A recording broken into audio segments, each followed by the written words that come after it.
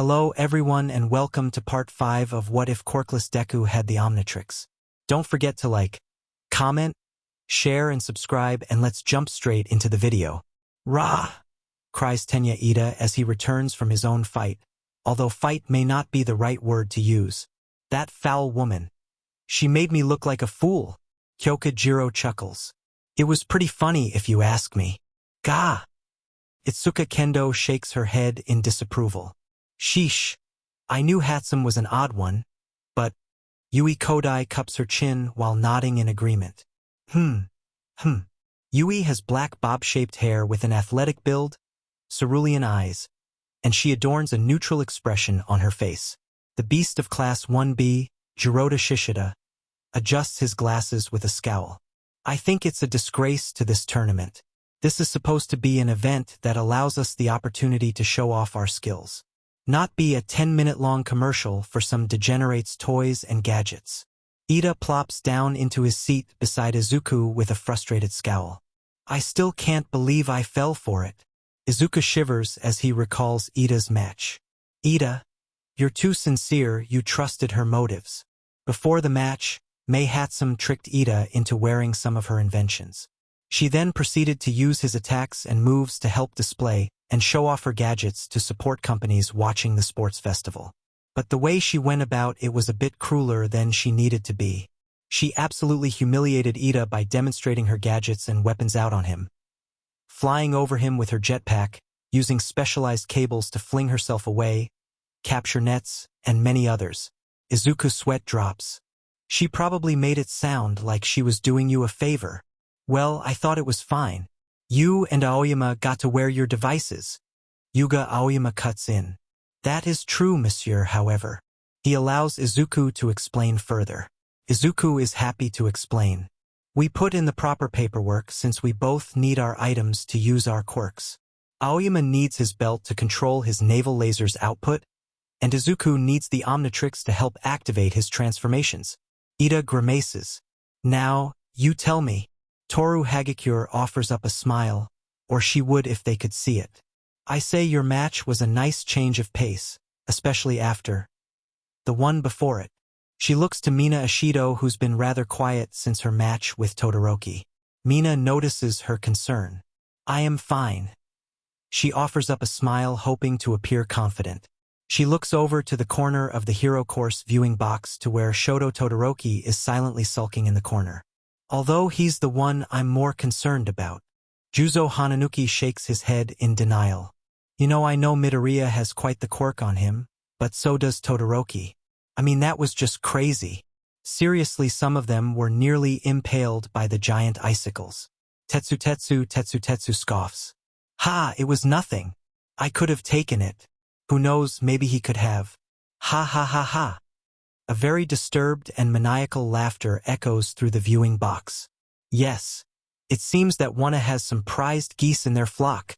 Nito Monoma, with a deranged grin, leaps in front of the unsuspecting and very much startled Izuku and Iida. But all it takes for someone to steal the golden egg to make it big.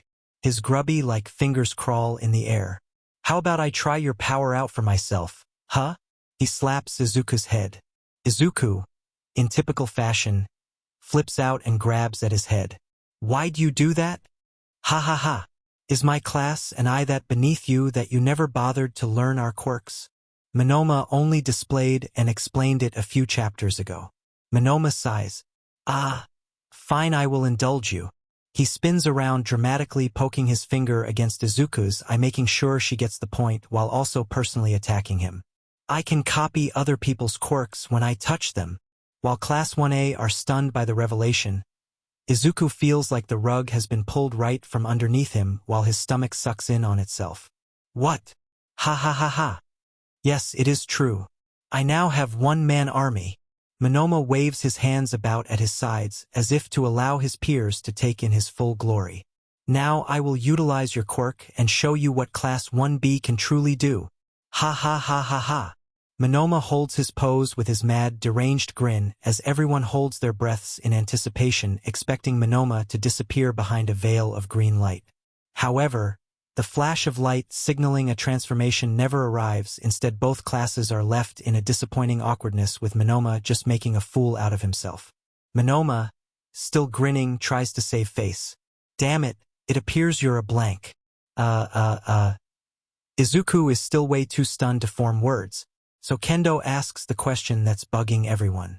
A blank. Monoma sighs with defeat. It appears Midoriya is a blank. A what? The copycat sighs. Well, it's my way of saying that his quirk requires something to be stored up first before it can be properly used. He drags a hand over his eye as if trying to hold back his aggression. My power only copies the bare-bones essence of a quirk. But if the copied ability needs to convert some stockpiled resource into energy, or something else to even use said quirk, then I won't be able to replicate whatever is accumulated. Momo Yaoyorozu lights up as it all clicks together. Oh, I get it. If you were to copy my quirk, you would need proper fats to use your lipids to create objects, as well as the knowledge of the structure and materials needed to make such items. That is correct. Monoma is delighted that someone else was actually listening to him. It's an issue I run into now and then, and the reason why I couldn't manifest his one-man army, even after copying it. Izuku internally sighs with relief. Oh, thank goodness. For a minute there, I thought we'd have another new on our hands. Just the thought of another mutant monster with his powers running around is enough to make his skin crawl. Ha ha ha. That sudden laughter makes Izuku freeze up. He knows that laugh all too well. Katsuki Bakugo is laughing his head off from his seat. Ha ha ha. You kidding? Not only is your quirk to rip off others, it can't even rip off Deku's quirk. Ha, that's rich. Monoma instantly turns his attention on Bakugo and begins ranting about his own superiority despite his quirk's newly established limit. While Bakugo and Monoma have a little shouting match, Jiro Kirishima turns to see who's up next to fight. Well, in any case, who's up next? Rikido Sato responds. It's Uraraka. Antasiro raises an eyebrow. Really? This should be interesting then. Kirishima turns to Sato. She's facing off against that guy from General Studies, right? I think so, replies Sato. Siro has another question to add. But what's his quirk? Izuku internally gasps when he overhears their conversation. Achiko left before he could even warn her about Shinso's quirk. Well, it looks like there's only one way this match is going to end. Hashtag. Achiko Uraraka gazes out into the sunlit arena from within the dark passageway, where she is waiting for Present Mike to introduce her into the stadium. But while she waits, she tries to calm her nervousness through some breathing exercises and a few arm stretches. And she has a good reason to be nervous. She's about to face off against an opponent without really having any real knowledge about him. But to be fair, she sort of did that on purpose. She needs to show her worth to the world and to herself, so she purposely avoided asking Tsuyu, Jiro, and even Deku for some info. She needs to prove her worth to herself, and in order to do that she needs to rely on her own strength, courage, and skill. Of course, that's easier said than done. Hey! Achiko jolts with alarm but relaxes upon seeing that it's only her mentor, Yagi Toshinori. Sorry I haven't said hi. You've been doing great. I'm so proud. Toshinori grins and offers up a big thumbs up. You harnessed one for all. Achiko shakes her head. No, not yet anyway. It was just a bit of instinct and adrenaline at work when she used it and didn't experience any whiplash. But I can feel a change, and I'm getting there. But still this power, there's still so much I don't understand about it. I'm still having trouble with the output. All those other times, I was just lucky. Even with all your training, my body still can't handle all of one for all yet. Yeah. Toshinori cups his chin. If we're talking about how much of one for all you'd be able to use at this point, I'd say my closest guess would be somewhere between 5 or maybe 10%. Gah! That low? That's disheartening. Then I have been really lucky in these last events. Without any warning, Toshinori karate chops his successor on the head. All I want to hear is that you'll do your best, damn it. There's no such thing as luck. Achiko holds her aching head with an adorable yet puffed-out pout. So, enough talk like that, continues the #1 hero. Besides, do you really think you got by on luck alone? Achiko begrudgingly thinks back on the past events. Her use of one for all during the obstacle course and how she was able to call upon it during the cavalry battle. It was your will and determination to never give up that's gotten you this far. And that attitude will keep pushing you forward. Toshinori gazes down at his rightfully nervous successor. He's putting a lot of pressure on her. But he knows she can handle it, and even if she doesn't win, he'll still be proud of her. You may not be the most skilled, have the most versatile quirk, or even the smartest person here. Achiko pouts. I thought this was supposed to be a pep talk. Just remember. Toshinori's body steams, and with a puff of smoke, All Might stands before the girl with a massive and inspiring grin. Whenever you're scared or nervous about any challenge that may come your way, just try and deal with it by smiling. Really, is that it? Of course. Think of it as a sort of cheat sheet to get rid of your fears. Stand tall and smile against any adversary will fill you with confidence. Achiko gets it, that it's a good way to psyche herself into feeling more confident even if she's against an impossible challenge. I'll give it my all. I'll show everyone what I got. Of course you will. And don't forget that I'm rooting for you, young Uraraka. She smiles up at him, feeling a bit better but still nervous. She turns and approaches the exit, allowing the sunlight to shine down on her as All Might deflates back into his thinner form. All right, calls out Present Mike. Admittedly, our last few fights could have been a bit more on the rousing side of things, but even so I'm willing to bet that things will change here and now. The flat screens light up with images of the two competitors. From Class 1, as hero course we have the warm yet bubbly space girl, Achiko Uraraka. The nervously smiling Achiko strides across the field towards the battle arena as the audience cheer her name and wish her luck.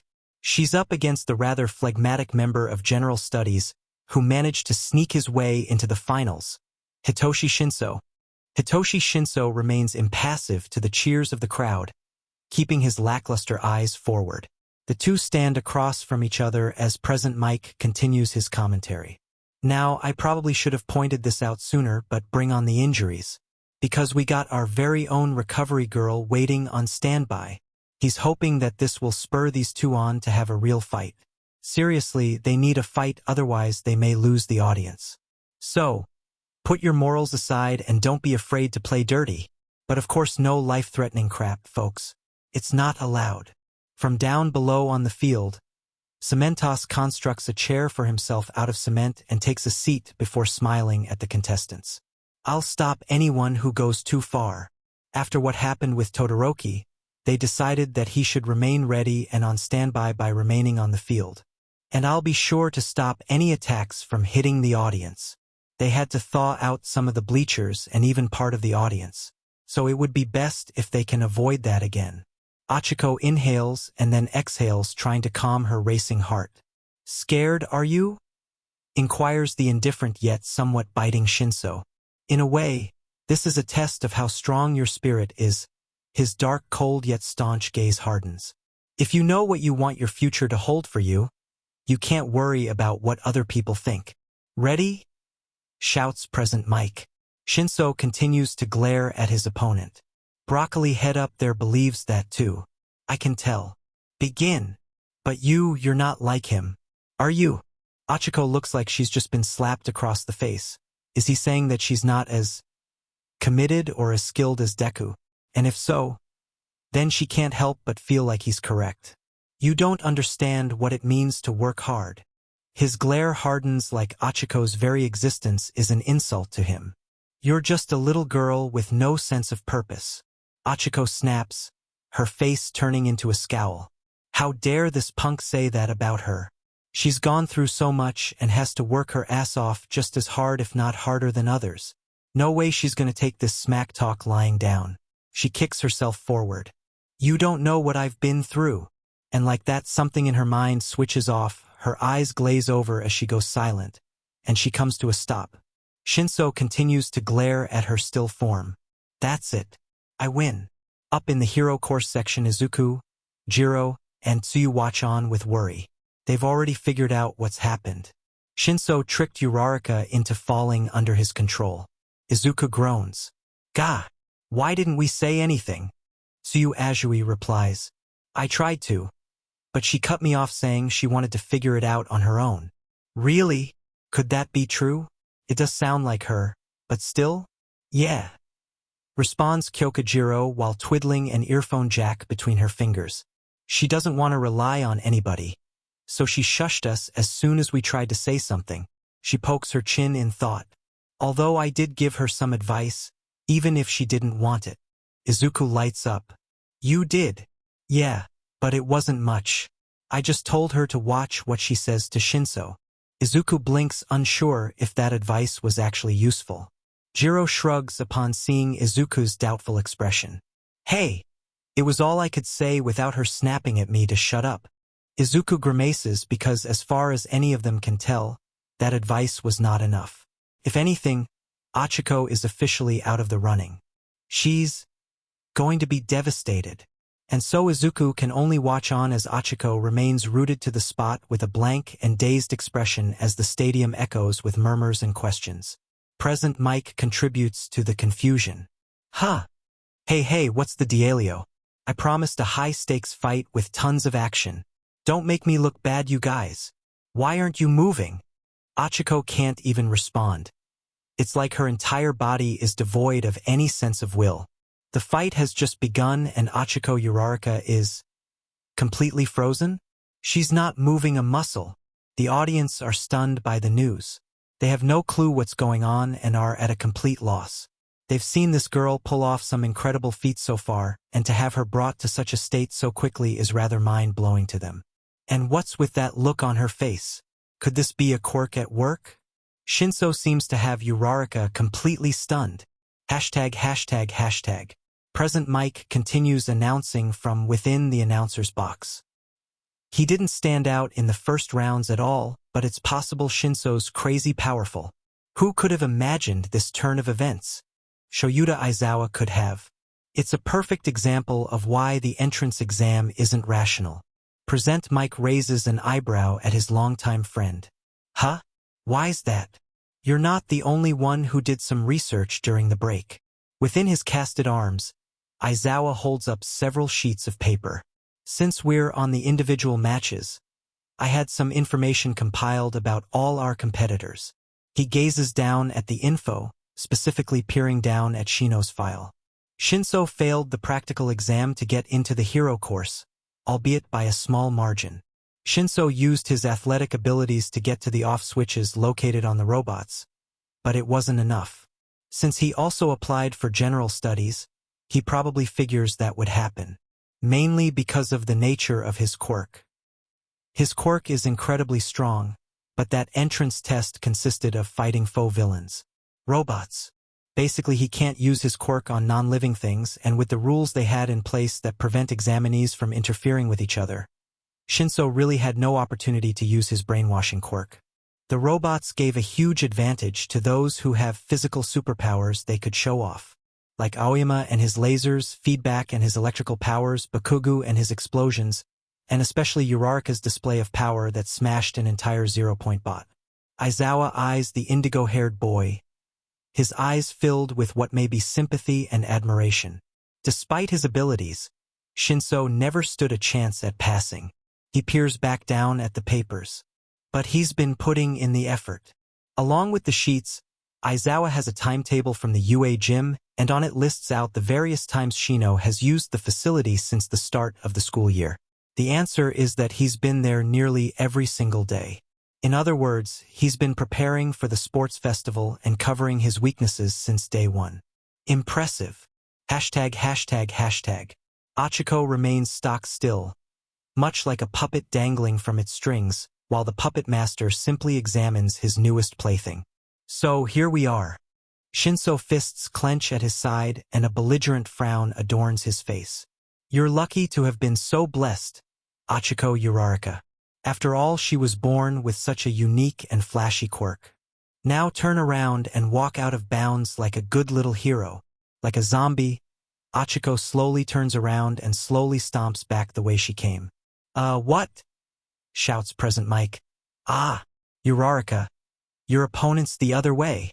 Izuku's fists clench white as he grinds his teeth together. Come on, Uraraka. Snap out of it. Although Izuku sympathizes with Shinso's plight, he doesn't want to see his friend lose either. But then again, he doesn't want Shinso to lose either. After all, he honestly believes that someone like Shinso could be a hero. But if he doesn't make a big impression, he's not going to make it into the hero course. Damn it. Izuku's emotions are stuck between a rock and a hard place. But even so, it looks like there is only one way this is going to end. Iida flails his arms out like a robot beside him. She can't walk out of the ring. She'll lose the match if she does. Bakugo remains seated with an annoyed scowl on his face. Todoroki watches, wondering if this is the end for her. And if so, that is rather disappointing. He really desired the chance to confront and defeat her himself. Meanwhile, Toshinori is in a state of panic from within the dark passageway. His fingers are digging into the edge of the gate as he fearfully eyes his successor's zombie-like demeanor. What is this power? It's terrifying.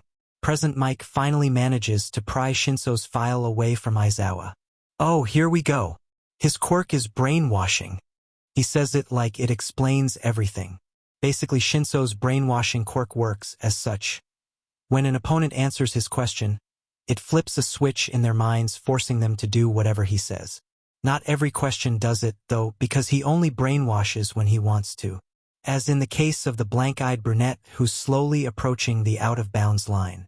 The panicking Toshinori yelps out, "What are you doing, kid? Get back in there and show him what you're made of." What happened to her fighting spirit? Is this kid's brainwashing that strong? Unbeknownst to anybody, Achiko is actually somewhat aware of what's going on, although she is at a complete loss. What's going on? My body's moving all on its own. In truth, she can't even hear the crowd or her own friends shouting down at her. It's like Shinso's voice is the only thing she can hear. That said, she can somewhat see and feel her own body moving. It's an odd sensation, like she's a puppet that is unable to move unless her handler allows it. My head is... it's so foggy. What's happening? Through her blurry vision, she can see how dangerously close she is to walking out of bounds. And no, I have to fight for everybody. I'm such an idiot. I should have asked about his power, about his quirk. Through her foggy mind, something finally gets through. Hang on. It's a quirk, which means it has a limit or a weakness. She just needs to figure it somehow. But what could it be? But even if I figure it out, there's not enough time. I'm going to lose. It's all over. She is only a few steps away now. Even though so many of my friends and family are counting on me, if she could, she'd be crying. She needs to show what she can do so she can get scouted to a good agency so she can guarantee her success as a hero. Without that, her parents will have to suffer even longer. All Might will have to wait longer for her to take over as the symbol of peace. And her friends and classmates will move on without her. They'll get stronger while she's still trying to figure out her own quirks. They're all watching me. All of them. They'll all see me fail them. Something within her breaks through her sorrow, as if her very soul has been lit aflame. Her gaze trails forward for a moment to the dark passageway where her mentor stands watching. But she doesn't see him. Instead, from within the dark void are shining stars that are flashing various colors that flood her vision. But despite the bright color show, she doesn't flinch or gets blinded. Instead, the rays of light flow into her as if giving her energy and the confidence she needs. All too soon the color show dissipates, and the dark passageway returns to her vision, but instead of being greeted by the sight of her predecessor, she instead gazes upon several ominous and shrouded silhouettes. Each individual looks back at her with resolute gazes, but their gazes aren't looking at her per se, but her very soul, as if they are examining her character. And all too soon, those bright lights before come flooding back, hindering her vision. But she feels something almost supernatural as One for All activates all on its own accord. Two of her fingers glow brightly with a pink aura. She can feel it happening. But she is not the one willing it to do so. Shinso, unaware of the phenomena, continues to glare at Achiko's retreating form. Even with a quirk like this, I have my own dreams of becoming a great hero, and he will make it a reality. At this point, her foot is nearly over the line. So, lose for me. Lose for his dream. Sorry, Shinso, but whatever force is acting upon one for all has other plans. Because Achiko's fingers flick downward and instantly generates a gale of wind that sends out a powerful shockwave that shakes the entire battlefield and throws Shinso, All Might, Deku, and even Achiko herself for a loop. Achiko pants heavily as her senses finally return, and not too soon because her feet are less than an inch away from walking out of bounds. Present Mike shouts into his microphone. What's this? Uraraka stopped just in time. The audience is going crazy. This is such an upset. They truly thought it was all over then and there. Iida shoots out from his seat. That's the way to do it. Izuku is just as excited. Yeah, Uraraka. She did it? Cried Tsuyu and Jiro. They didn't think it would be possible to break out of Shinso's quirk unless an external force struck her. From above, Aizawa gasps as he notices Achiko's injury. Her fingers, they're swollen and red. She damaged them in order to stop Shinso's quirk. Reckless but well played. The panting Achiko turns and glares back at the astonished and rather scared Shinso. Shinso backpedals to get away from the powerful beast. Non. Impossible. He growls before erupting at her. You're not supposed to be able to fight back. What did you do? The panting Achiko is still reeling back from what just occurred to even register Shinso's demands. What was that? My hand. Used one for all on its own. No, that's not right. It was like someone else activated it. Controlled it. But it wasn't me. It was like people I didn't know came into my mind. And for a split second, it was clear. Could it be that? She recalls the secret All Might shared with her about One for All. That it's a sacred torch that's been passed on from person to person. And just like that, it all clicks together. Those silhouettes, were they dash? How'd you do that? Shinso roars, his extremely aggravated voice interrupting her pondering. Achiko grips her injured hand, forgetting all about her theory for now. Right now she needs to focus on the fight. It's not over yet after all. What the hell are you? She opens her mouth to refute back but then stops. She realizes something. During the cavalry battle she saw how Bakugo went silent all of a sudden. And it was when Shinso called out to him. And then there's Jiro's advice. She said to watch what you say around this guy. Was that a warning, a hint? She steadies her stance. That's got to be it. But if I'm wrong, then it truly is over. Shinso picks up on her deduction and scowls. She's not answering. Did she figure it out? He studies her expression, her steadfast expression. Yeah, she did. Didn't she? Shit. This is why I was hoping to sneak my way into the tournament without being in the spotlight. But Broccoli Head had to go and screw all that up. Didn't he? Did he warn her? Did he tell her? No, he didn't. He's too modest and honorable for that. And even if he did, he knows that guys like him and me Shinso stands tall trying to seem imposing. Don't give up that easily. But first he should test to see if she really did figure him out already. Come on, say something. Achiko frowns while readying herself to make a move, keeping her mouth shut the entire time. Shinso tries to offer up a smile. Maybe it will help her relax and slip up. I didn't know you had so much power. Well, I mean, I had an idea, but I wasn't sure. Actually, it's why he was so quick to use his quirk on her because of how terrifyingly powerful this girl is. You really are blessed, aren't you? Achiko begins to run forward, but with a slow start thanks to the pain. No, I'm not blessed. I had to earn my place here, too. Thanks to the way my quirk works. I've always been at a big disadvantage. But someone as blessed as you wouldn't understand that. Shinso snaps. He's beginning to freak out with her lack of a response. I understand. I do kropka. She starts to gain speed. You may not understand me, but I think I understand you. You were born into circumstances you couldn't control. Much like how she was born into a family drowning in poverty or how Deku was born without a quirk. But you will do anything to achieve your dream, too. Like me. You're lucky enough to have a heroic quirk. It'll be so easy for you to reach your goal. She's gaining more speed. You're half right. I am lucky, but It'll be far from easy. She was lucky enough to be trained by the symbol of peace, but she still had to earn his power. She was lucky to make friends with Deku, but she still has to pull her own weight and show she can handle herself. And she only has so much more to work for. That's why I'm here. All too quickly for Shinso to follow, Achiko is upon him, and she thrusts her good hand out at him. She'll use zero gravity to push him right out of the ring and bring this match to a close. It'll be as simple as that. But then again, she should know by now that things are much more complicated than that. Shinso glares at her as her hand is nearly upon him, and in that moment, he can't help but think back to why he's even standing before her in the first place. #flashback. It was just another day at Nabu Middle School, and a younger Hitoshi Shinso was simply minding his own business alone in his seat. "Your quirk is brainwashing?" asks a rather too hyperactive classmate. "That's so cool." Shinso just stares up at the boy blankly before the second boy interrupts. "Seriously, I can't think of anyone who's had that power." Another classmate, a girl this time, interjects herself into the conversation. "I'm so jealous, Shinso." The first student smiles.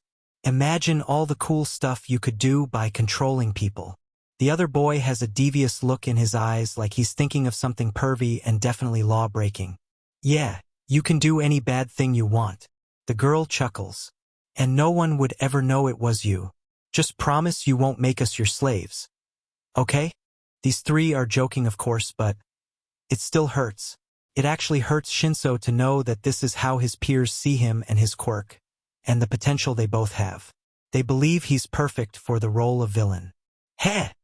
Shinso tries to smile it off. Everyone always says that. But that is not how he truly felt at the time. Of course, I'd probably think anyone with my power would use it for evil, too. In times like this, he can't help but think back to the kinds of things people always say about him. "Sounds criminal, Shinso. It's the perfect power for a villain to have. I'm afraid he'll make me do something." Of course, there are also those who remain silent as if afraid of him and what he may do to them if they answered him. "I'm used to people looking at me like I'm the bad guy." But he never did get used to it or how lonely it can be, so much that it really hurts at times. But you know what? I'm not a villain. #end flashback #. Shinso glares at Achiko as her hand is nearly upon him.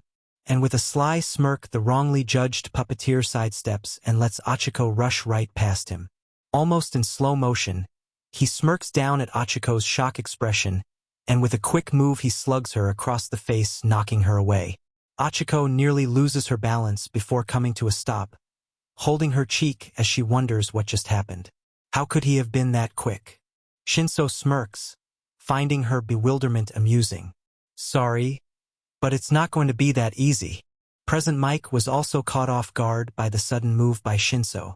What was that? Rather than Uraraka landing a hit, it was Shinso. Are we finally going to have a real fight? Shinso snickers, as he takes a more combative, ready stance and gestures for Achiko to make another move at him. The audience screams with excitement. They love this new development. The round-faced student glowers. She's still a bit shaken by the one-for-all sudden activation, and with Shinso's surprising moves, she knows that if she tries to use All Might's quirk again, she'll only injure herself further. So, for now, she can only rely on zero gravity, assuming Shinso will let her get a hit on him. "If you want to fight, then let's fight." Achiko leaps at Shinso again, biting her tongue to prevent herself from speaking.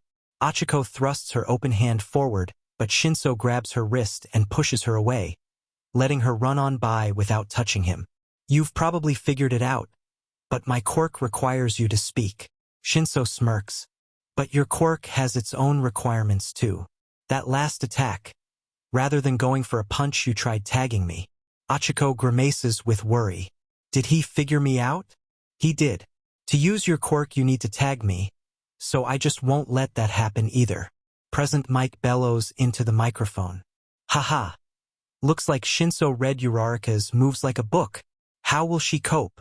Aizawa leans forward in his seat. Both have their own restrictions. One can't be allowed to speak while the other can't afford to be touched. This should make things interesting. I wonder how they'll cope. Achiko runs forward, with only one hand at the ready since the other is disabled. I have to get him. Fast. This time, rather than sidestepping, Shinso grabs her wrist and falls backwards. He takes Achiko with him, using his weight and her momentum to pull her over him. He then kicks his leg up from under her and launches her over himself. She slams against the ground with a groan and a yelp of pain. All too soon, Shinso is back on his feet just as Achiko pushes herself off the ground. I'm going to give this my all. He roars as he jumps forward, ready to deal a massive blow with a devastating knee to the face. Achiko acts quickly, using her left arm to block and deflect the kick, throwing Shinso off balance. She leaps forward and body checks him. Oof! Shinso grunts as Achiko smashes into his gut, making him stagger backward. Achiko isn't done. She's already running right for him with her good hand ready to strike. I've got you. Shinso, able to pick up on her body language, grabs her wrist once again and knocks it away. However, while using his arm to deflect her hand, he is left wide open and Achiko's injured hand slams against him. Her injured fingertips light up as zero gravity takes effect. Shinso internally gasps. Her hand, clever. I didn't even think she'd be so reckless. No doubt her hand feels like it's on fire from all the pain. Shinso, despite having his body become weightless and is now slowly floating backwards, smiles. Sure, defeat is imminent. There's no way he can hope to stop the effects of her quirk. Even so, he can't help but respect his opponent. I guess I was wrong about you. Achiko nearly gasps in surprise but cuts herself off, not completely trusting this guy. Shinso snickers. That last move was reckless, like someone who's desperate to win. It was an action of someone who has a purpose. Achiko actually relaxes. She's almost relieved to hear that her opponent can understand her too.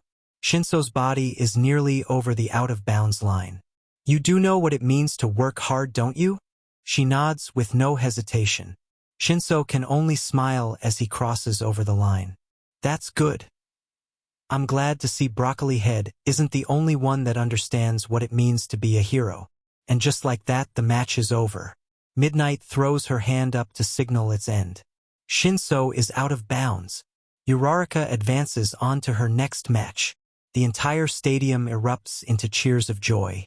Even though that fight wasn't anything too flashy, it was still a nice change of pace after everything they've seen. Achiko pants heavily as she releases her hold on Shinso, and the indigo-haired teen's feet land back on the ground, although his smile has softened and is a bit more sorrowful. Meanwhile, up in the bleachers, Izuku sighs as he shrinks back into his seat. Ugh, that was so nerve-wracking. Jiro nods, wiping the sweat from her brow. No kidding. I honestly thought it was all over when she fell for his quirk. Tsuyu nods, although her expression remains calm and neutral. So, did I? But I'm happy for her. And they aren't the only ones happy for her victory. Iida is giving his classmate a standing ovation. Turning the tables on the last moment, I expect nothing less from Uraraka. Yui of Class 1B isn't smiling, but that could be because of her more indifferent and stoic expression. Even so, she nods along with Iida's statement. Kendo beams beside her. Yeah, she did. Shinso's power is amazing. A dark and sinister snicker adorns Monoma's face. I can really make use of quirk like his. Kendo sheepishly chuckles at his comment. Stop thinking up cockamamie schemes, Monoma. You're only going to embarrass yourself. Meanwhile, Aizawa is also praising Achiko's efforts. She focused her power like she did during the obstacle course, and she's been using her opponent's moves against them. Like how she used Shigaraki's moment to flip him over during the USJ, or how she used Shinso's own defense to leave him open to attack. She's not just learning from her experiences. She's using every trick she's picked up until now to improve her own chances.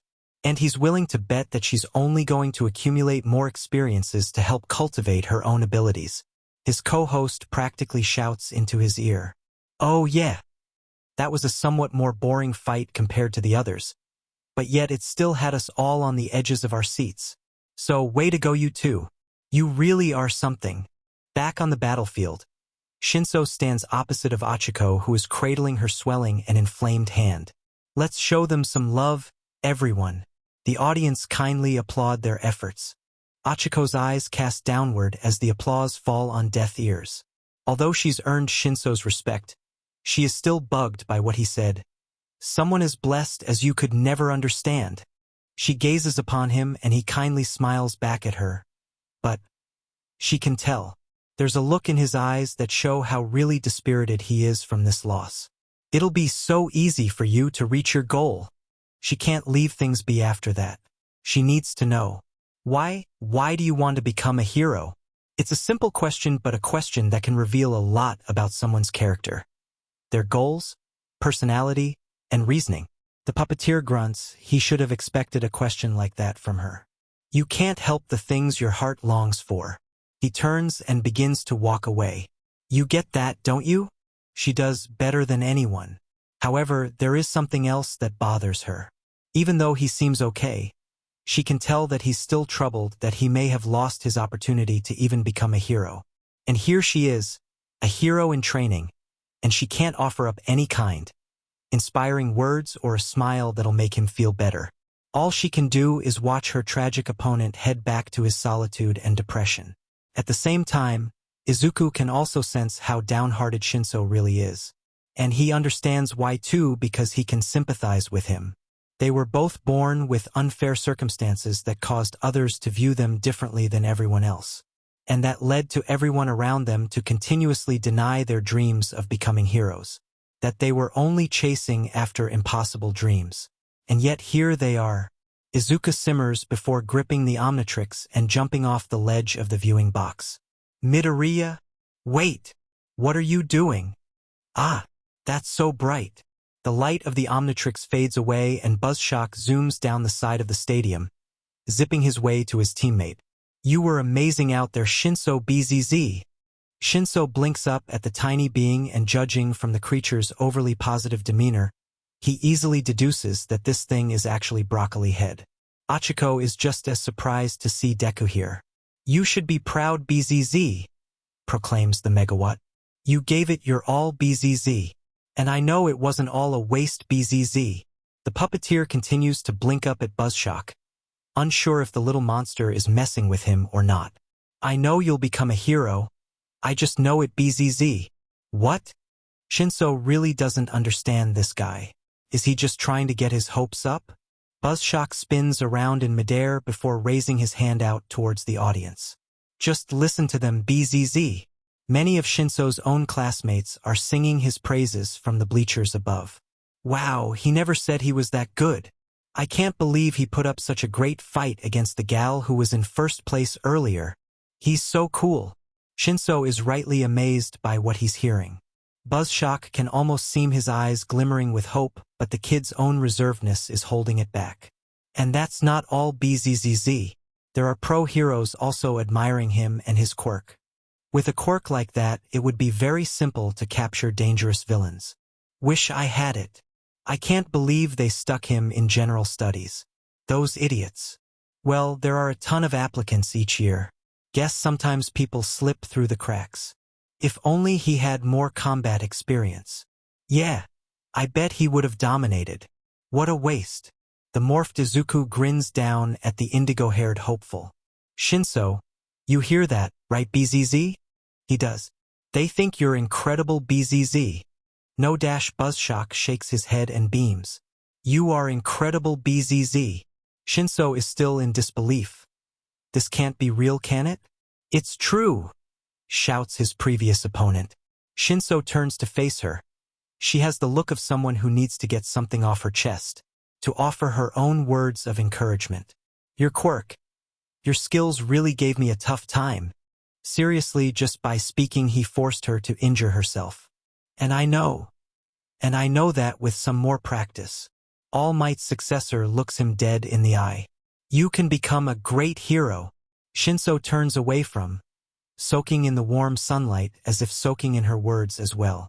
A soft breeze brushes his messy hair, as if Mother Nature herself is offering up a comforting pat to the head. Depending on the results, they might transfer people into the hero course. Remember that. Achiko and Buzzshock are taken back by his response. Even if it didn't work out this time, I'm not giving up. I'll get on to the hero track, get certified, and then... Shinso declares up to the sky with a growl. I'll become a better pro than any of you.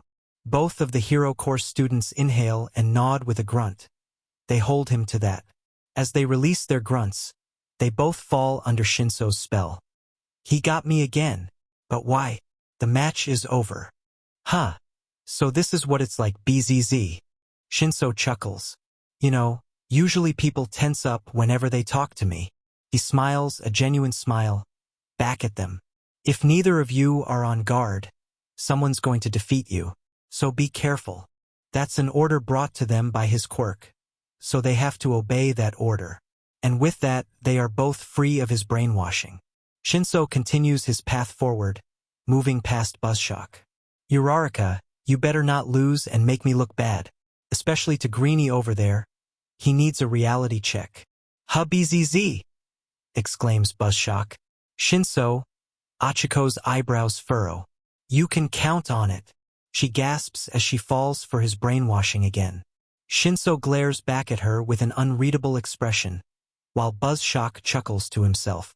Aizawa continues observing as Shinso exits the arena. The Class 1 a homeroom teacher reaches for the sheet he printed out about the boy and tucks it away for later. ####. Mwamwa. Recovery girl removes her lips from Achiko's healed-up hand as she finishes wrapping up her fingers in bandages. That should do it. The youthful heroine sinks back into her chair. Achiko leans back in her seat and takes in the makeshift nurse's office. It's smaller than Recovery Girl's usual office, but it serves its purpose. The brunette eyes up at her mentor, Toshinori, who's propped himself against Recovery Girl's desk. That match with Shinso, I couldn't smile through it like you could. Toshinori sighs in understanding, holding the side of his neck. I heard some of the things he said to you, and it didn't help that you couldn't go easy on him either. Situations like that are never easy. Yeah, I just didn't know what to say or do. But Deku did. He always knows what to do and say.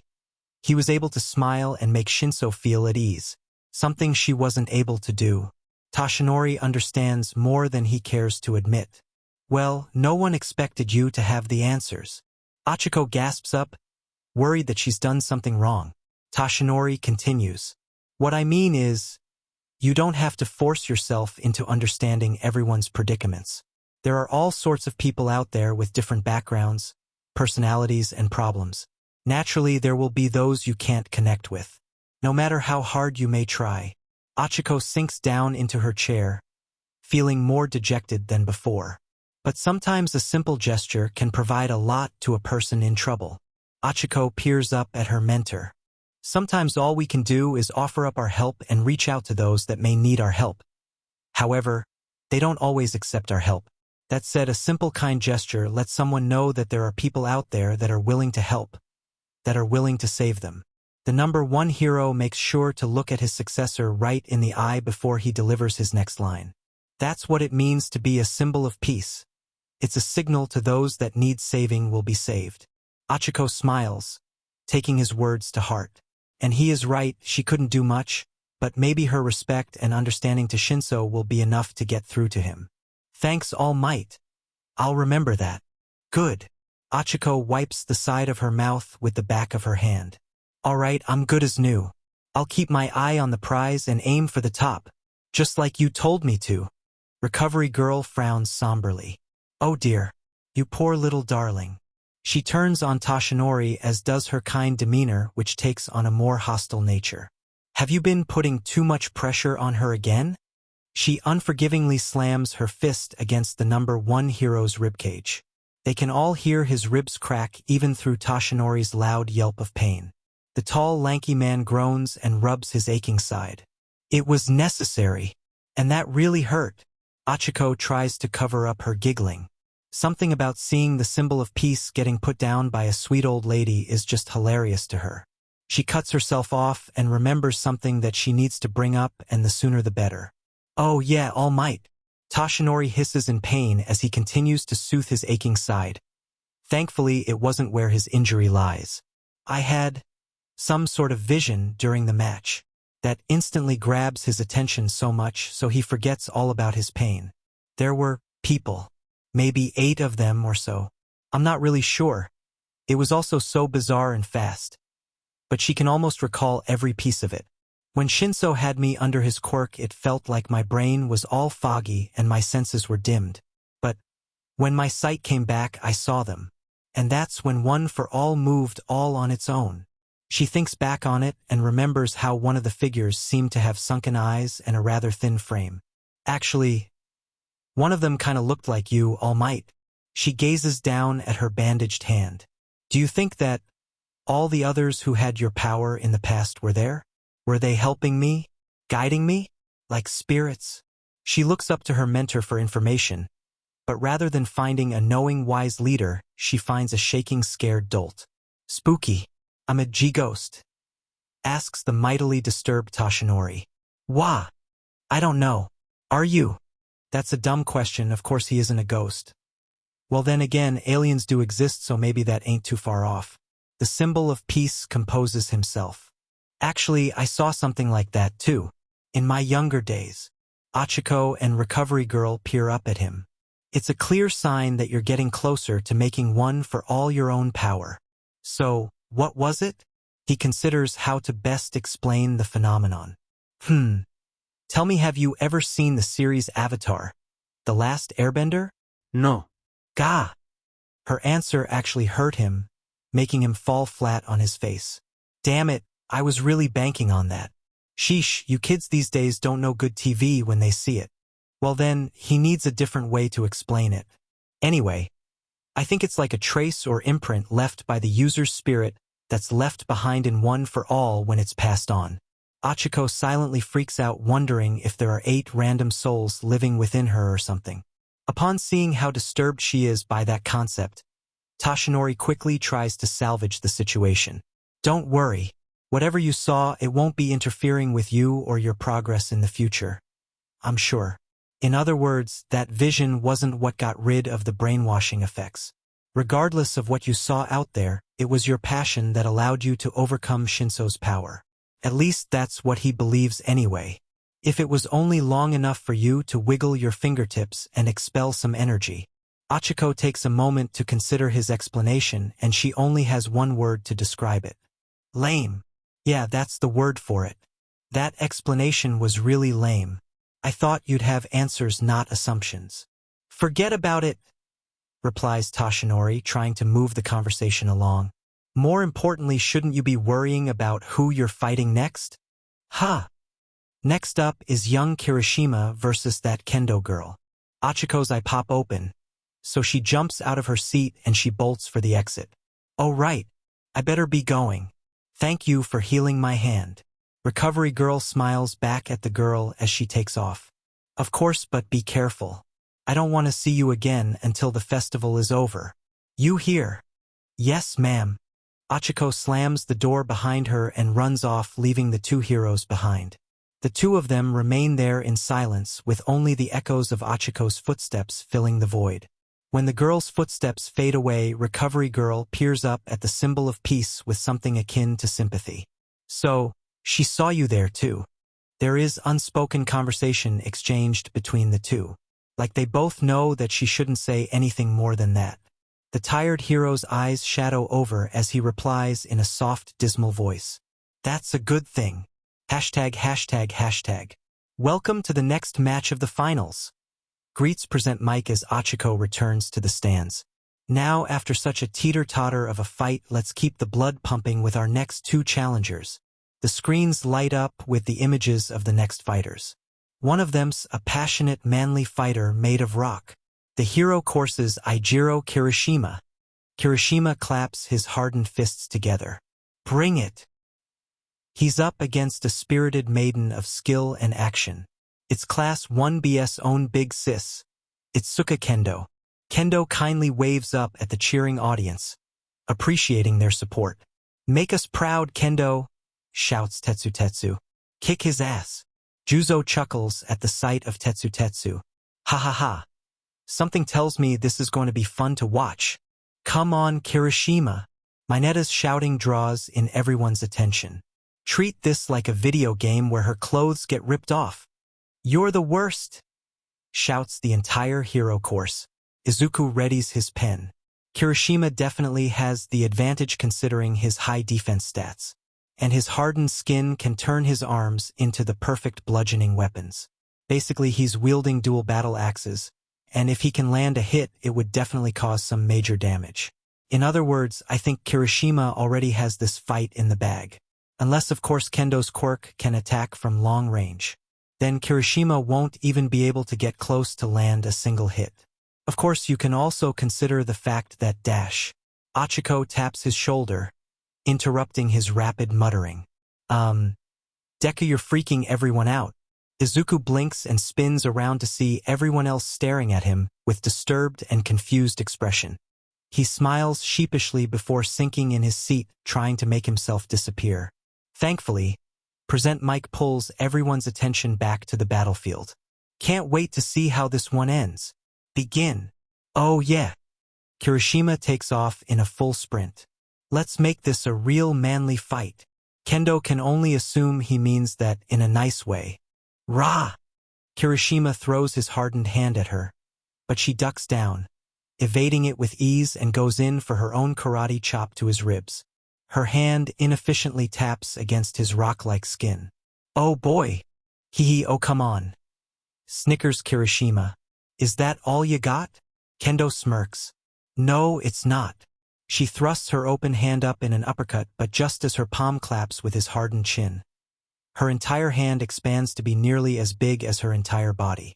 The sudden expansion of her moving hand slams against Kirishima's chin. Gah! His head is thrown back and his shark-like teeth nearly bite off his own tongue. Present Mic screams with joy. What a move! Just when it seemed like her moves were ineffective, she slugs him with a critical hit. That's got to bite. Kirishima grins and adjusts his aching jaw. Damn! That hurt! He growls and throws another rock-hard punch her way. Kendo expertly enlarges her other hand and catches his entire arm in her giant fingers. Kirishima is shocked. She completely immobilized his arm. Kendo snickers up at his astonished face. Tell me, does this hurt? She spins him and flings him away. Kirishima's hardened body bounces and then skids across the ground before coming to a halt. Kirishima pushes himself off the ground. No. He gets back on his feet and grins back at Kendo. But this will. He charges her like a berserker on a rampage, his arms swinging while letting out a battle cry. Rah! Kendo shrinks her hands to become much lighter as she zigzags backwards, evading several swings, while Kirishima continues his charge. The shark-toothed redhead keeps up his assault, sending blow after blow at Kendo, who manages to evade each of his telegraphed attacks. When she expands her hands again to block or catch his attacks, only to deliver swift strikes with her free hand to his midsection inside. Kendo thrusts her small hand towards Kirishima's head, but the redhead swerves his head to the side. But as her hand passes by, it expands and the side smacks against his head. Kirishima snarls and throws another punch, but Kendo jumps away just in the nick of time. Just let me hit you, demands the irritated redhead. That's not how it works, snaps Kendo. The crowd is going crazy. They just love an all-out fist fight. And so does Present Mic. Wahoo! Bring it on, you two. Now this is a duel of fists. It's the untrained yet brawling berserker against the more precise and skilled moves of a martial artist. Kendo lands another hit before she barely has time to throw her arm in the way to block a swing from Kirishima. Even so, Kirishima's hardening is still providing him a wicked defensive boost. Kendo leaps forward and throws her own enlarged punch at Kirishima. Her knuckles clash against his chest, and the force is so strong that Kirishima is forced backwards. Rah! Kirishima's skin clinks and clanks as it hardens even more with his fighting spirit. He then charges like a stampeding bull with his axe-like arms out at his sides, ready to deliver powerful blows. Kendo squats down with her leg behind her and one shrunk hand on the ground before her.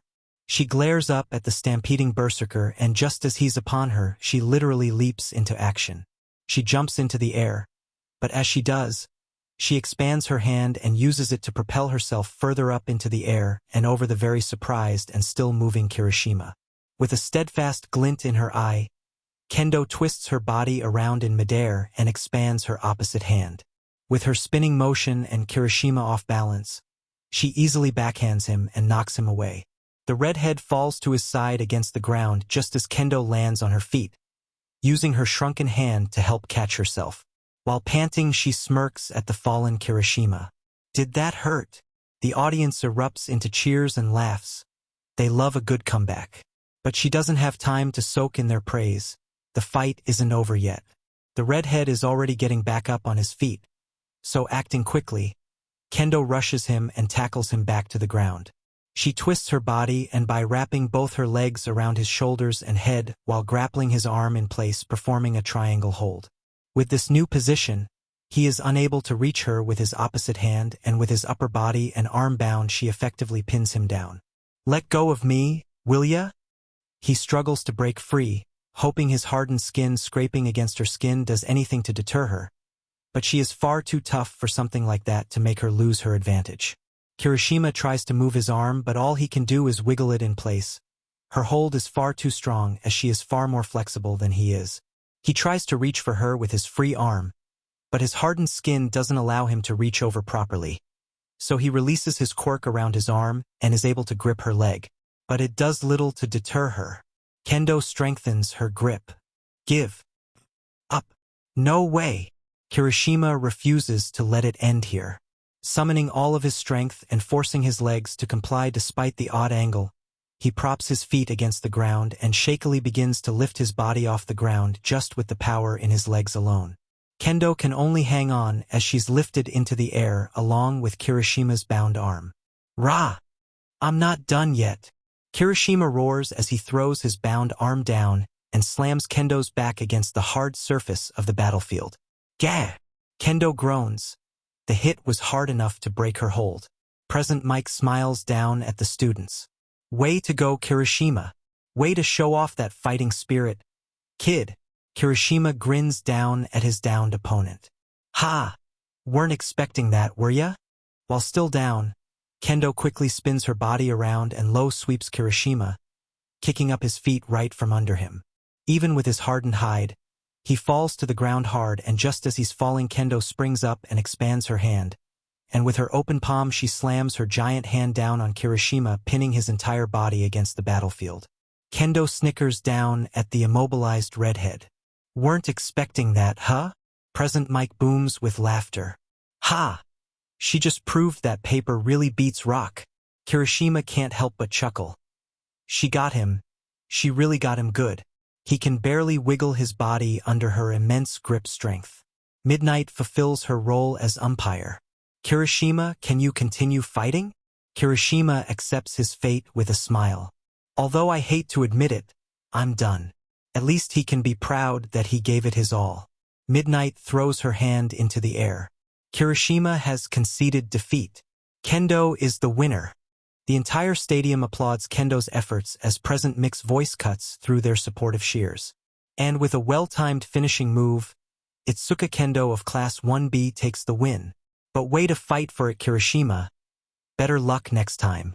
With the fight over, Kirishima finally releases his quirk as he sits up. No kidding. "Ah, man, that sucked. Hey!" Kirishima looks up to see Kendo smiling down at him with her hand out to help him up. "You did well if you put a little more effort into your fighting style. I'm sure you would have had the upper hand." The redhead gives her a shark-toothed grin. "Yeah, maybe." He takes her hand and she pulls him to his feet. "But you earned this win. Just be sure to give it your all during your next match. You can count on it. ####. Her time may come sooner rather than later because it only seems like a few seconds later the next match is already gearing up to be a good one. If Present Mix hype up is anything to go by. The boy with the electric personality. From Class 1A, it's Denki Kaminari. The grinning Denki Kaminari tries to suavely salute the crowd, who go along with it and cheer in response. And going up against him is someone cut from the same cloth as me, Jiro. Across from Kaminari is the punk rocker herself with her earphone jacks positioned up in front of her like tiny raised fists. Kaminari snickers at the sight of his opponent, so much so he tries and fails to cover up his grinning mug. Jiro raises an eyebrow at the boy. What's so funny? Oh, nothing. Kaminari tries to act all nonchalant, but the sly smile on his face says otherwise. I was just thinking about that cheer outfit you had on earlier. Jiro quivers in place as her face turns red with embarrassment. Yeah, it actually looked quite good on you. Jiro snarls, glaring daggers at Kaminari as if she's trying to set him on fire with her mind. Enough talk. Are you ready? Even as Present Mike is about to start the match, Kaminari continues to run his mouth. Come on, don't be like that. He chuckles with a stupid grin plastered on his face. You should take it as a compliment. Begin. Sparks dance around the electrical boy. After this maybe dash Jiro's earphone jack jabs itself right into his eye. Yawa! Kaminari leaps back grabbing his face and his burning eye. But while he's distracted the dual earphone jacks embed themselves into his ears and Jiro releases a sonic burst right through them. Yawa! Kaminari falls over holding his ears like it's going to explode. That was for tricking us, you pervert! Shouts the immensely aggravated Jiro. Present Mike quivers as Kaminari withers in pain. Poor guy, he shouldn't have poked the bear. Aizawa sighs. This is why I tell you not to run your mouth so much. Kaminari continues to scream in pain, and now Jiro is standing over him kicking him while he's down. You jerk! You perverted Pikachu-looking asshole! This is for humiliating us. You prick! The boys of Class 1 shiver as they watch, taking mental notes to never mess with any of the girls in any way unless they too wish to meet a similar fate. Whereas, the girls of Class 1 silently beam from the inside, allowing Jiro's action to speak for them.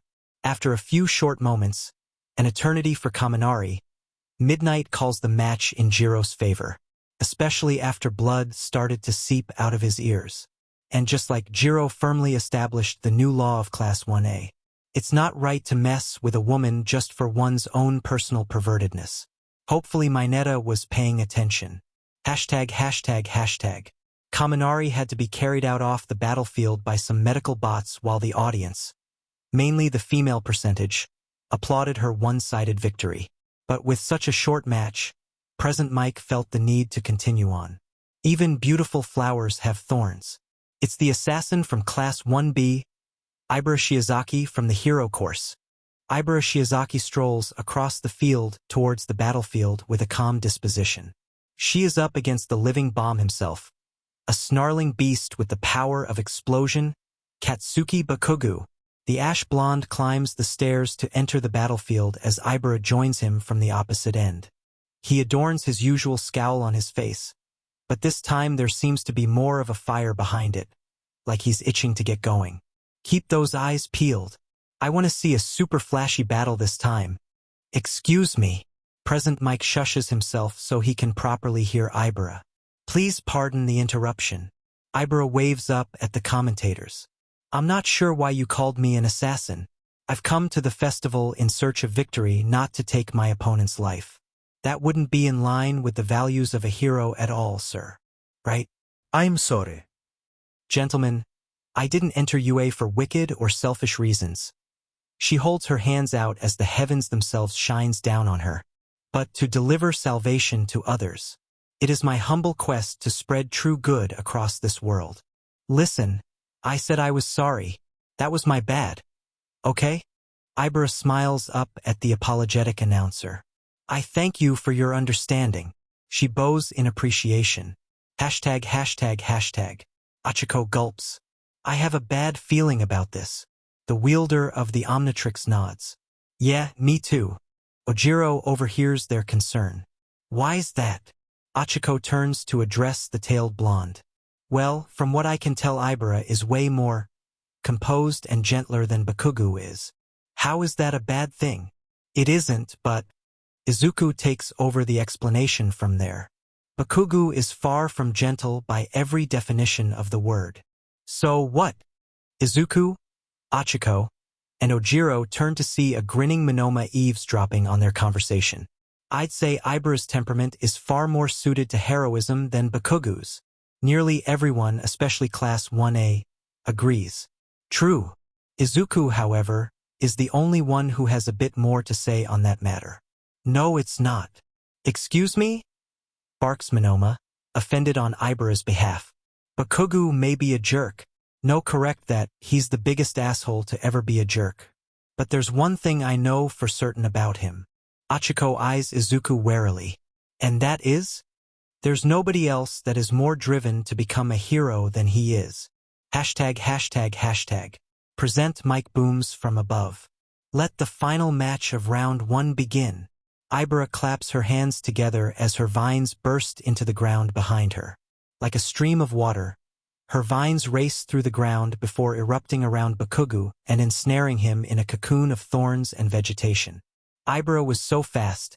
She's captured Bakugo right out the gate. Is it over already? Izuku can't help but think that it is over. For Ibara anyway. Bakugo grin like a predator that's about to kill its prey. And with that, Bakugo releases what can only be described as a miniature A-bomb from within the cocoon. The vines don't stand a chance against the massive fiery shockwave that erupts out into the world. The heat, smoke, and ash swallow up the entire battlefield, demolishing it with the powerful shockwave that's set forth. The resonating boom of the explosion shakes the stadium, so much so that many of the pro heroes standing guard outside actually thought a real-life bomb must have been dropped into the stadium. Cementos was at the ready, but thankfully the explosion wasn't big enough to envelop or endanger any of the audience. But the display of the inferno before them silences them as the heat and wind generated wipes at their faces.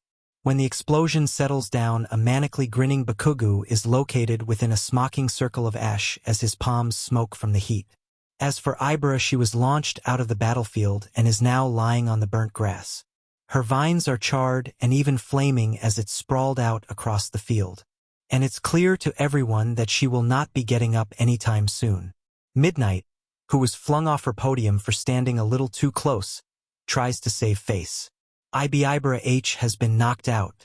The Bakugo will move on. Bakugo exhales before pocketing his hands and turning right around without acknowledging his opponent. It takes a few moments for the audience to eventually register how overly powerful some of these kids really are and begin to applaud, although with less enthusiasm than before, as if afraid the anger-prone blonde will fire off another explosion. Class 1B are in a mixed state of shock and worry.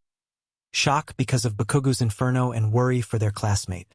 So, none of them are able to peep a word. Class 1A are just as taken back. They didn't expect Bakugo to pull off such a move so quickly. Izuku frowns at the sight of his ex-friend. Bakugo, you're taking this seriously, aren't you? You're aiming for the top, too, aren't you? Almost as if he heard him, Bakugo stops dead in his tracks and glares up at Izuku. The greenette flinches. Those furious red eyes pierce into him as if to say he'll be next. Izuku gulps and nods, acknowledging Bakugo's challenge. Satisfied that he got the message, Bakugo stomps off for the exit as medial bots escort Ibara off the field. Izuku stares down at the Omnitrix, examining its black body, white trim, and green dial. But you're not the only one aiming for the top. The competition is only going to get harder from here on in. I will come out on top. Count on it. Haha. Round 1's been amazing.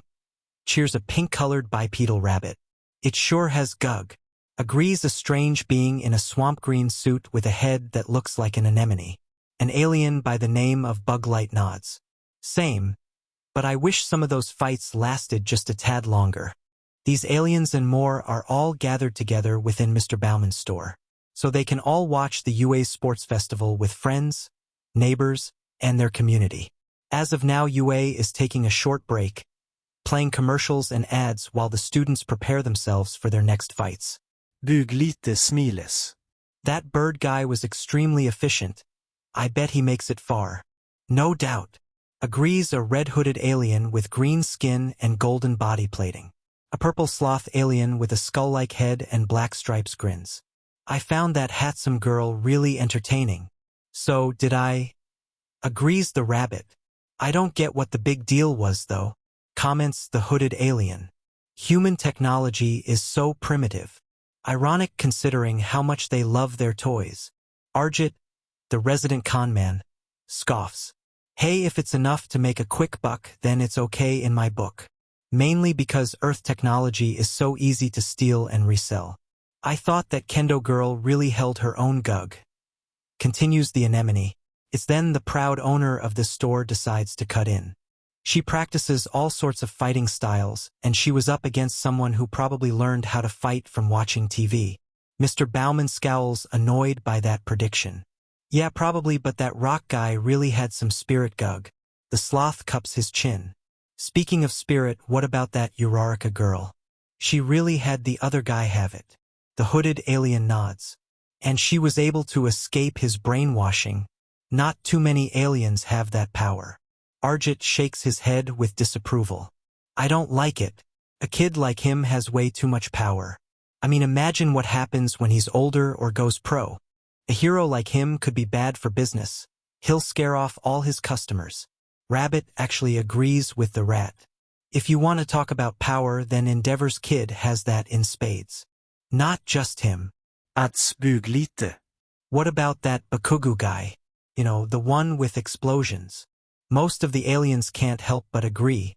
Those two boys really are powerful. It's almost scary to think about how strong and potentially deadly both of them can be. The rabbit shivers. Something off about those two. Could you imagine if someone like them found out about aliens? Or Endeavor, adds the hooded alien. Something tells me they wouldn't take too kindly to our kind. Do you really think so, Gug? Asks Anemone. Mr. Bauman sighs and takes a seat before addressing his customers. This may seem hypocritical coming from me, but not many other humans are that open-minded.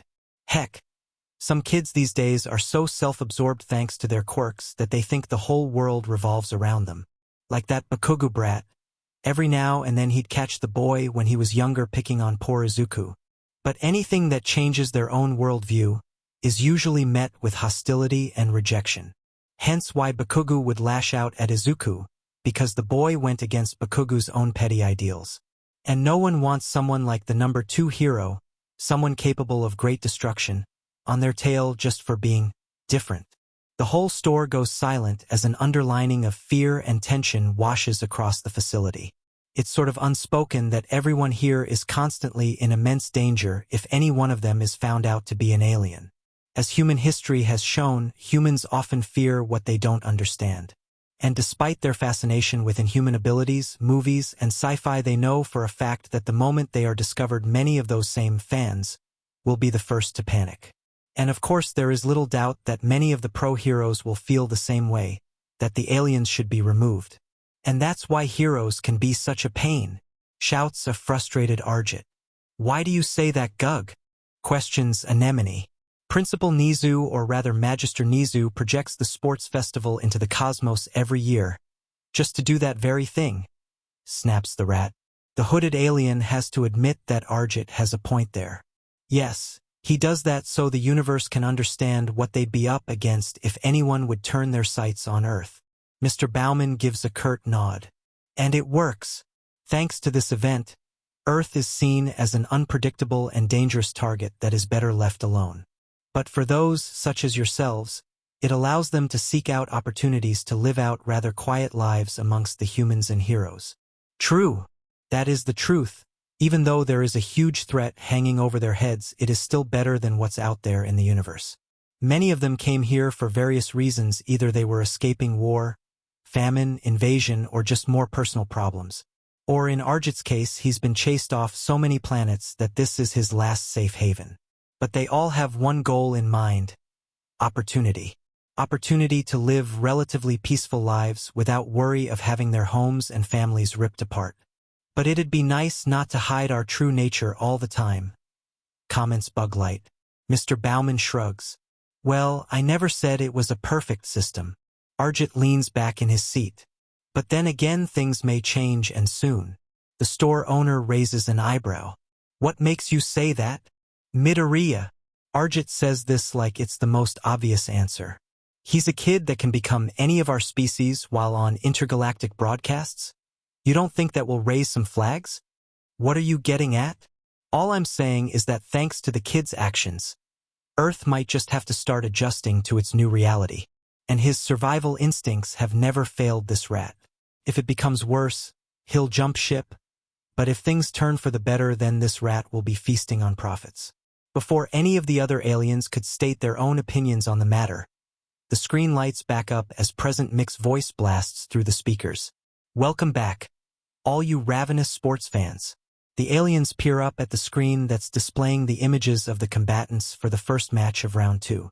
####. I know for a fact none of you are satisfied yet with the UA Sports Festival, shouts the human cockatoo. But that's okay because we still have much to show ya. Yeah. So, let's get it going, shall we? Cheers ring out from the entire audience. Alright, there's no time to delay. Let's begin round 2 of the tournament. The cheering and screaming of the crowd get even louder, shaking the stadium. And their cheers only get Present Mike that much more hyped. He's been on a real hot streak this entire tournament, making it a giant roller coaster ride for all the ups, downs, and surprises he's given us. And now he's ready to show us more. Everyone welcome back, Izuku Midoriya. If the crowd wasn't in an uproar before then, they most certainly are now as they scream and cheer the green-haired boy onto the field. Izuku shyly tucks his head in, trying not to let the audience see his blushing face. I'm never going to get used to this. But hang on, we have someone who may just be able to give Midoriya a run for his money. He's the jet black master of the darkness with a powerful fiend at his full command. It's Fumikage Tokoyami. More cheers ring out as the crow of Class 1A enters the stage. Fumikage Tokoyami steps atop the battlefield, crossing his arms defiantly. You have journeyed far, but I'm afraid it will end here. Izuku smirks, in an attempt to hide his nervousness. Good line. Did you rehearse it back in the waiting room? Tokoyami snickers, finding Midoriya's taunt rather amusing. Alright. I think those two are more than ready to get started. So without a further ado, begin. And like that, the first match of round 2 has officially begun. Dark Shadow. On it, boss. Dark Shadow flies out of his master's chest. Izuku grips the Omnitrix just as Dark Shadow pounces upon him, its claw reaching for the Omnitrix. Izuku, not one to fall for that twice, swings his body around using it to block Dark Shadow's reach. You gotta be more original than that. He slams down on the Omnitrix before Dark Shadow tries to pull off any more tricks. Dark Shadow reels back as the bright green light flashes, giving the transformed Izuku plenty of elbow room. And XLR8 is one of my originals. XLR8 grins, his claws flexing, and his tail coil around his feet. The crowd cheers, excited to see this new and really cool-looking transformation. Whoa!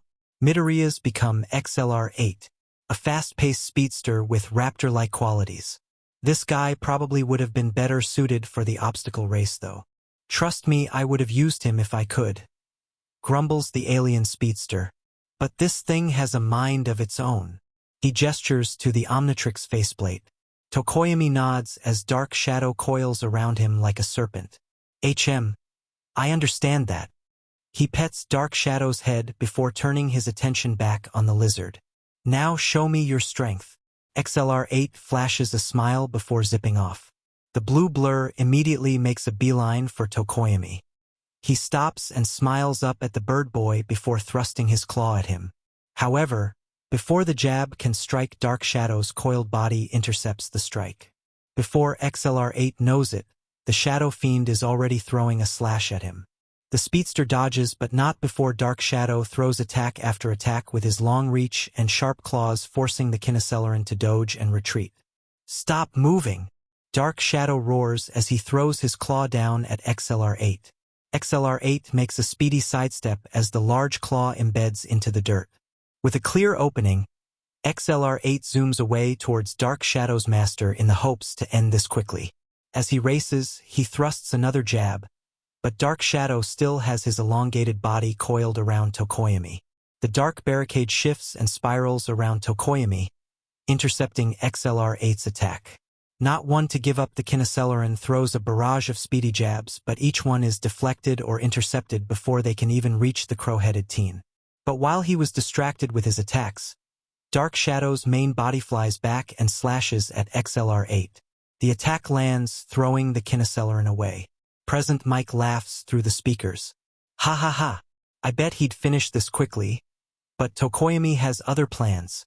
Sorry, XLR8, but you'll have to do better than that if you want to break through Dark Shadow's impenetrable defense. The morphed Izuku shakes his head as he pushes himself off the ground.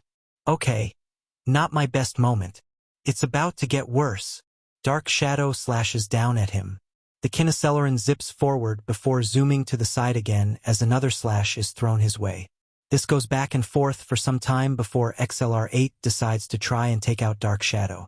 He throws a fury of jabs at the shadowy fiend who flies above his head trying to get close, moving from side to side as they engage each other.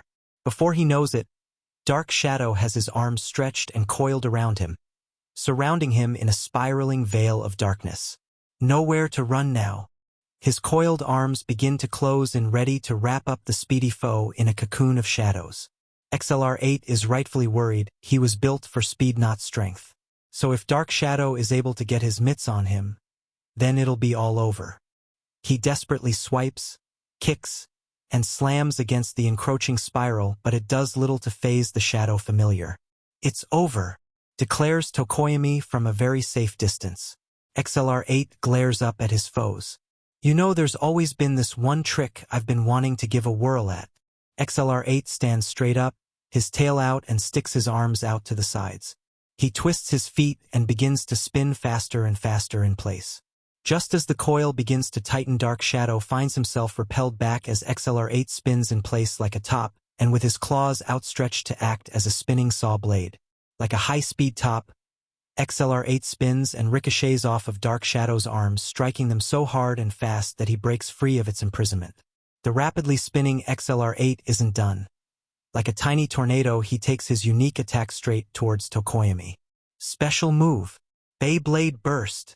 The tiny blue twister clashes against the coiled body of Dark Shadow, which is the only thing stopping XLR8 from hitting Tokoyami. XLR8 keeps at it, though, delivering fast hits back-to-back in the same location, much like a Beyblade. But it seems Dark Shadow is much more durable than he looks, because XLR8 is completely unable to break through. And all too soon the shadowy figure is back, and this time he swipes at XLR8's spinning feet.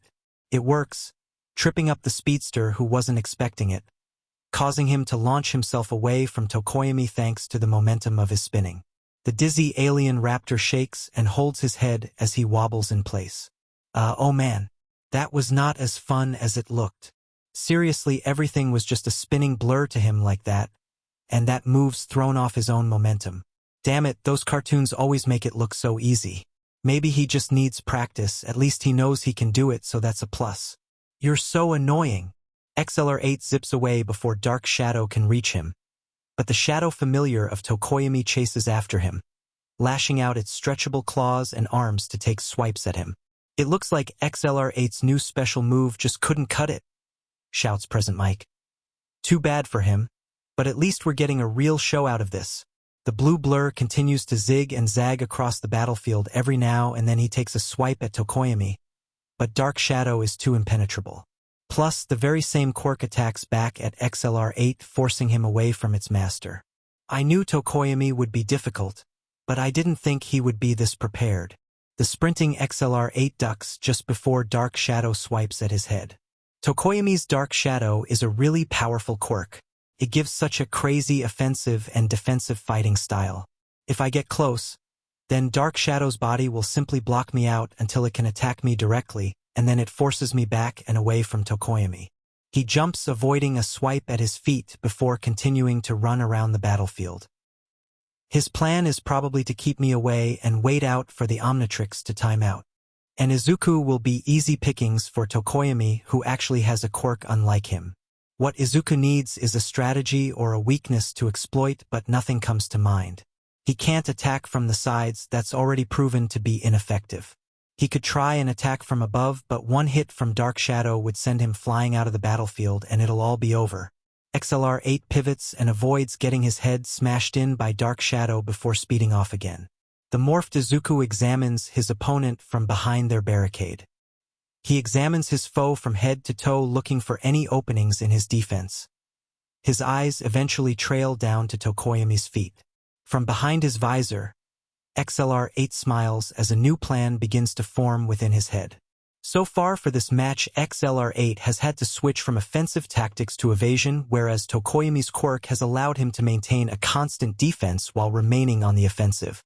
I think Midoriya may have just met his match, folks. If he doesn't come up with something soon, he'll be out of the running. Pun intended via present mic. Keep at it, Dark Shadow, commands Tokoyami. If he can keep Midoriya at bay and let him run out his clock, then they might as well claim victory then and there.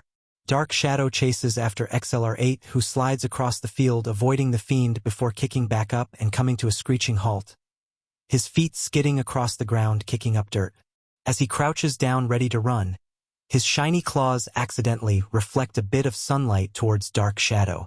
The reflected light shines on the fiend's arm, making it wince before swooping a bit to the side to avoid it. The transformed Izuku eyes Dark Shadow curiously. That reflected light was nowhere near the thing's eyes, and yet it had such a strange reaction. He doesn't have much more time to consider it as Dark Shadow lunges towards him. Acting fast, XLR8 leaps up and delivers a fury of jabbing kicks right into the monster's head before swinging his body and slamming his reptilian tail against Dark Shadow, knocking it away, giving XLR8 plenty of breathing room. XLR8 runs as fast as he can around and around the battlefield until he's nothing but a blue blur zipping about in a circle around his opponent and his familiar. Dark Shadow lunges, throwing his claw in XLR8's path. It strikes XLR8, but he's moving so quickly that the attack is easily repelled. Dark Shadow backs off, shaking off its somewhat aching hand. With its attack down, XLR8 tightens the circle and begins to encroach on Tokoyami and his partner. Dark Shadow backs off and coils a bit more around his master, who's covering his eyes from the dust that's getting kicked up by the sudden whirlwind that XLR8's generating. The circle tightens and the wind becomes so great that Tokoyami is actually struggling and pushing against the wind, but he's constantly losing his footing. Soon the whipping wind becomes so great that a mini tornado is generated with Tokoyami caught in the storm's eye. What? This is crazy. XLR8's so fast he actually made a tornado. Well, sort of. The tornado is nothing enormous. It's only about 15 to 20 feet tall, and it's blue in color thanks to the rotating kinoceleran. The twister is moving so fast that those in the audience can feel the wind whip at their faces. Even Midnight braces herself in place so as to not get sucked in. And just like that, the twister is too much for Tokoyami as his feet leave the ground and he's lifted into the air. Despite being a bird himself, he is definitely not used to the sensation of flying. Midoriya, what sorcery is this? Somehow the sprinting kinoceleran is able to hear him. Not sorcery. It's a special move I call Blue Twister. Tokoyami's body gets caught up by the whirlwind, and soon he's nothing but a weightless piece of debris getting whipped around within the gale. Tokoyami and Dark Shadow are lifted higher and higher up the mini blue tornado, and soon XLR8 redirects his twister, carrying along his opponent right for the battlefield's edge. When the small tornado reaches the edge, XLR8 breaks away from his rotation and allows the spinning momentum to throw Tokoyami right out of the arena. Present Mike cries out from the commentator's booth. Tokoyami's been thrown right out of the arena. Is it over? Although he's facing certain defeat, Tokoyami is surprisingly composed. Dark Shadow, I've got you. The Shadow Fiend reaches out and digs its claws into the battlefield. With a proper grip and leverage, Dark Shadow uses his elongated body to swing his joint master back into the stadium. Tokoyami expertly lands onto the battlefield. He stands back up, dusting himself of dirt and dust. The Ravenhead crosses his arms before smirking at his stunned classmate. How easy did you think this was going to be? The crowd is in a complete uproar over the upset. They had thought it to be over. That the main leader of the tournament was already moving on. Perhaps he's about to face his end. Present Mike is cheering just as wildly as the crowd. Way to go, Tokoyami. Way to keep this fight interesting. But be careful, I'm sure XLR8 still has some tricks up his sleeves. XLR8 crouches down like a raptor that's ready to pounce in a moment's notice. He really thought he had it made with that last move. And knowing Tokoyami, it definitely won't work a second time. I need a new plan, a new means of attack. He raises his claw to cup his chin, but as he raises it, he accidentally reflects some light back at Dark Shadow, who winces again when the reflected light shines onto its shadowy body. The morphed Izuku picks up on that strange reaction. Wait. He thinks back to how Dark Shadow reacted before, when the Omnitrix flashed green or when he shined light at it before on accident. I need to test it. He adjusts his claw and another reflection of light shines on Dark Shadow, and this time the light strikes its head. Gah! Dark Shadow reels back as if it got stabbed in the eye. Tokoyami's eyes bulge wide with worry for a moment. Dark Shadow! XLR8 internally gasps. No way! He shines light at it again and Dark Shadow yelps like he got burned. Seriously? XLR8 grins. His weakness is light. Huh! I probably could have guessed that sooner. Tokoyami doesn't like that grin on his opponent's face. End him. Rah! The dark familiar races towards the blue raptor. XLR8 zips away, zigzagging across the field as Dark Shadow lashes out at him with a barrage of attacks. None of them land as XLR8 makes sharp pivots and changes directions. Alright, I know his weakness, but now I need a way to exploit it. XLR8 pivots and continues to speed away before Dark Shadow can grab him. As he runs, XLR8 glances down at his shiny metallic-like claws as a light bulb goes off in his head. He ducks as Dark Shadow takes another swing at him. You cannot keep this up for much longer. Taunts Tokoyami from behind his coiled barricade. Surrender. There is no hope for victory. The sprinting XLR8 comes to a halt and smirks. I have a better idea. He adjusts both his claws, shining light onto Dark Shadow, who reels back a bit as it gives a sharp yelp. The reaction makes the alien smile before he zips off again, making zigzagging motions all across the battlefield, moving far too quickly for Dark Shadow to catch him. As the Kinoceleran zips around, he tries to find the best angles to reflect light from and redirect it at his opponent. Each time light is reflected at Dark Shadow, it winces and reels back as if it's getting stabbed from multiple directions. All the while, the shadow begins to shrink in size by a few centimeters. Tokoyami actually expresses an emotion, worry. Dark Shadow, are you alright? Gah! It's the light. Curses. Tokoyami scowls. It appears Midoriya discovered our weakness. We need to act, or we will certainly meet our demise. Tokoyami throws his hand forward. Go! Attack with all your might. Dark Shadow soars into action. I'll give it my best shot. It doesn't make it far as more light is shown its way, making it halt as it loses a bit more power. Damn it! Now that he's figured out the right angles, XLR8 begins to run around in a large blurry circle around Tokoyami and Dark Shadow as light glimmers off his claws. What is this? Shouts Tokoyami as Dark Shadow retreats and coils around him, ready to protect its master. You've already tried this trick once before. It won't work a second time. The circling XLR8 is able to respond despite moving at such a high speed. I know that. That's why I'm putting my own spin on things. The frustrated Dark Shadow roars out. What the hell are you talking about, damn it? The glimmering lights increase in intensity and flickering, becoming even more consistent. XLR8 chuckles. Here, I'll enlighten you on the situation. XLR8 kicks off even faster, and now that he's got the right angles down packed, there is little anyone can do to stop him.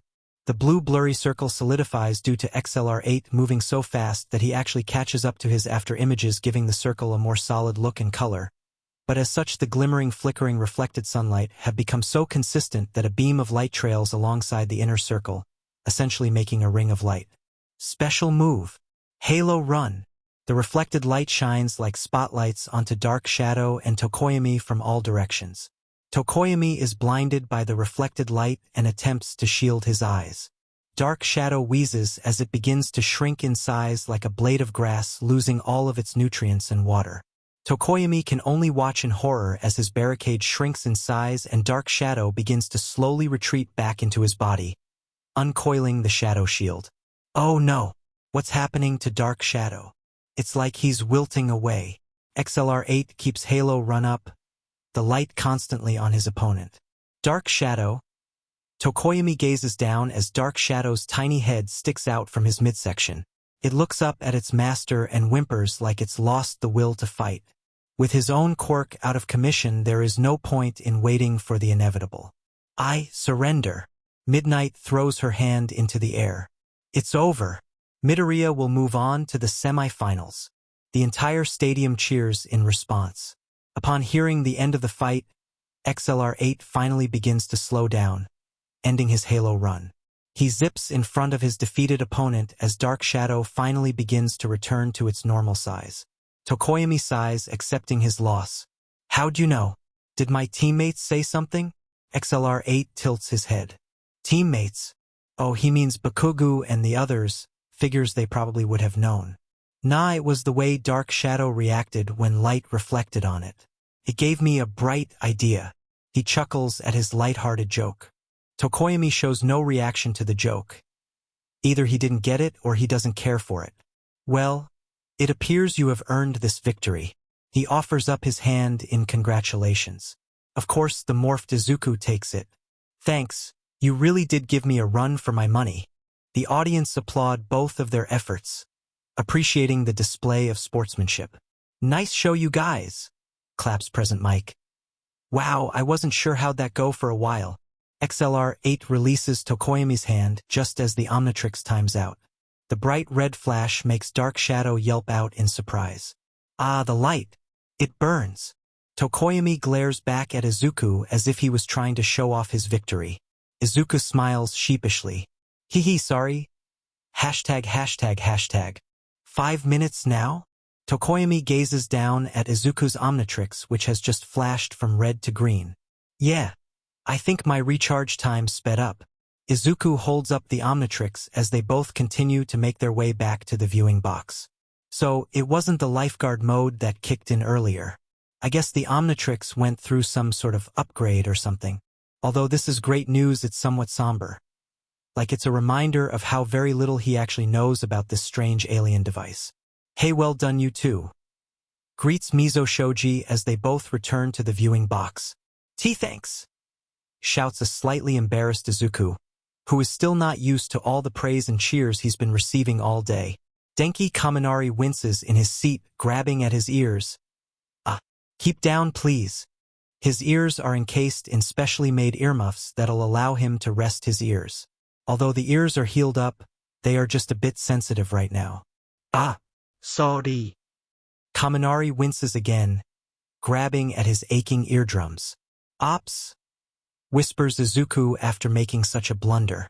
Is he okay? He's fine, replies Jiro without a hint of remorse. Yeah, but he's fine, she repeats. He's just letting his lesson sink in. She turns to eye the electrical boy. Right? A flash of trepidation crosses Kaminari's face as he rapidly nods his head. He solemnly swears to not pull anything of the sort again. Meanwhile, Tokoyami takes a seat as he does to Azui addresses him. You did really well out there. I actually thought you would beat him. Tokoyami sighs. As did I, but this just goes to show you how quickly battles can shift sides. Hantashiro leans forward, welcoming himself into the conversation. So, light's your weakness, huh? In retrospect, that should have been obvious. I know, right? Questions Mina Ashido before she turns to Izuku. But how'd you do that light thing? Yuga Aoyama is very interested to hear the answer too. Oui.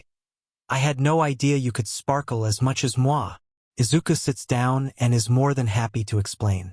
I was reflecting sunlight off XLR8's claws, and I guess I was moving so fast and reflecting so much light that it became super bright. In the background, one Momo Yayorozu remains silent, quietly simmering in feelings of dejection and shame. Light, huh? And such a creative use of your skills. If she had known, she could have done so much more. She could have generated a freaking spotlight, flares, flashbangs, anything at all. And yet, she didn't. I couldn't even act. I wasn't fast enough like Midoriya, nor was I able to analyze my opponent like he did. I was completely incompetent. How can she be a hero if she hesitates? How can she fight if she has to stop and plan out each move? How? At the same time, Izuku wraps up his explanation, leaving some of his classmates in amazement. Jiro blinks up at Izuku. Wow. I never heard of anyone weaponizing the sunlight you reflect off your phone. She grabs at her head as if frustrated about the enigma that is Izuku Midoriya. Man, not only do you have an amazing quirk, but your mind is like dangerously scary. You might just win this all. I hope so, smiles the greenette. Now hang on a second, loser, shouts an outraged Katsuki Bakugo. I'm going to win this whole thing. So watch me. Many of his classmates are quick to refute the mad bomber, whereas Izuku simply laughs him off. He peers around the viewing box, noticing how a few of his classmates are missing. Hey, where's Uraraka? Shoji didn't quite catch that. Ibara Shiozaki of Class 1B did, however. She's in the waiting room. She'll be fighting Kendo after this next match. Her hair has completely grown back after being burned away by Bakugo's explosion. And Izuku is glad to see that it didn't affect her negatively. Her temperament really is the opposite of Bakugo's. Anyway, speaking of the next match. The second match of round 2, yells present Mike. Perfect timing, I guess. Both come from hero families, making this a battle of elites. Down on the battlefield, both of the fighters are already in position. We have another speedster on our hands, but with a bit more of a kick, it's Tenya Iida. Tenya's fist clenches from his sides. He's up against a tough opponent, and it doesn't help that he feels a bit outdone here because of Midoriya's showboating as a speedster himself. But he is the younger brother of the turbo hero, Ingenium. He will make his brother proud and move on to the semifinals. He's up against a powerful opponent who has a penchant for his cryokinetic side, Shoto Todoroki. Todoroki remains silent. He's calmed down considerably since his last bout, but it seems like he's still off his game. But Iida has other plans. I can't negate his attacks. Plus, if he uses his flames, even though he said he wouldn't, he'd be even more dangerous if I went against that. He's determined to win despite the odds. Focus. Start. Todoroki reacts, first firing off a trail of ice that bursts out, piercing icicles. Iida easily evades the attack, sprinting to the left. He may not be able to reach the same speeds as XLR8, but he's still a lot faster than any normal human. He's not wasting any time. Iida swerves towards Todoroki, making a beeline toward him. The dual-haired teen plants his right hand to the side and launches another trail of ice that races forward to intercept Iida's path. Iida plants his feet, skidding across against the ground. He pivots his body around and fires up his engines, which thrust him back the way he came, avoiding the ice. Iida's been surrounded. Iida stops, finding himself trapped between two barricades of ice. The only way to freedom is through the creator of the ice himself.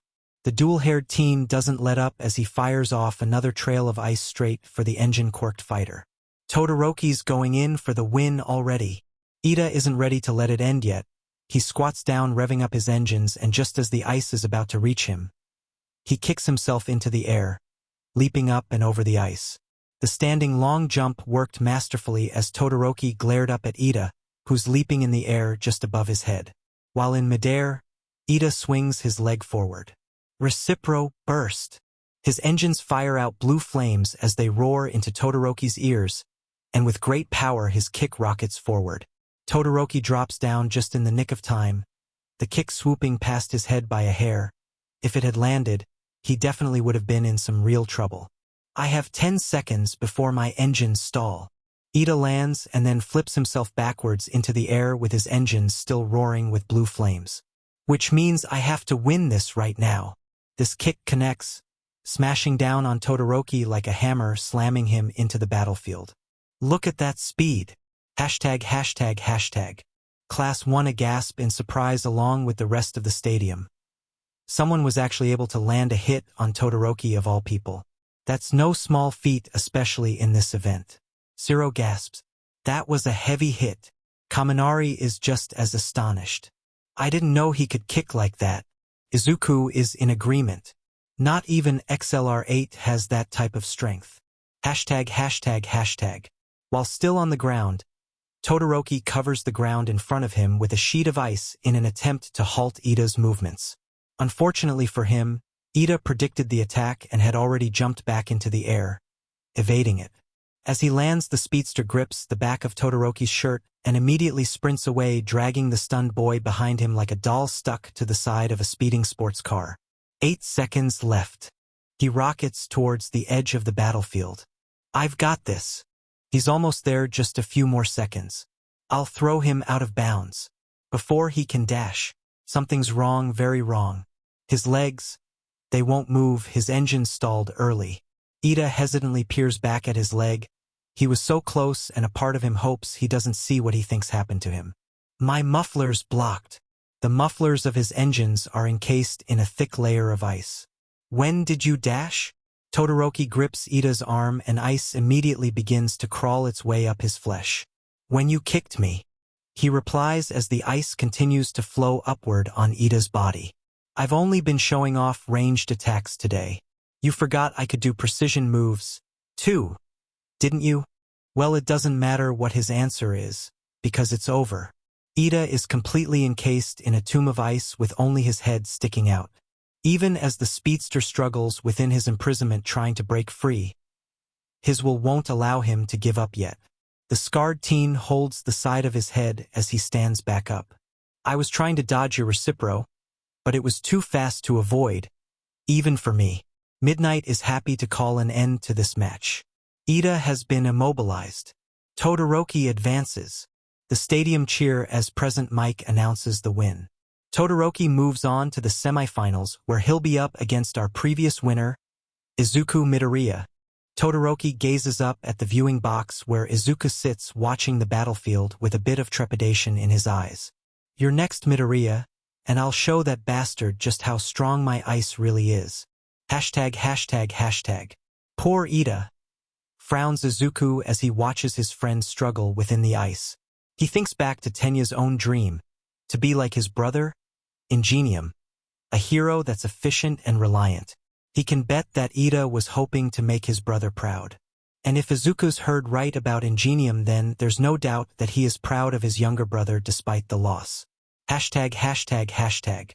Iida continues to struggle in place, but eventually even he knows it's futile. I'm sorry, brother.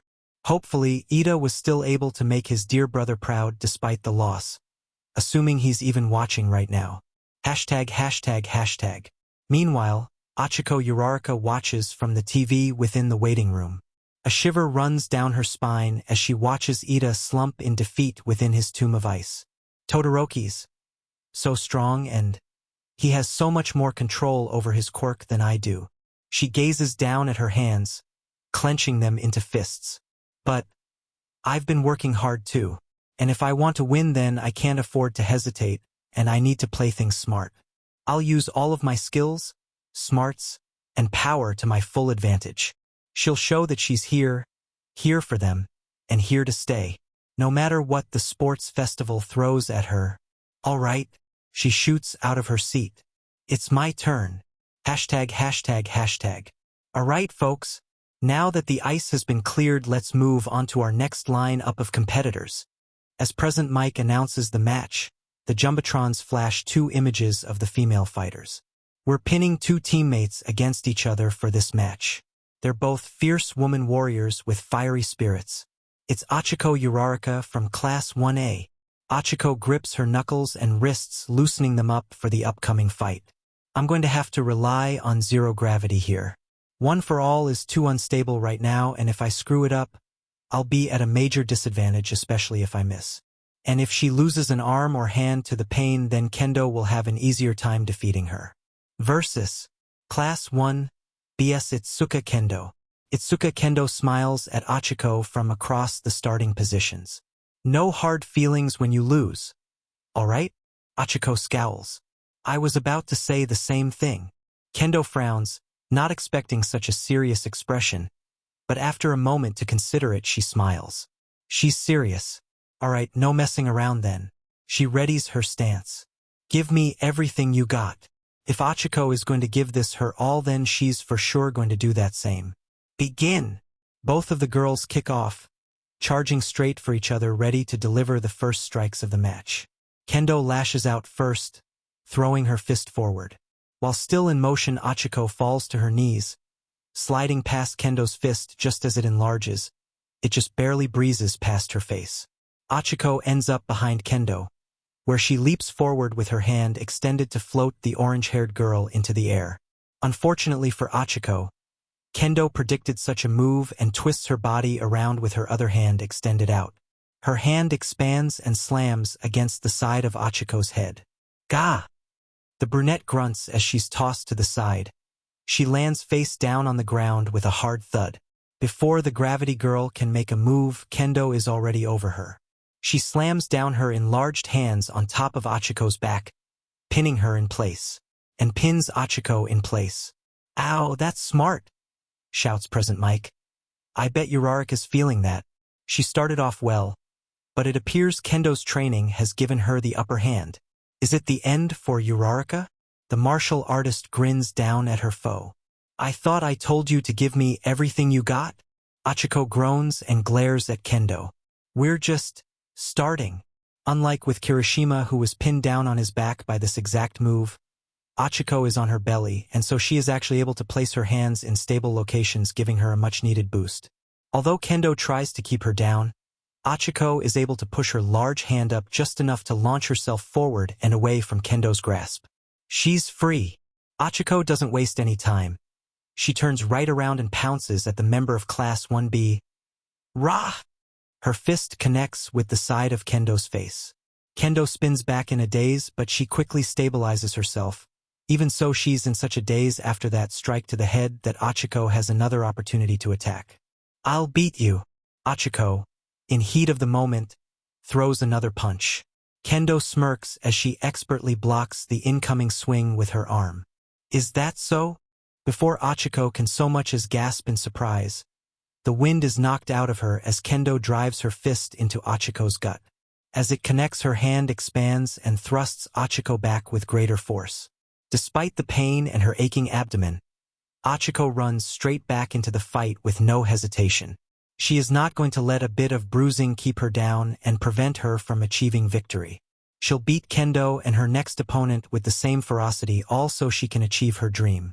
Kendo remains still and allows Achiko to get close before she throws a sideways chop her way. Achiko once again slides across the ground to avoid it. However, this time she kicks her leg out and sweeps the martial artist's legs right from under her. With her opponent down, Achiko pounces atop of her. Landing on Kendo's abdomen, Achiko delivers a barrage of punches to Kendo's head and upper body. "I will win." Kendo grunts and groans from the strikes, even as she is able to use her free arms to block the hard punches. She's really unrelenting. Good, then I can really earn this win.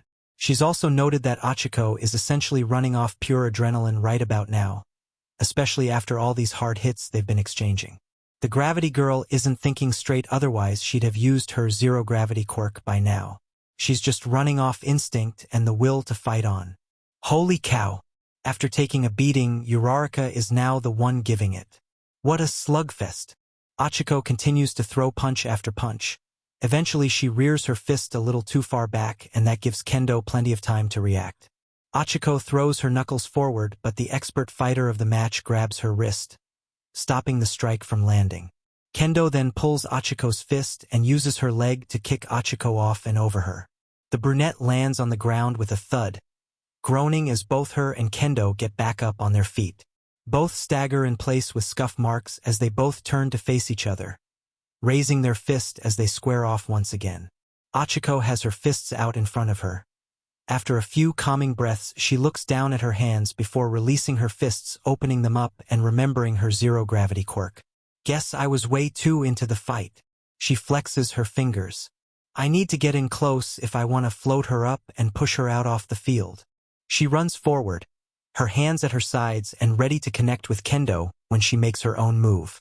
Achiko keeps her eyes on Kendo's hands, the expandable hands that can boost her physical attacks. Achiko watches as the hands ready to defend their owner as their opponent is upon them. The brunette lashes out her open hand, keeping her focus on Kendo's hands in case they make a move. But before her hand can so much as touch a hair of Kendo's head, her own feet are swept from under her as Kendo delivers a sweeping kick. As Achiko falls, Kendo swings her body around, building momentum that she uses to deliver a karate kick right into Achiko's side, knocking her away. As Achiko tumbles across the ground, she realizes her mistake. She was too focused on Kendo's quirk and had forgotten that this girl has trained her entire body to fight, not just her hands. It appears Kendo has the advantage once again. Present Mike turns to his co-host. Been a while since you've said anything. Thoughts? Aizawa reluctantly takes the mic. Kendo has spent years honing her craft, whereas Uraraka is basing her techniques off past experiences. Both are reliable sources of fighting, but a good combination of both is what's needed to succeed. Achiko pushes herself up, glaring at Kendo as she presses her hands together. If I can't get in close, then I'll attack from afar. She's gonna try and pull off a zero-gravity field, which should float Kendo up and make it easier for the gravity wielder to send her out of bounds. Kendo picks up on the change and recalls what her team leader did during the cavalry battle. So with the wisdom that Achiko has to concentrate to use zero-gravity field, Kendo goes on the offensive. Just as zero-gravity and one for all are building up, a strike to Achiko's head breaks her focus and the technique dissipates. Achiko tries to focus and unleash her quirk, but Kendo is not making it easy. Kendo continues with the assault, throwing chops, jabs, and kicks that keep Achiko unfocused and unbalanced. Every strike that lands with precise aim and honed strength, ensuring each hit delivers affliction to Achiko. It's not looking good for Class 1, as resident Golden Girl. How will she get through this? Achiko stumbles backwards, barely keeping herself upright as Kendo uppercuts her in the gut, grabs her head and pushes her back some more. With all of this trauma and motion, she can't focus on one for all or get a hand on Kendo to use zero-gravity. And her opponent is not going easy on her. If this keeps up, she'll either be so exhausted and pained that she can't move or get thrown out of the battlefield herself. She needs to break through Kendo's onslaught, but how? The only way is to use All Might's quirk. But she can't thanks to Kendo. She needs to focus. Or maybe not. She shouldn't focus. She needs to just let one for all flow on its own. She keeps forgetting that, but it's easier said than done. Well, now's as good a time as any to give it a go, and even if it cripples her at the very least, she'll give herself a fighting chance. Achiko breathes in and out even as another kick connects with her side. If anything, the kick pushes her will forward, and one for all begins to flow through Achiko's arm, radiating a pink, heavenly light. Kendo swings her hand back and over to deliver a hard chop, but Achiko's charged-up arm intercepts it and brings the attack to an immediate halt. Achiko's eyes glow with determination, and one for all as her leg that's also been supercharged glows brightly. Yeah! Achiko throws her foot forward, kicking Kendo away in a blast of wind and debris. The martial artist rolls across the battlefield, moving so fast that she'll be kicked right off the field. But not one to allow this to end so soon. Kendo expands her hands and claws her fingers into the ground. Her fingers scrape against the cement before she comes to a halt just a few feet away from the edge. Kendo pushes herself back up, groaning as her hands shrink back to normal. That hurt. Achiko breathes heavily as one for all dissipates. Her arm and leg aren't broken or swollen, but they are strained, almost numb. She's almost unable to move them, at least at first, but they are definitely strained and will definitely slow her down. Present Mike is grinning wildly from the commentator's booth. Both fighters are battered, bruised, and tired, but neither of their wills have given in yet. They'll continue until the other's spirit breaks first. Kendo, who is the only one that's actually able to move right now, charges straight for the weakened gravity user. Achiko scowls, preparing herself for the attack. Not yet. Rah! Kendo releases a battle cry as she continues her charge. Not yet. Prepare to lose. Now! Achiko slams her hands together and releases a burst of her zero-gravity field that explodes out and envelopes the entire battlefield. Kendo, with precise timing, leaps forward and tackles Achiko, flinging them both into the air where they float and spin in the air. Because of her own will, Achiko is able to keep the zero-gravity field going, although it has considerably shrunk and is smaller than the battlefield itself. And once again, there's Uraraka's signature zero-gravity field, proclaims the booming pro hero. But that's just a medium to show us an all-out mid-air wrestling match. Oh, it's so exciting! Screams Midnight. The two competitors grapple and wrestle in the air, pushing and gripping at each other, trying to get the other to give up first. I'm not going to lose this. Achiko holds her focus as she delivers a punch to Kendo's face. While they continue to spin in the air, Kendo snarls and throws her own. Neither will I. Bam! Her punch lands, but Achiko keeps her grip on Kendo's, preventing herself from flying away. This goes back and forth, with each one delivering attack after attack while defending with sheer unyielding determination. This continues until Achiko finally takes note of how dangerously close they are to the edge of the battlefield. With the best possible timing, Achiko releases the zero-gravity field, making it burst apart and throwing the two of them back towards the earth. Both Kendo and Achiko collapse onto the ground, landing beside each other, breathing heavily as they both lose their breaths. Before their lungs can even refill or before they can even get themselves off the ground, the two are back to throwing jabs, kicks, and punches at each other. But Kendo clearly has the upper hand as she is able to land more chops and kicks against Achiko by twisting her body around to deliver swift hits. Achiko does her best to defend herself, grabbing Kendo's limbs and redirecting them before they can land. Kendo, the fastest of the two at the moment, gets back up first. Rah! Her hand enlarges as she begins to throw it downward, intending to smash Achiko into the ground. All Might's successor instinctively rolls out of the way just as the fist smashes into the ground. Acting quickly, Achiko slaps her hand against Kendo's large hand. Kendo gasps as she feels her body become weightless and begin to float upward. Achiko jumps up, intending to throw her opponent out of the arena. Oh, no you don't. Kendo spins her body backwards and delivers a powerful roundhouse kick and lands onto Achiko's head. Kendo is pushed upward as Achiko is knocked onto the ground with a throbbing headache. Despite the pain and her pounding mind, Achiko reels up as one for all charges within her hand. Rah! She jumps up and throws her fist forward. Her attack can in no way reach her opponent, but as the punch is thrust forward, a powerful gale of wind is generated and collides with Kendo. Kendo is sent spiraling out of control until she's flown right out of the arena from the opposite end. A sudden cement wall via Cementos stops Kendo from flying away any further. Although the wall did not provide her a soft stop, the chief umpire, Midnight, cracks her whip into the air. It's over. Achiko will move on to the semi-finals. As the crowd roars in delight, Achiko finally allows herself a moment to rest, falling back onto her, but as she tries to calm her racing heart. That was intense. Hopefully her next match won't be as intense. At least she hopes so. Achiko winces as she grips her hand. Ow! Her hand swollen with pain.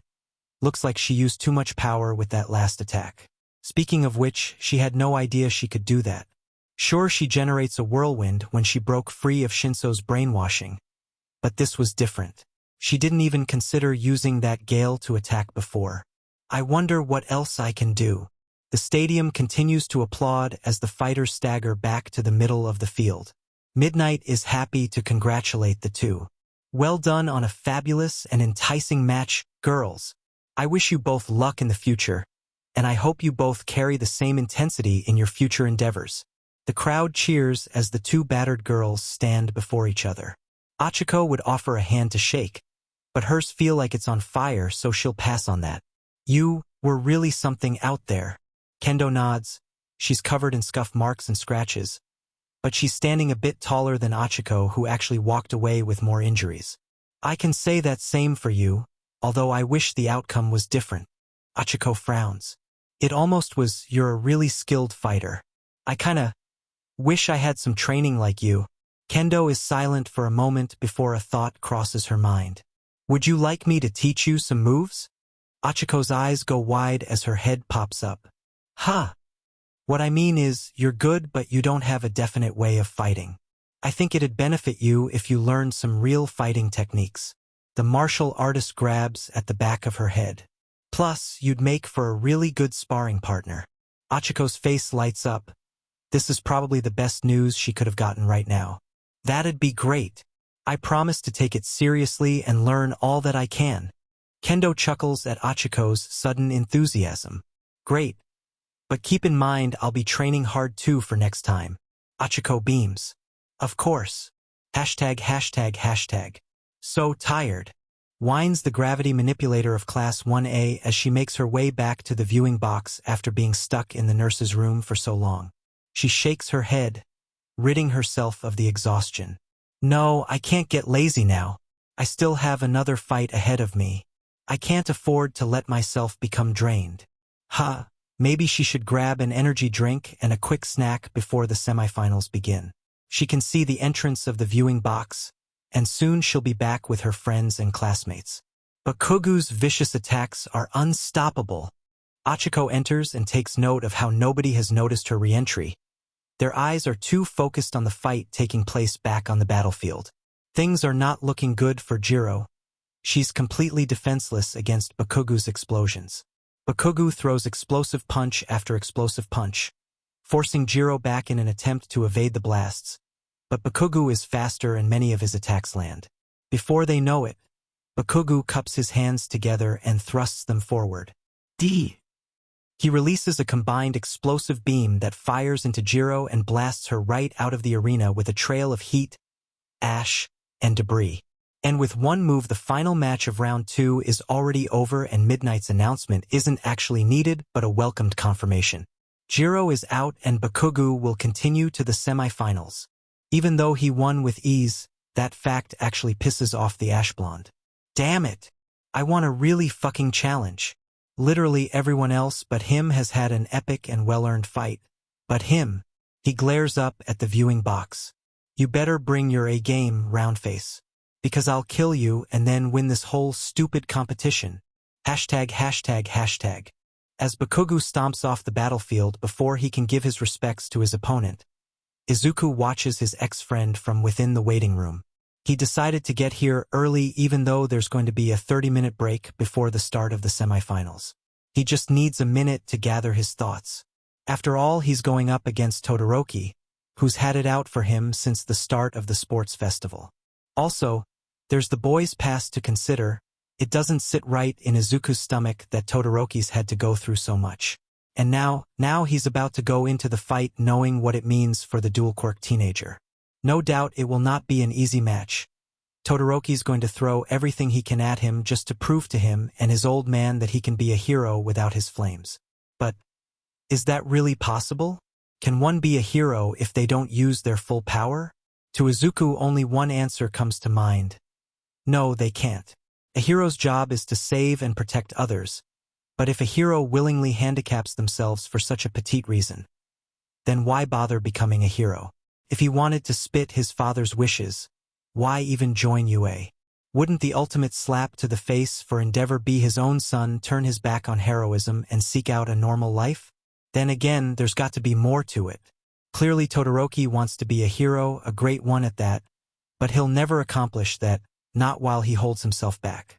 Because as of right now, Izuku is not Todoroki's worst enemy, but himself and his spitefulness. And Izuku will help him to realize what it means to be a hero. Just you wait and see how it should have ended. Alright. I think those two are more than ready to get started. So without a further ado, begin, shouts Present Mike. And like that, the first match of round 2 has officially begun. Tokoyami shouts into the air. Dark Shadow. On it, boss. Dark Shadow flies out of his master's chest. Izuku grips the Omnitrix just as Dark Shadow pounces upon him, its claw reaching for the Omnitrix. Izuku, not one to fall for that twice, swings his body around using it to block Dark Shadow's reach. You gotta be more original than that. He slams down on the Omnitrix before Dark Shadow tries to pull off any more tricks. Dark Shadow reels back as the bright green light flashes, giving the transformed Izuku plenty of elbow room. And XLR8 is weight BZZ. Buzzshock peers down at his minuscule stature. Ah, man. I wanted speed, not a tiny night light. Ah. Midoriya's become Buzzshock, a tiny battery with the ability to zap his opponents like a taser gun. Buzzshock grabs his head. Come on, Omnitrix BZZ. Tokoyami's Dark Shadow can defend against my electricity BZZ. How is Buzzshock supposed to do anything BZZ? Tokoyami's eyes give away a hint of trepidation. Dark Shadow. I've got him. Dark Shadow lunges at the morphed Izuku. Ah! In a panic, the little Nosodinian lashes out, firing off a beam of bright electricity. The beam isn't that powerful, but it sparks against Dark Shadow's black exterior. The fiend reels back in pain. Yeah! His stature becomes noticeably smaller. What the BZZ? Peering at his stubby hands, Buzzshock fires off another ray of electricity. Dark Shadow attempts to evade it, but the bright light makes it wince. Buzzshock blinks before putting 2 and 2 together. No way, BZZ. Is your weakness actually light, BZZ? Tokoyami can't bother to look the morphed Izuku in the eyes. The tiny menace grins before soaring up towards Dark Shadow as he builds up the electricity inside of him. And when it's just enough, the Nosodinian discharges the electricity across the field. The electrical wave shocks both Dark Shadow and its master, and thanks to the light-generated Dark Shadow shrinks to about the same size as Buzzshock. Hee. It's nice not being the only little guy, BZZ. Tokoyami peers down at his weakened familiar before peering back up at his opponent. He is unfamiliar with this form, and judging from what he's seen, it does not have a limit like that of Kaminari. In other words, he's basically fighting Midoriya without a quirk. And so with all this to consider, there's only one real choice. I surrender. Izuku Midoriya inhales and then exhales, trying to calm his racing heart. But in truth, it does little to calm his nerves. And why would it? He's about to face off against his greatest foe yet. And if he makes a single mistake here, then it'll all be over for him. There's a knock at the door, drawing his attention. As he looks up from his seat, Achiko Uraraka pokes her head in. Deku. Uraraka, what are you doing here? She steps inside, shutting the door behind her. Oh, I just wanted to wish you luck is all. Thanks, I appreciate it. Achiko takes a seat opposite of Izuku. She stares down at the table, unsure of how to actually continue the conversation. So, how are you feeling? Honestly, I'm kind of worried. About Todoroki? Her straightforward question catches him off guard. But in truth, he should have suspected it. After all, she had to hear the same sad story as he did. Yeah. I keep replaying what he said to us in my head, and honestly, I'm not sure what I should make of it. I know what you mean.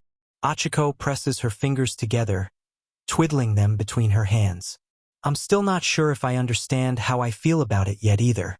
I mean, to hear about the cruelty of a top hero is not an easy thing to hear. To hear that leaves a bad taste in Izuku's mouth, mainly because that's the hard truth of the matter. That even someone that is seen as a protector, savior, and hero can still be cruel and corrupt. And to think that this man, that monster, is supposed to be the number 2 hero, it really makes one think how that can even be when they act more like a villain than the common street thug. At least thieves and criminals sometimes commit their crimes to help support their own families. Whereas Endeavor is using his own family for his own personal ego. Izuku slowly nods his, sympathizing with Achiko. This is how I see it. This just goes to show you how evil can form from anywhere. That even a supposed hero isn't above corruption. Achiko's eyes sadden. I suppose that's true, but it doesn't mean I have to like it. Agreed. I just wish Todoroki didn't have to go through all that he did. Izuku nods his head slowly as he recalls what their classmates had to go through. All because his monster of a father's own actions. To think his own mother can be driven to the point of insanity that she'd harm her own child. He can't even imagine what that must be like. The sense of betrayed love and trust. If it was his own mother, he's not sure whether or not the experience would have broken him. In truth, he has to admire Todoroki's perseverance. It's amazing he isn't more unstable than what he is. Not like his cold and indifferent disposition is exactly the healthiest thing, mind you, but still. Achiko sighs. I wish we could help him. Who says we can't? Her head snaps up at the green-haired teen. What? Well, to be a hero means you sometimes have to help others even if they don't want it. He locks eyes with Achiko. Todoroki may not realize it, but he's drowning in his own misery. He thinks holding himself back is the answer, but in truth, it's only hurting him. Because how can someone save others when they only use half their strength? How can one defeat a powerful villain if they're half-assing it? The answer, they can't. But then, How do we help him? That is a good question. Too bad Izuku doesn't have an answer. I don't know. The two sit in silence for a moment as they mull over possible answers. But nothing they think of seems right. All of them seem to be more of wishful thinking than possible solutions. But perhaps there is one way they can break through Todoroki's frozen spirit. Eventually Achiko is the one to offer up. We show him. Izuku's head snaps up at attention. I'm sorry. Maybe if we show him why he's wrong, he'll stop holding himself back. Izuku's eyes light up as Achiko's words dawn on him. If they can show Todoroki that half his strength isn't enough to win here, then they might be able to show him that it won't be enough for when they go pro. They can save him and help him become something he was meant to be rather than what his apparent father desires of him. Before Izuku can voice anything, Present Mic's voice echoes through the stadium. Let's get right into it. With no time to spare, Izuku pushes himself away from the table. I best be off. Oh, I'm sorry, yelps Achiko. I took up all your prep time. Izuku offers up a soft smile. No worries. Actually, I'm glad you stopped by. It really helped. He walks over towards the door. He grips the doorknob and turns it, pulling it open. But before he steps through, Achiko calls out to him. Good luck, Deku. I'll be watching and cheering you on. He turns and grins back at her. Same goes to you, Space Cadet. And with that he leaves, leaving Achiko behind with nothing but her thoughts. Good luck, Deku. At the same time, Izuku continues to make his way towards the stadium. A tall, imposing figure steps out, intercepting the boys' path with a scowl on their face and flames dancing around their muscular body. Izuku's eyes pop wide in shock at the sight of the imposing pro hero before him. Endeavor, the number 2 hero's cold gaze pierces down at the trembling boy. Ah, I was looking for you, Midoriya. The hero spits out the name like it's an insult to his tongue. Izuku picks up on the disdain, but from what he's heard of this man, he only assumes it's just part of his normal demeanor. Izuku quivers in place and tries his best to act normal despite what's heard of this crook. Oh, eh. Izuku stumbles back as the hero steps forward as if to assert his dominance over the boy.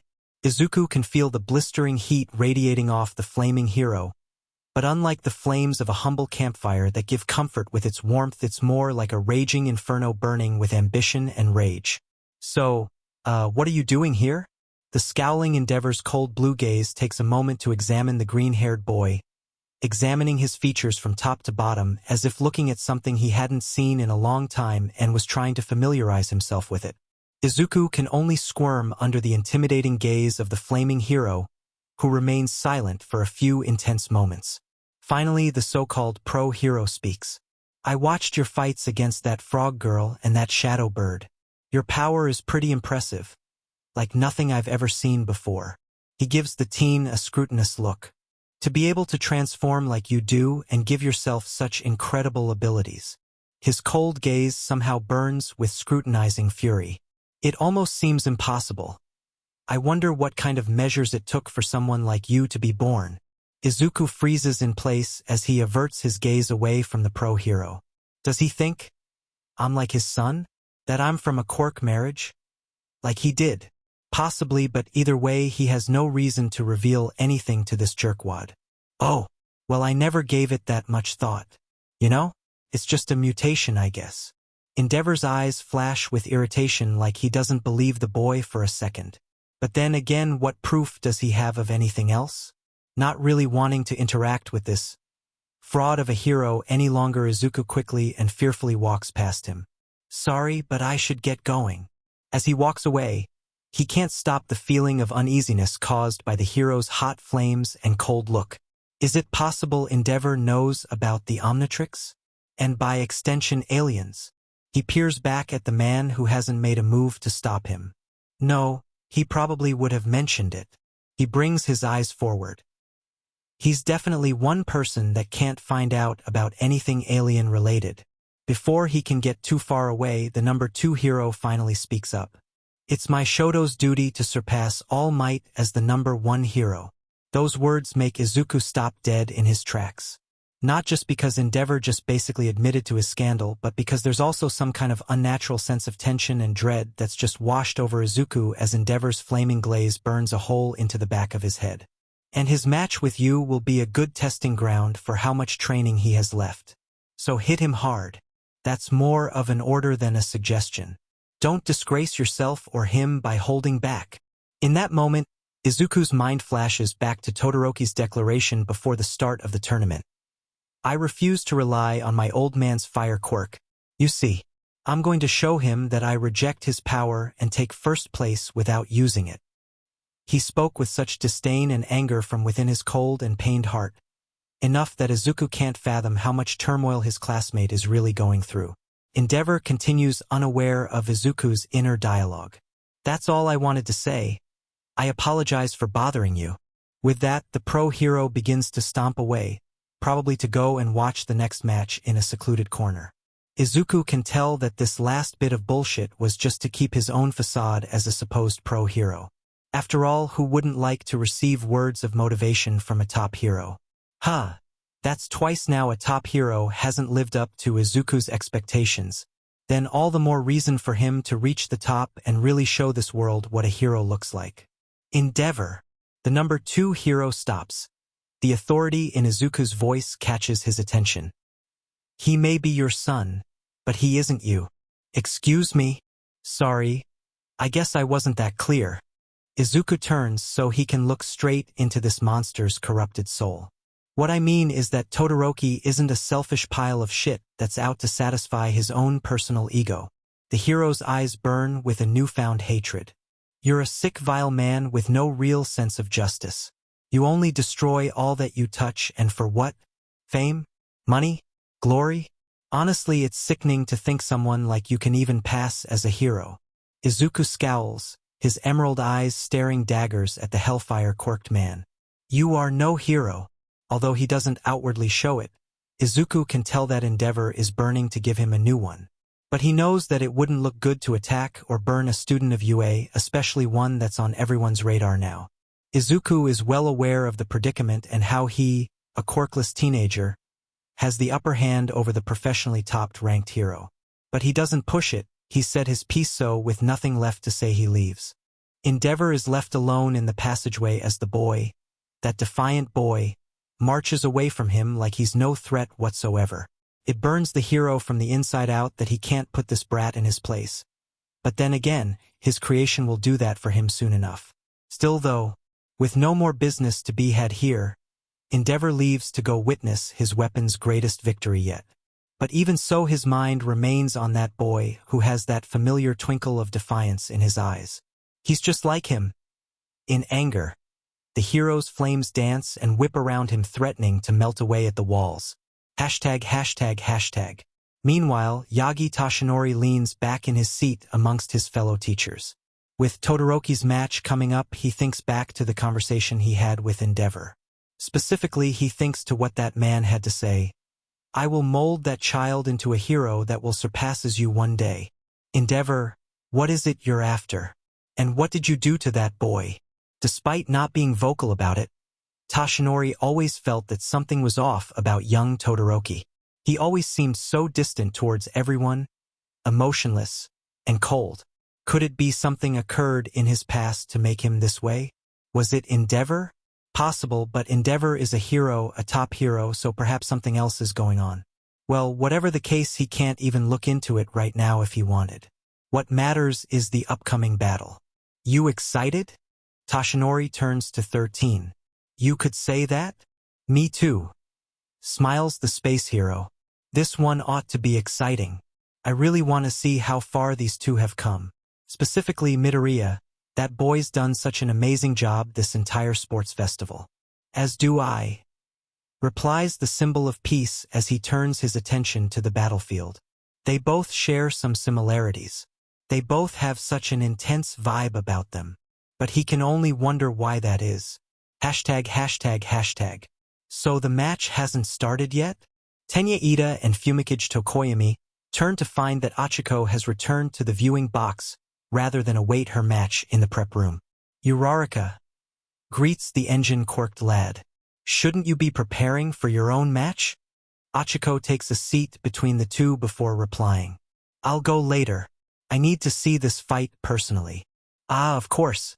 If you win your match, you'll be up against either one of them, wouldn't you? Yeah, sure, that's why. She has no reason to tell Iida about why she wants to see this firsthand.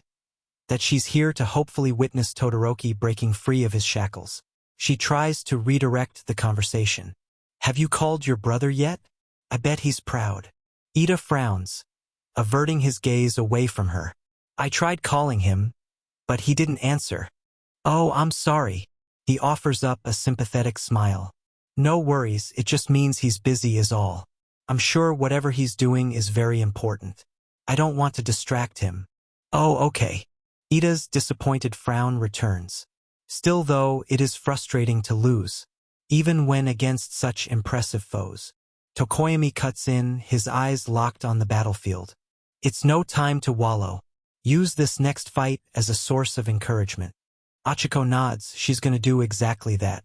Will do. Beside her, Iida is as stiff as a statue, like he's been overshadowed by Tokoyami's own words of wisdom. You're so wise. The ceremonial torches ignite to the roar of the crowd, who have been anticipating this matchup since the beginning of the tournament. They are like feral animals foaming at the mouth. They've long awaited this clash of titans. Imagine what could possibly be in store for them. How will it turn out? Who will win? What transformation will Midoriya take on? They're dying to find out, the savages. I can feel the anticipation in the stadium. Booms present mixed voice over the sound system. And that's because the semifinals' first match is gonna be epic. Down on the field below, the two fighters approach the battlefield from opposite ends of the stadium like gladiators that are about to put their lives on the line. First up, it's the guy who's won each and every challenge by literally freezing his opponents in place. With such power at his command, will he be able to overcome his greatest foe yet? Who knows? But for now, let's all welcome the Hero Course's Shodo Todoroki. Shodo Todoroki steps onto the battlefield, unfazed by the cheering crowd that's praising his name, or rather his father's name. He's going to face off against probably the most versatile of all the Hero Course students. This guy's been running the top of the chart for almost the entire competition. But will Todoroki kick him off his tower and back down to earth? Let's find out. Welcome Class 1, as Izuku Midoriya. The wielder of the Omnitrix climbs atop the steps and enters the battlefield with a glare of determination that could rival endeavors. The two opposing forces face off as the large torches of flames dance around them from each corner of the battlefield. Todoroki speaks first, gauging Izuku's nerves. So here we are. Izuku's leer hardens. And only one of us can win. ####. Somewhere far away from UA is a place that is very much the opposite of what UA stands for. It's dark, cold, lonely, and void of hope. But none of that seems to bother the leader of the League of Villains as he sits closely in front of his computer screen, watching as Izuku and Todoroki take the stage. A cold, calculating voice whispers out to the villain. Pay close attention to them, Tamura Shigaraki. These two could prove to be formidable obstacles to you one day. Even the other semifinalists can prove to be just as problematic, especially the girl. Shigaraki scoffs. Ha! I'm not worried about a couple kids. The irritating scratching he's doing to his neck says otherwise. And I'm especially not worried about some teenage girl. In the background, crouched down on the floor of Shigaraki's room is the monstrosity once known as Henzuichi. One of Nu's extra arms claws at the wall, carving scars into it. He growls at the screen as the camera zooms in on his once good friend. ####. My baby. Inko Midoriya sobs as she blows her nose for the millionth time. I'm so proud. Be careful thou sweetie. The entire apartment is flooded with discarded tissue and puddles of water caused by the large amounts of tears gushing from her eyes. ####. The customers of Mr. Bauman's store have all gathered around the holographic screens. The fights involving the space cadets are always a treat for them. So, none of them want to miss a second of the action. Kick his ass, Midoriya. Chalk another one up for the alien's gug. I got 9 pieces of Tadenite that Midoriya eats the dirt. I'll take that bet, Arjit. Mr. Bauman is also glued to the screen, setting aside his managerial duties just to watch. Come on, boy. Make us proud. Hashtag, hashtag, hashtag. Outside the stadium, MT Lady and Kamui Woods are glued to the giant screen. Even though they should be on patrol, they are just enthralled with these matches as anyone else. Hashtag, hashtag, hashtag. Emily hops about the family couch, waving her arms about with pure excitement. Whoa woo. Go, Deku. Go. Use Accelerate again and kick his ass. Language, roars her mother. She can only wonder where MLE could have picked up such language. The only other person MLE interacts with on a weekly basis is her babysitter. But she's a hero. Why would she cues? Hashtag, hashtag, hashtag. Kick his ass, Deku.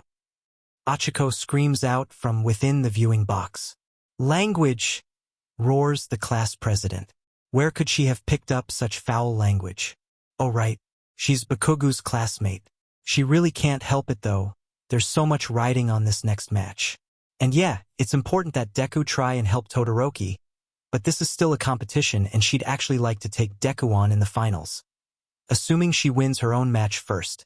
Either way, she's been anticipating this matchup for a while now and she'd rather it get started. Mizo Shoji cups his chin. I wonder which transformation Midoriya's going to use. Achiko turns to face the multi-limbed individual. My guess is Diamond Head since he's immune to the cold and all. Denki Kaminari shakes his head while his ears are still covered by the bandaged earmuffs. Nah.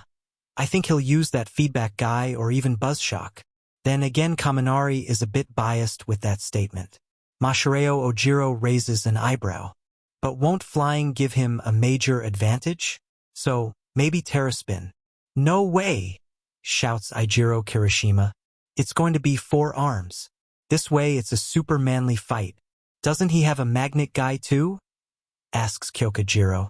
Maybe it can hold its own against Todoroki. Momo Yaoyorozu ponders. Maybe. But if we've learned anything about our classmate is that he's highly unpredictable. Fair point. Tetsu tugs at his hair. Ah, this is so not fair. Why couldn't I fight these guys? It would have been so epic.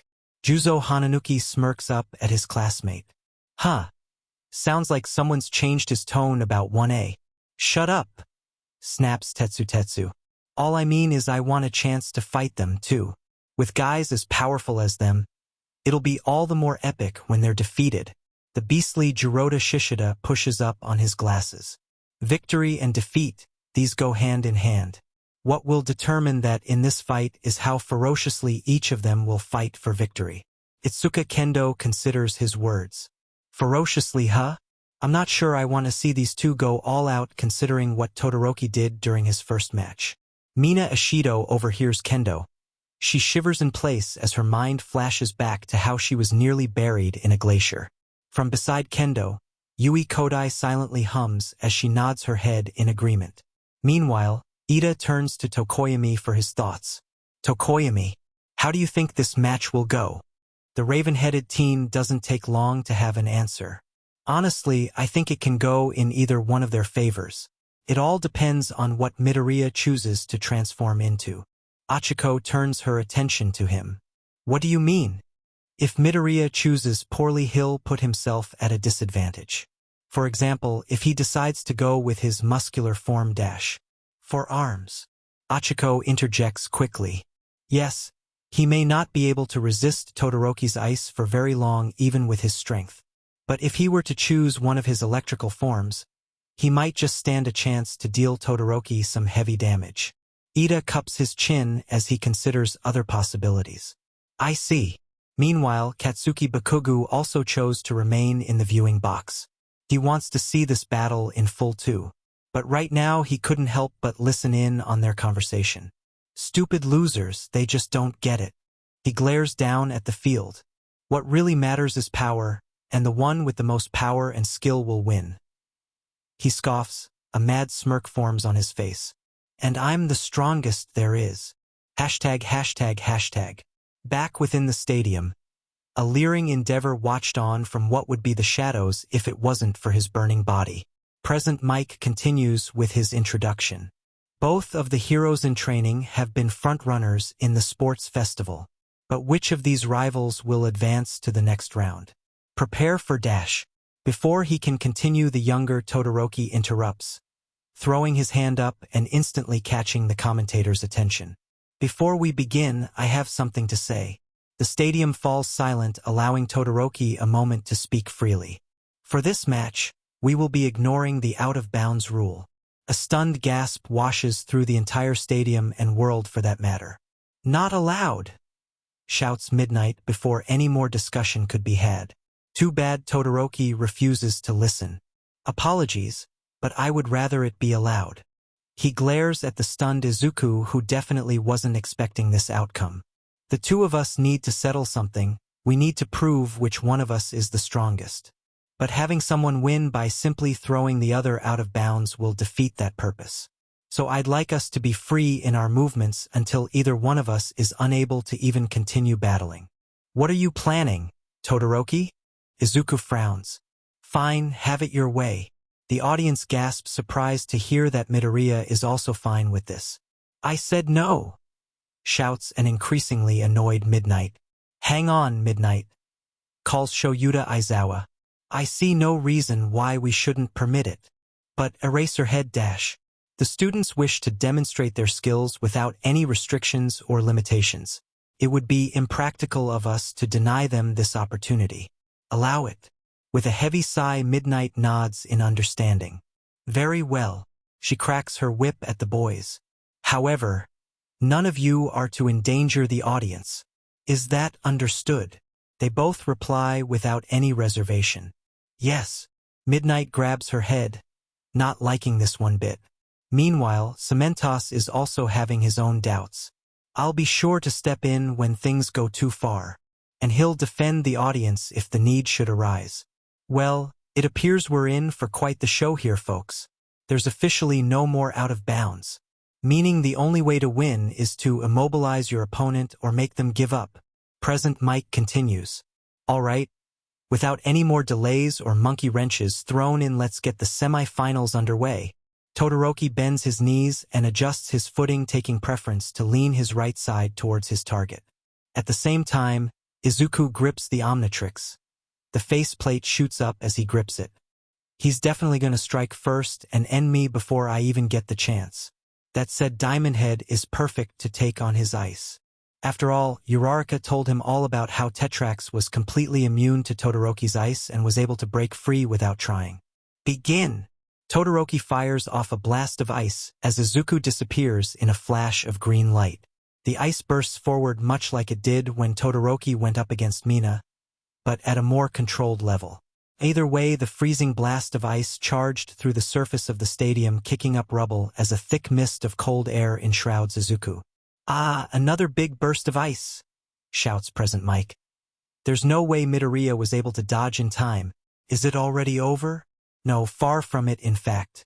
The mist clears away, revealing what had become of one Izuku Midoriya. His classmates all lean forward in their seats, trying to figure out which transformation he took up, only for astonishment to adorn their faces when they see what had become of him. The morphed Izuku had braced himself for an impact that never came. He slowly pokes open his eyes, only to find himself free of Todoroki's ice. He turns around and follows the trail of ice to the glacier of icicles behind him.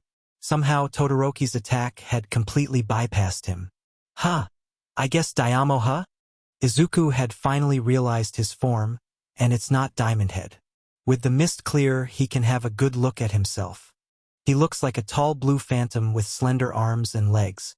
His cloak is scaly and bug-like with black lines running the out edges of the folds, and there's a certain chill to this alien, like his whole body is cold to the touch. Who in the world is this guy? Who the hell's this guy? Shouts an astonished Present Mike. I don't have anything on him. Is this some secret weapon Midoriya's been keeping to himself? Or something new altogether? Shoyuta Aizawa leans forward in his chair, examining Izuku's newest form. Midoriya's quirk, one-man army, truly is an enigma. Present Mike continues. Whatever the case, this new form needs a name. How about Phantom? Basic, replies Aizawa. Meanwhile, the morphed Izuku is having his own dilemma. This is actually terrible. Normally a new alien was a welcome sight, but not now. Izuku has no idea what this guy can do, and a competition is the worst time to try out a new alien. What if this guy's weak to Todoroki's ice?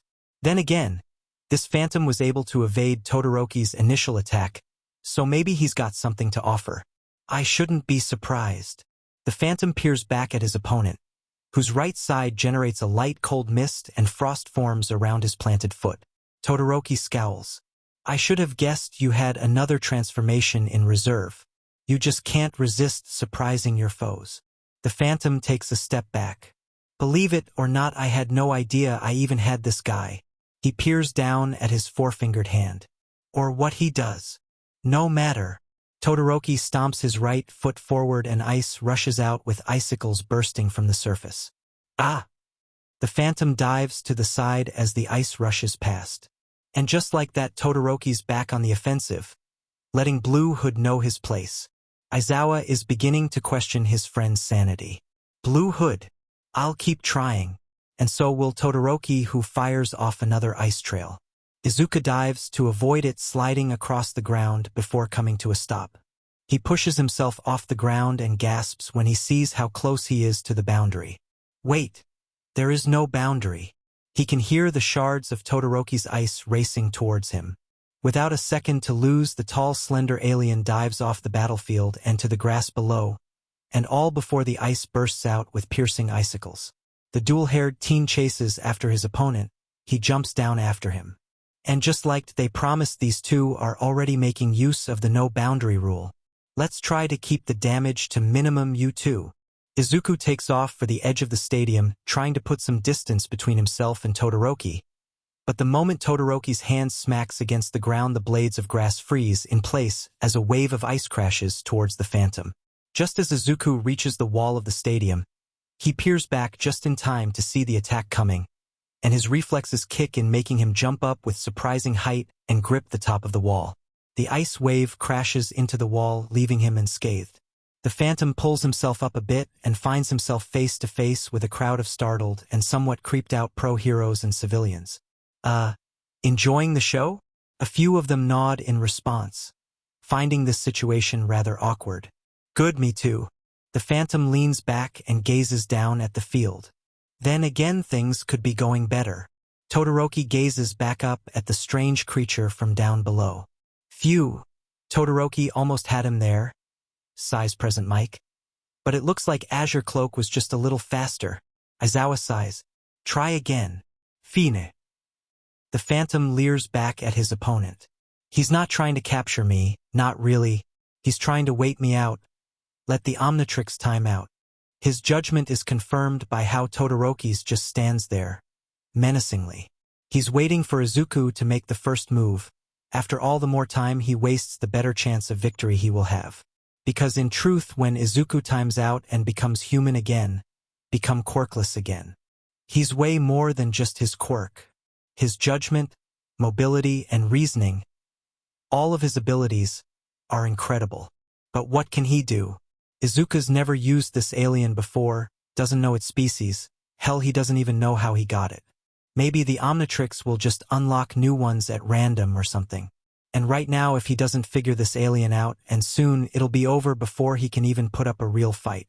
Todoroki leers up at the annoyance, like he's a bug that's about to be squashed. You're good, Midoriya, but you're lucky too. He exhales a mist of cold air. But your luck's just run out. Izuku can't help but agree. He lets out a breath of frustration that comes out as a cool mist. Wait. He breathes again, and finally realizes that he's been puffing out a light mist from his mouth nearly the entire match. He turns and peers back down at Todoroki, taking note of the cold mist falling from the right side of the body. The alien smiles as it dawns on him what this alien can do. In that moment, Todoroki generates a giant icicle lance right for the phantom. Izuku swings his body up, allowing the lance to pierce right into the wall, almost threatening to break through and strike the audience. With the solidified water, the alien jumps atop the ice and immediately uses it to speed his way down. It's a straight beeline for Todoroki. Todoroki is rightfully taken back by Izuku's sudden rush. Almost instantly, the phantom is a mere 10 meters away. He takes a deep breath and with his own victory at stake, Izuku exhales and releases a freezing whirlwind straight from his mouth. The heterochromia teen's eyes widen. What? He only has a second to form a small ice wall to shield him from the oncoming freezing winds. Todoroki can feel the bone-chilling wind whip past him until Izuku runs out of breath. The entire stadium is in awe. More ice has formed around Todoroki's shield, but all the icicles are pointing back towards him. It quickly dawns on them what this creature's power can do, and it hits them that both opponents can manipulate ice. The morphed Izuku stands atop the icicle lance and grins, glad his hunch was correct. Cool. A mist of cold air floats from his mouth as he speaks. As Todoroki examines Izuku's chilling work, the crowd finally erupts into cheers of exhilaration. They are more than happy that Midoriya has more surprises for them. Present Mike is just as thrilled as they are. Whoa! I bet Todoroki felt one big chill after that surprising move. It then hits him. Huh. Big chill, that should be his new code name. What do you think, Midoriya? The alien peers up at the commentator's box. I think you could have come up with something better. It appears the crowd, however, have already fallen for the name. Go Big Chill. Hey Big Chill, knock 'em cold. You can do it, Big Chill. The newly dubbed Big Chill sighs in reluctance. Looks like he's stuck with this new name. But come on. Seriously, Big Chill? What's wrong with Sub-Zero or Frostbite? Guess it's not to be. Whoa! Big Chill jumps to the side, landing on the cold frozen grass as Todoroki fires off another ice lance at him. Todoroki scowls as his lance misses its target. It's not over, Midoriya. I know that, Todoroki. Big Chill tilts his head in a taunting manner. I just needed a breather is all. He inhales and exhales, bursting out another freezing wind. Todoroki predictably conjures up another ice wall, but Big Chill was hoping for that. As soon as the wall goes up, Todoroki's loses all sight of him, so he takes off back towards the battlefield. Hopefully Todoroki will pursue him and wear himself out, giving the Omnitrix wielder a better chance. It works. Todoroki chases after him, firing off more trails of ice after the scaly blue alien. Big Chill evades the ice to the best of his abilities. Sure, the ice probably won't hurt him, but it'll still immobilize him, so it's best not to come into contact with it. Besides, Todoroki's not immune to Big Chill's own ice attacks. As he evades, he fires off his own Arctic winds, but each one is blocked or evaded, leaving behind icy trails of frozen grass and rubble. This continues for some time, with neither gaining the upper hand, and Izuku is becoming increasingly worried. The longer it takes to end this, the sooner it'll be until he's powerless. But that's not the only issue. Big Chill is essentially a one-trick pony. All he can do is breath cold air, and sure, given some time, Izuku could definitely figure out ways to apply it, but right now, in the heat of battle, is the worst time for test drives. And judging from this alien's physique, close-quarters combat isn't its style. As for Todoroki, he may be using only half his power, but he's still able to apply it in many different ways. Damn it, Omnitrix. Why couldn't you give me an alien that was a little more versatile? Big Chill leaps back, avoiding another ice trail when his back slams against the wall of the center battlefield. He steps to the right, but Todoroki intercepts his path with another ice trail. And just like with Iida, Big Chill's been trapped. He sure has. Big Chill is stuck between a really big rock and a really cold place. Todoroki steps in front of his foe. You're mine. He slams his hand down on the ground, and a sheet of ice freezes itself right under Big Chill's unharmed feet. Big Chill eyes the ice before peering back at the dual-haired teen. Is that it? No. Without warning, Big Chill finds himself flung into the air as a pillar of ice explodes out from underneath his feet. The pillar pushes him probably over 40 feet into the air before stopping and tossing him straight up, where he spins out of control. Wah! And Big Chill's sent flying. If he doesn't act fast, he's going to be in for a hard landing. Gravity soon catches up to him and begins to pull him back. Big Chill can only watch as the hard surface of the battlefield quickly approaches. Izuku braces himself for impact, using his arms to shield his face. Oh, this is going to hurt. Hopefully Big Chill is more durable than he appears. However, the impact and inevitable pain never comes, Instead, he's come to a complete halt, and immediately his body feels a bit breezier, like it's been exposed to the cool air. Poking his eyes open, Izuku is very surprised to see the ground only inches from his face. What the hell? He reels back only to realize that his feet aren't even touching the ground, and there's a very good reason why his cloak turned out to be tucked away. Wings. Wings? I have wings. Big Chill has wings. For real. He grins.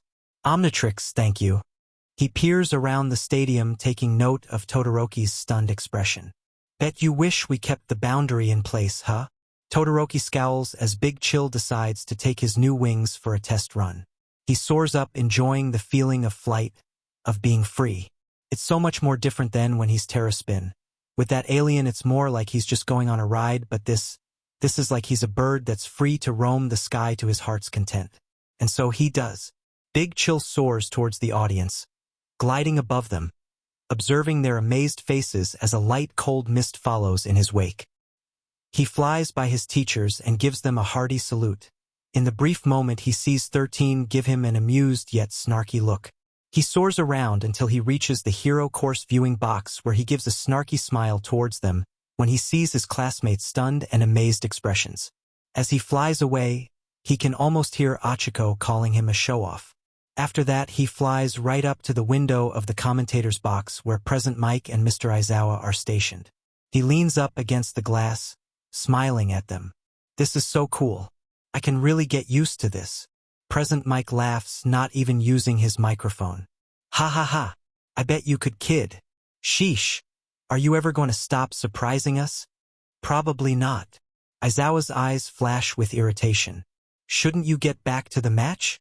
There's an underlying tone in his voice, like he's upset that Izuku's blowing off the match just so he can pursue his own pleasure. Even though Big Chill can manipulate the cold, Izuku can swear he's breaking into a nervous sweat from the fiery glare his teacher's giving him. IIW was just getting a feel for it. Something tells him that there's no way Eraserhead bought that. So, not wanting to encore his teacher's wrath, the winged alien soars back down to the field where Todoroki's done nothing but have to wait for him to return. Big Chill stops in midair, crossing arms in an attempt to pass off as cool and confident. Surprised? So am I. Todoroki's eyes burn with intense anger, but then it calms, being washed away by a realization. You really are something. You know it. He shakes his wings to demonstrate his point. But do you really have time for this? Excuse me, the heterochromia boy smirks. After all, the clock is ticking. A cold feeling of dread washes over Big Chill. Somehow, with the exhilaration of flying, he forgot all about his time limit.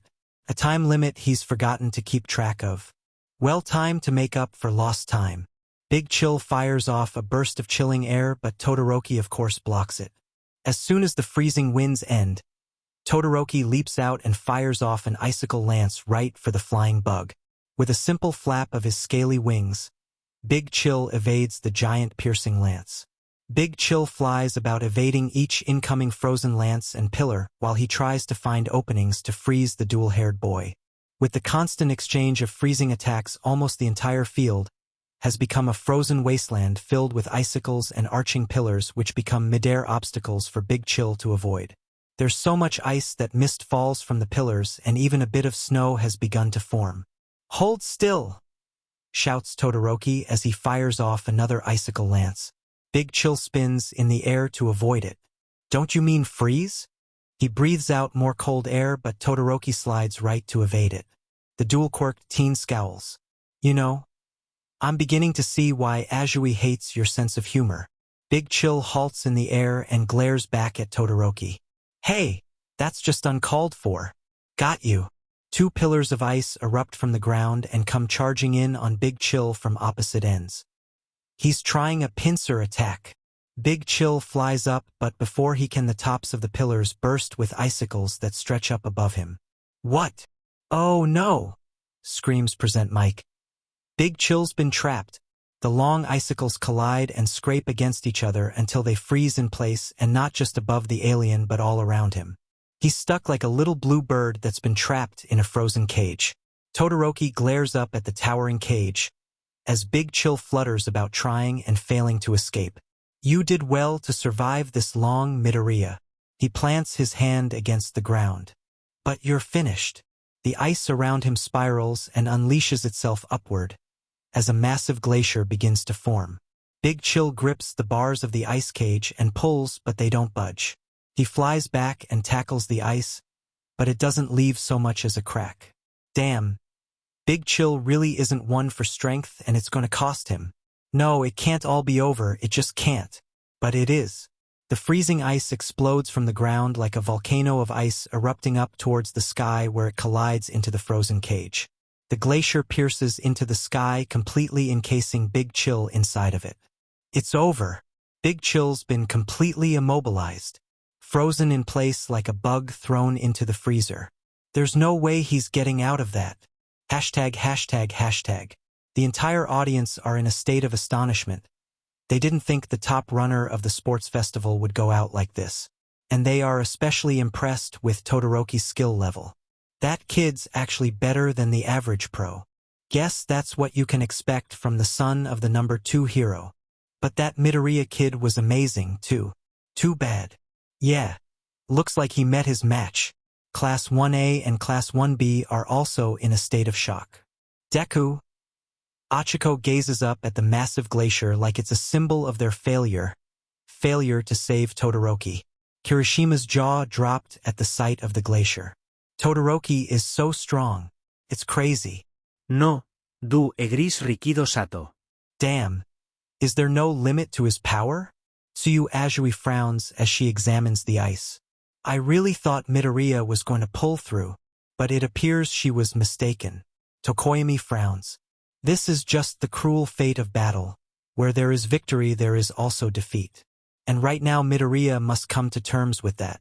Hashtag, hashtag, hashtag. Back on the battlefield, Todoroki stands up, his muscles relaxing as he breathes out a calming breath. Thank you, Midoriya. You served your purpose, and now I know. Now I know I can become a hero without that bastard's quirk. With the battle over, Todoroki turns and is about to walk away. He has the final to prepare for anyway, so he should try to regain his strength. Don't walk away. Todoroki spins around and stares up to where he thinks the chilling voice came from. There's something shimmering in the air above him. There's a faint outline of a being watching him with its cold gaze. Big Chill disperses the phases and reveals himself, his wings extending out from his sides. Even I got to admit it. Big Chill is kind of a cheat. How did you dash? Get out, finishes the Omnitrix wielder as he vanishes again. As it turns out, Big Chill is more like a ghost than bug. The entire stadium is in an uproar, especially with Present Mike hyping them up. He survived that. How is that even possible? Just what the hell is this kid capable of? Whatever the case, Big Chill is still in this. So you know what that means, right? The battle is back on. The audience roars even louder in response. Despite the lack of pigmentation, Todoroki can still somewhat see a faint outline of his opponent. So he strikes, albeit with not as strongly when compared to his previous attack. A thin icicle lance races up, but it simply passes through the phantom without any resistance. The phantom remains unfazed by the attack and simply grins. What did I just say? Todoroki gasps. The truth of Big Chill's power finally dawns on him. Big Chill can phase through solid matter. It must be activated by the fight or flight instinct. Which explains how Todoroki's initial attack failed to connect, because Izuku unintentionally phased through the attack. Too bad he didn't realize it sooner, but either way he's definitely going to make use of it now. Big Chill dives down straight for the dual-haired teen who conjures up an ice wall, but the phantasm passes right through the ice with no complications. You're mine! While still phased out, Big Chill exhales, but unlike before, no chilling wind is generated. What gives? With a clear opening, Todoroki leaps backwards, generating an ice trail that pushes him back onto the battlefield, putting distance between the two of them. The semi-invisible Big Chill huffs and puffs, but no wind comes out until he solidifies and a small puff of cool air gusts out. Ah, I get it. Big Chill can only use his freeze breath when solid. He glares at his retreating opponent. What's the matter, Todoroki? Scared of the cold? Your taunts are nothing but a nuisance, retorts the cold-blooded youth. Besides, it'll be you who's fearing it in a second. How do you figure? Beep. Big Chill gazes down at the beeping Omnitrix. Oh-bang with a flash of green. Crap. Finishes the human Izuku. Oh boy, it looks like Midoriya's bitten off all the time he could. His quirk's timed out. Too bad. No. Izuku grips the Omnitrix, desperately wiggling it in place, but it's no use, he can't transform. Izuku growls. It's not over. I'm not done. Yes, you are. Izuku leers up at his quirked opponent, who doesn't bother to make a move against him. He's breathing heavily, but that because of how much he's had to move around. Other than that, he looks like someone that knows they've already won the game. But there is one thing Izuku picks up on. Todoroki's shivering, even if it's just a little. But that's not all. There's also a thin layer of frost forming on Todoroki, almost like scabs of ice. He's shaking. Is he reaching some kind of limit? Izuku glares down at the red Omnitrix. I need to keep fighting. Maybe there's a way. You did well, Midoriya, but you're done. Continues the cold-shouldered teen. I'm sorry about this, but thanks for drawing it out. The boy's heterochromia eyes drift towards the stands where a certain individual is watching. Look at him. He's furious. I'm not using his power. It doesn't take many brain cells for Izuku to know who Todoroki's referencing, and why he's not using his flames. And in truth, it's rather infuriating to hear. It's infuriating to hear that Todoroki plans to take first place by half-assing it. Without your powers, you're as good as quirkless for the next 10 minutes. He breathes out, releasing a small breath of cool air. And there's no way you can withstand me for that long. Something within Izuku snaps. Maybe it's his will to fight or something else. But whatever it is, it's roaring inside of him, denying him the feeling of giving up. Why don't we end this? And with that, and a swing of his right arm, a bursting ice trail fires off, racing across the battlefield and straight towards the defenseless and quirkless Izuku Midoriya. Whoa! Todoroki continues his overwhelming attacks. Could this be his finishing move? Izuku won't allow it. I am not done yet. Todoroki gasps. He wasn't expecting to hear such resolve in his opponent, especially in such a hopeless situation. Even though Izuku has spent the last 10 minutes evading attacks, he still has stamina to spare. After all, even in alien form, his muscles still gain some training, and he has over a year's worth of it. No way is he going to let it all go to waste just because he can't use the Omnitrix. Izuku leaps and rolls off the ground, allowing the ice to simply breeze right past him. The bitter cold nips at his skin, but other than that he is unharmed. Ha ha ha! Looks like it's not going to be that easy. Just because he's without his powers doesn't mean Midoriya's helpless. The kid's too stubborn to go down without a proper fight. Damn it, Midoriya! Todoroki strikes again. But Izuku evades once again with little to no issue. In fact, the ice trails seem slower than before. Todoroki scowls as he attacks again, only for Izuku to use the edge of the battlefield as a means of escape. He swings his hand and a rather small wave of ice rushes the edge. Acting quickly, Izuku runs to the side as fast as he can. He uses his momentum to grab the upper ledge of the battlefield and hoist himself back up just as the ice wave crashes down the edge that he had previously occupied. Todoroki is understandably getting tired of this cat and mouse game. Why keep going? You can't possibly win. And that's where he's wrong, oh so wrong. You're shivering, Todoroki. Todoroki gasps. He had forgotten an important detail. Izuku is not only the most versatile in their class, but also the most observant and analytical. It's easy to forget that quirks are physical abilities. And that means there's a limit to how much of the cold your body can take. Right? The greenette's emerald glare leers at Todoroki's offending left side. I get it. Usually you'd make up for the drop in temperature by using the heat from your left side. But you refuse to do that now. Also, he can spite someone else. Someone who doesn't even matter. And that really pisses the Omnitrix wielder off. Listen, we're all giving it our all to try and win. To make our dreams into a reality. To become number one. There's of course himself and his dream, but also the rest of their classmates. Uraraka, Bakugo, Iida, Tokoyami, and everyone else. But not only them, but those that aren't even in their class have been giving this competition all they got. And for Todoroki to not do that, and if he wins with that mindset, it's a slap to the face for everyone else. For all of those, you actually deserve to become heroes. You think you can win with half your strength? Roars the green-maned warrior. Look at me, Todoroki. Izuku gestures to himself, his rather unscathed and unfrozen self.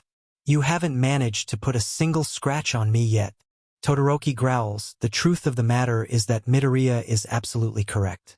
Not once has any of his attacks landed properly, and when they did, Midoriya literally walked away from them without so much as feeling a drop in temperature. So in truth, his ice wasn't strong enough. Izuku glares at his offending opponent, like a lion that's about to tear into his rival. So, come at me with all you got. Unbeknownst to him, some members of the audience can actually make out what he's saying. ####. Young Midoriya. Toshinori gazes down at the two competitors, who have been giving this match their all. But his eyes are specifically on the green-haired boy, the very one he denied so long ago. What's driving you? ####. Endeavor's scowl hardens as he watches his masterpiece get upstaged by that defiant punk. The very one that dared to call him out. And now here he is humiliating him and his ambitions like they're just the petty desires of someone undeserving. That boy! ###. Midoriya. Todoroki is becoming incredibly frustrated with this boy. He's evaded every one of his attacks and has now resorted to insulting him. What are you trying to do here? You want my fire? He spits out his shout with disdain. What did my monster of a dad bribe you or something? That thought, that lie, was enough to make Todoroki snap. Now I'm mad. The son of Endeavor charges straight for Izuku. His plan is to get as close as he can to utterly destroy his opponent. The very opponent who dares to even suggest that he break his own personal vow. Despite his opponent charging at him, Izuku's mind swiftly analyzes how slowly Todoroki's actually moving. In fact, as he runs, his right arm doesn't even swing with his body, like it's unable to. His movements are slower, unbeknownst to Izuku, but Bakugo has the exact same thought. Is it because he's got so much frost on his body? Perhaps Todoroki's quirk is like a magic meter in a video game. Basically, there's a limit to how much he can use before it needs to recharge. And if that is the case, then he must be running on empty. And judging by how much ice there is covering the entirety of the inner stadium, there's no doubt that this might be the case. Todoroki continues to charge towards Izuku, who's bracing himself for this close-quarters fight. In close quarters, there's no way he'll be able to dodge me. He kicks himself off the ground just as his foot leaves it. Midoriya makes his move. Izuku was ready and he charges in with no hesitation. Todoroki gasps. The instant I lifted my right foot. He's coming. He's already there. Izuku ran in low so he can get into the best position to strike. Even as he rushes in, Izuku continues to glare up at the much stronger teen. Just because I can't use my powers, doesn't mean I'm powerless.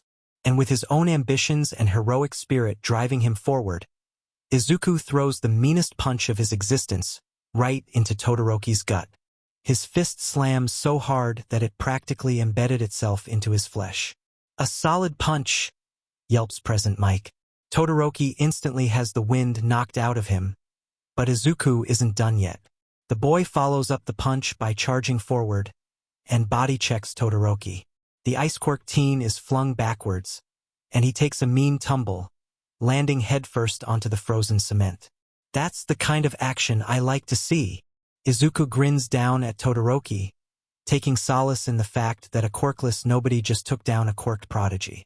Todoroki coughs as he gets back up on his feet, his head pounding after that nasty fall. He doesn't have time to catch his breath though because Izuku is already hounding him again. Another strike to his chest shoves him back. Acting quickly, he stomps his right foot down. A group of icicles spring forth, but Izuku leaps to the side before they can impale him. Come on, Todoroki. At least I have a reason for not using my powers. He strikes him again. Seriously, it's actually insulting how Todoroki's treating his quirk. Like it's a curse. He has no idea how many people in the world would kill for a quirk like his, or for a quirk in general like Izuku. He is quirkless and he will always be quirkless. And yet his own classmate is purposefully refusing to use his quirk, a quirk granted to him by chance. It's infuriating that he'd waste such a gift. Todoroki fires off another trail of ice at Izuku. The greenette jumps to the side, allowing the ice to run on by. The ice attacks aren't moving as fast now. Todoroki rushes in. If he gets close, he can finish him, but as he steps his right foot down, Izuku leaps up and throws a sucker punch that connects with the side of Todoroki's mug. Izuku growls as he lands onto the frozen cement. I'll defeat you. With or without my powers. Todoroki stumbles back as a bit of blood drips from the side of his mouth. He spits to the side before wiping the side of his mouth. What's with you? Why you going this far? With his rage fueling him, he fires off another blast of ice that comes rushing for Izuku. Why? The boy leaps to the side, but this attack was faster, and it brushes his arm, causing frost to form. Izuku's feet skid off the ground, kicking up tiny flakes of ice. I want to be a hero that can save the day with a smile. I want to be the #1 hero. Izuku rushes past the frozen icicles that threaten to pierce him if he were to stumble. That's what I want to be. As he sprints with all his might, he reels back his fist. That's why I'm giving it everything. He lunges at Todoroki. To be a hero. He throws his fist forward and it slams into Todoroki's chest, knocking him backwards. Izuku was moving so fast and hard that he actually slips up and falls to his knees, but he's unfazed as he simply gets right back up. That's why I'll give it my all, just like you should be. Todoroki glares back up at his rival as they square off once again. There's no way I can know what you've gone through, or why you're even here. Izuku takes a step forward, and Todoroki almost instinctively takes a step back. Your life has been so much different than mine, but right now, stop screwing around. Todoroki can only stare at this defiant, heroic person before him. Everything he's done up till now just doesn't make any sense. Why is he continuing to fight? What is his purpose? If you want to reject your father, fine. I get that. Izuku glares daggers at the dual-haired boy. But you don't have the right to be #1 if you aren't going to use your full power. And with that, he charges in for another strike. Doesn't have the right? That can't be true, otherwise what was the point of it all? What was the point of all those brutal training sessions? What was all the blood, sweat, and tears for then? As a child, his father put him through hell with his training so much so that his body would give out on him. But what was worse was when his mother tried to help him, save him, by throwing herself between him and his father. But it always ended the same, with her being beaten before his eyes. Frost creeps up Todoroki's body like a dark, shadowy force of fury. Shut up! How dare he? How dare he claim such things? Midoriya has no idea what he's been through, how much he's suffered at the hands of that devil. I'll win, roars the Green Warrior, and make my dream a reality. He reels his fist back as he builds momentum. And I'll surpass you. This punch is somehow stronger than the others, so much so that when it connects, Todoroki is flung backward as if a speeding truck had crashed into him. As Todoroki falls, his memory plays clips from his past. He remembers how his father denied him a childhood, denied him the simple pleasure of playing or even interacting with his older siblings. The reason: he was far too busy with his so-called training, which was a hell in of itself. But most importantly, his mind replays that night, the very night where everything changed for the worst. His mother just couldn't bear it anymore. She was losing hold of herself and her sanity. And he mistakenly tried to reach out to her, to comfort her, and in that brief moment he saw all that he had to. He witnessed the fear and despair in her eyes, and out of that fear she grabbed the steaming teapot to defend herself. And she poured the scalding liquid onto him, onto the left side of his face, the side that mostly resembled that monster's.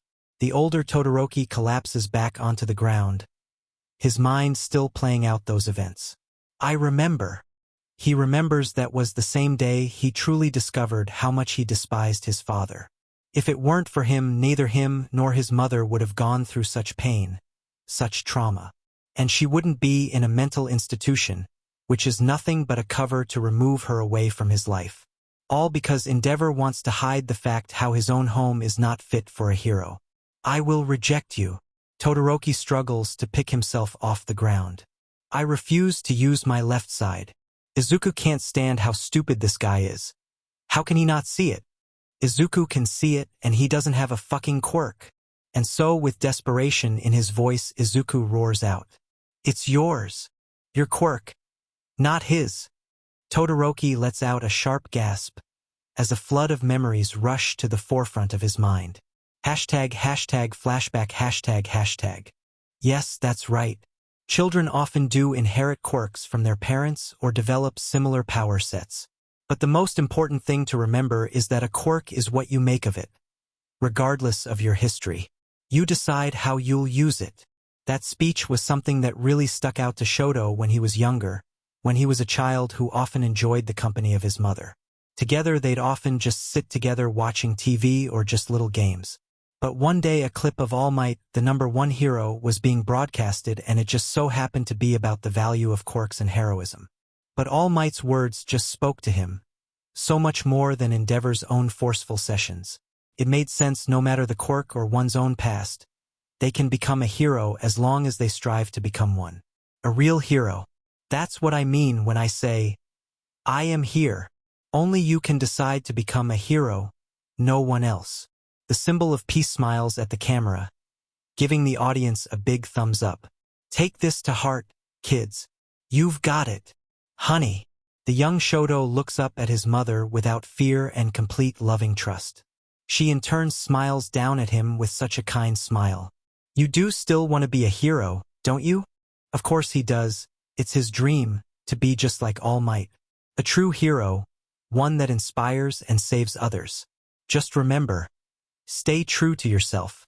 #end flashback. I didn't realize how much I'd forgotten. Specifically, he had forgotten these important words that his mother had given him. You are not a prisoner of your lineage. It's okay to use your power to become who you want to be. Steam begins to smoke from his body as his heart races with a new emotion, an emotion he hadn't felt in so long. Hope. Izuku lunges his left hand ready to strike. Answer me, Todoroki. And he gets his answer as flames. Flames that had not seen the sun for a decade burst forth from Shoto's left side. The flames burst out so strongly that Izuku is pushed back by the intensity of the heat itself. Ah! Damn, it's searing hot. Anything that gets too close to those flames will surely turn to ash. Hell, he's lucky he still has his eyebrows from such an intense heat.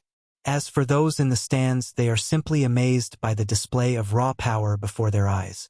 Especially Achiko, whose mind replays Shoto's vow from before. He's using his fire. And despite the utter terror of the inferno, she's smiling. Smiling because somehow, Deku broke through Shoto's cold heart. Shoto's flames dance upward as if celebrating their freedom and letting the world know that they are here and here to win. Toshinori is just as amazed at the sight before him, but his eyes are trained on the boy that nearly ran headfirst into the inferno. You made him use his father's power. Midoriya, don't tell me you were trying to save young Todoroki this whole time. Izuku doesn't dare look away from the flames. They are absolutely amazing. It's a blaze that signifies Shoto's rebirth, like those of a phoenix that's finally ready to retake its life. You're helping your opponent. Izuku gasps as steam rises from Shoto's right side. His frosted body thaws free in mere seconds. You fool, continues the dual-quirked hero. Even though you want to win this battle. Now which one of us is screwing around? Izuku begins to grin at the sight before his emerald eyes. Before him stands the new Shoto, the one that will use both of his gifts to their fullest and become the hero he was meant to be. With the ice on his right that bursts out a cold mist and his left that dances with flames. I want it too. I'll be a hero. The two are grinning madly as they are now free to truly show the world what it means to be a hero. They aren't the only ones thrilled to see Shoto use his flames, however. Yes, Shoto. Endeavor is so thrilled that his flames burst wildly from his body. He quickly marches down the steps towards the field, ignoring the surprised looks of the audience around him. Have you finally accepted your purpose? He's grinning like a madman that's just been given a free ticket out of hell. That's it. Very good. This is the dawn of a new era for us.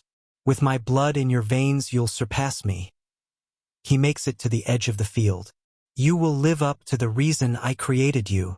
Even though he's roaring from the top of his lungs, his own son, his so-called masterpiece, doesn't even acknowledge his existence. Because for right now, in this moment, Shoto is free of his shackles and is now soaring to new heights. Heights where he can no longer even hear his father's cries. Present Mike finally shakes out of his stumper. Endeavor suddenly shouts words of encouragement? He's not really sure. What a doting father. He doesn't sound at all convinced.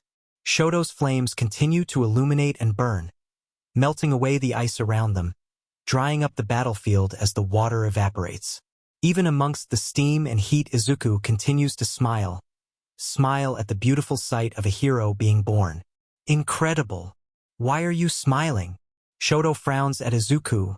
This boy is so vexing to him. Without your powers, in this hopeless situation, you must be crazy. Izuku continues to grin. There might be some truth to Shoto's statement. Don't blame me for what happens next. Somehow the greenette's grin widens. That's fine, just one thing. What's that? Don't blame me either. He throws the Omnitrix up just as it comes to life, flashing its signature green. Guess he held out long enough. It's hero time. Izuku slams down on the Omnitrix, and as the light swallows him up, he can feel his own fiery passion burst forth from within his body. It's almost as if his very will has burned through his skin and has been sent ablaze before the world to see. Somehow the heat within the stadium grows to incredible degrees. Cement begins to actually melt. The ice vanishes like it's been disintegrated, and anything metal turns bright red as they burn under the increased inferno. And no, it's not because of Shoto's flames, but because of the creature before him. And the sight makes him smile with amazement. He really should just accept that he'll never make sense of what Midoriya is. As of now, Midoriya's current form is tall and looks like a being that was raised on a volcano with a magma-like body that's covered in dark red rocks. His entire skull is ablaze, radiating fire. This creature's entire physique is radiating with fire. Amazing, simply amazing, shouts Present Mike. Giving us one new transformation wasn't enough. He had to give us two of them. And what's with the fire and ice themes? Is he trying to match Todoroki blow for blow or something? Whatever the case, this new guy is really blasting out the heat. Oh, that's it, Heat Blast. Yes. Got the name on the first try this time. Give me everything you got. The newly dubbed Heat Blast roars as his own flames increase with intensity bursting from his hands and head. He's not so much controlling his own flames but allowing his thrill and adrenaline to fuel them like feeding a raging wildfire. In response, Todoroki stomps his right foot down and ice explodes up as his flames dance even wilder. Let's finish this, Midoriya. Heat Blast twists his body. He's about to unleash all that he's got. You got it, Todoroki. At the same time, Cementos hurriedly slams his hands against the ground. That's it, Midnight. A wave of cement rushes forward to interrupt what will definitely be a powerful pair of fiery attacks. One of them could be killed. The umpire is in agreement. They'll destroy each other. Midnight rips at her thin costume, exposing the skin of her arm, and her sleepy gas begins to smoke out. Neither competitor so much as flinch at the oncoming quirks. They are far too focused on each other.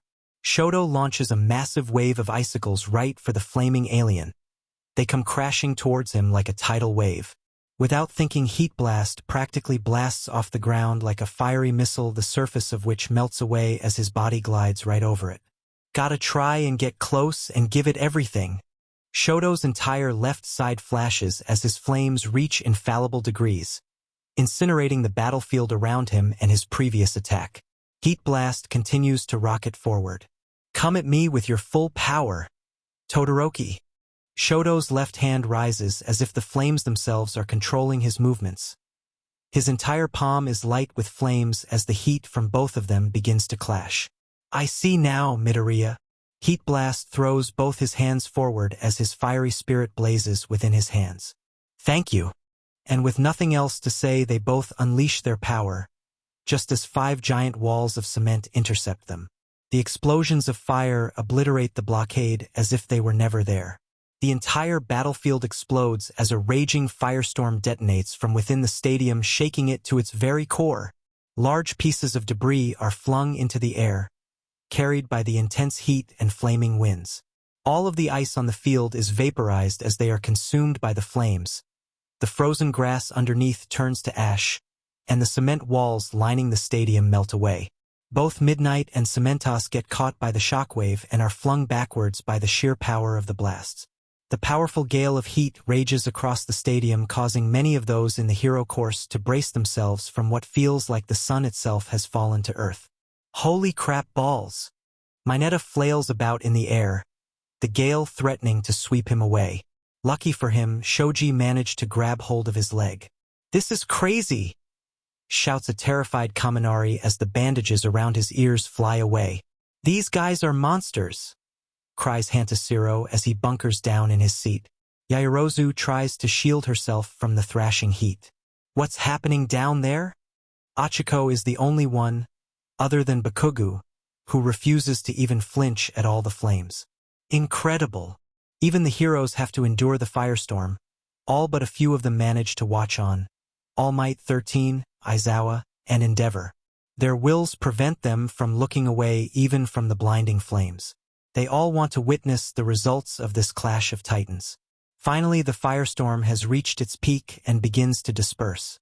The wind finally calms, and the flames wither away as there's nothing to fuel them. The melted cement and metal glows red like magma and the field is black with ash. But a giant plume of smoke now blinds them from seeing what had occurred between the two fighters. Down on the field, a bit of ash is pushed away as a dome of cement rises from the ground. The little dome crumbles away, revealing a slightly burned Cementos and Midnight. Cementos coughs as he inhales the smoke. Having a great power doesn't mean you'll be a good hero. He stands back up trying to spot the students. But these two are amazing and terrifying. Up at the commenter's booth, Present Mike was somehow thrown backwards. What happened just now? He looks to his co-host, who remained unfazed by the firestorm. What the heck is up with your students? Aizawa responds so calmly that it's kinda scary how unsacred he is. As the opposing fire blasts collided, the kinetic energy increased and thus was released at such a high speed that an explosion was formed. Present Mike zips back up. Wait, that's what caused such an explosion. How hot did that fire get? Geez, I can't see a thing past all this smoke. Down on the field, a burnt and sore Midnight picks herself up off the ground with a little help from Cementos. Is the match still going on? Or what, huh? Present Mix shouting isn't helping her pounding headache. Finally, the smoke begins to clear away as a fresh, cool wind comes to carry it away. The entire audience, the students, and heroes lean forward trying to be the first to see what had become of these heroic gladiators. And what they see leaves them in silence. Shoto's body has crashed against the opposite wall of the stadium. His body remains up, but, as the smoke clears away, a bit more is revealed.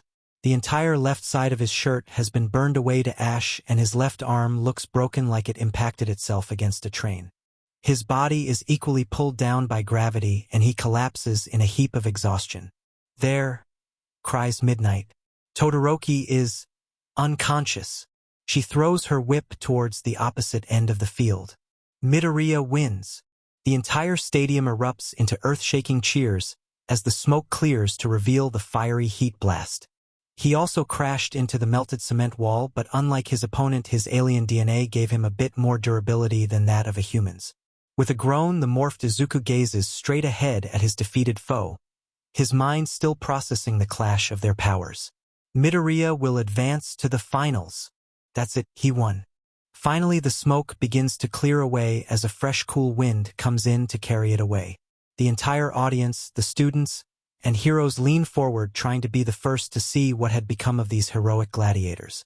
And what they see leaves them in silence. Shoto's body has crashed against the opposite wall of the stadium. His body remains up, but as the smoke clears away, a bit more is revealed. The entire left side of his shirt has been burned away to ash and his left arm looks broken like it impacted itself against a train. His body is equally pulled down by gravity and he collapses in a heap of exhaustion. "There," cries Midnight. Todoroki is unconscious. She throws her whip towards the opposite end of the field. Midoriya wins. The entire stadium erupts into earth-shaking cheers as the smoke clears to reveal the fiery heat blast. He also crashed into the melted cement wall, but unlike his opponent, his alien DNA gave him a bit more durability than that of a human's. With a groan, the morphed Izuku gazes straight ahead at his defeated foe, his mind still processing the clash of their powers. Midoriya will advance to the finals. That's it, he won. The audience get even more riled up, screaming from the top of their lungs as they celebrate such an amazing battle. While the crowd screams into his ears, the flaming Izuku finally settles down. He scans the rest of the field. He's both amazed and terrified by how much destruction the two of them caused. It's mind-boggling. Despite the flames, a cold shiver runs down his spine. I don't even want to think what would happen if he had more control. His mind replays the sight of Shoto being reborn. It was so incredible. A few wisps of flames dance across his eyes. Heat Blast finally takes a moment to examine himself by raising up his hands that are still flaming up with energy. The flames spurt up as Heat Blast begins to panic. "I'm on fire." He takes off running across the burnt field. During the heat of the moment, Izuku didn't actually know what had happened to him. He figured he was one of his other aliens, and now all that he sees of himself is that somehow his entire body is on fire. Fire. "I'm on fire. Someone please save him. At this rate he'll be burned to a crisp." Shoto's flames must have been stronger than he thought.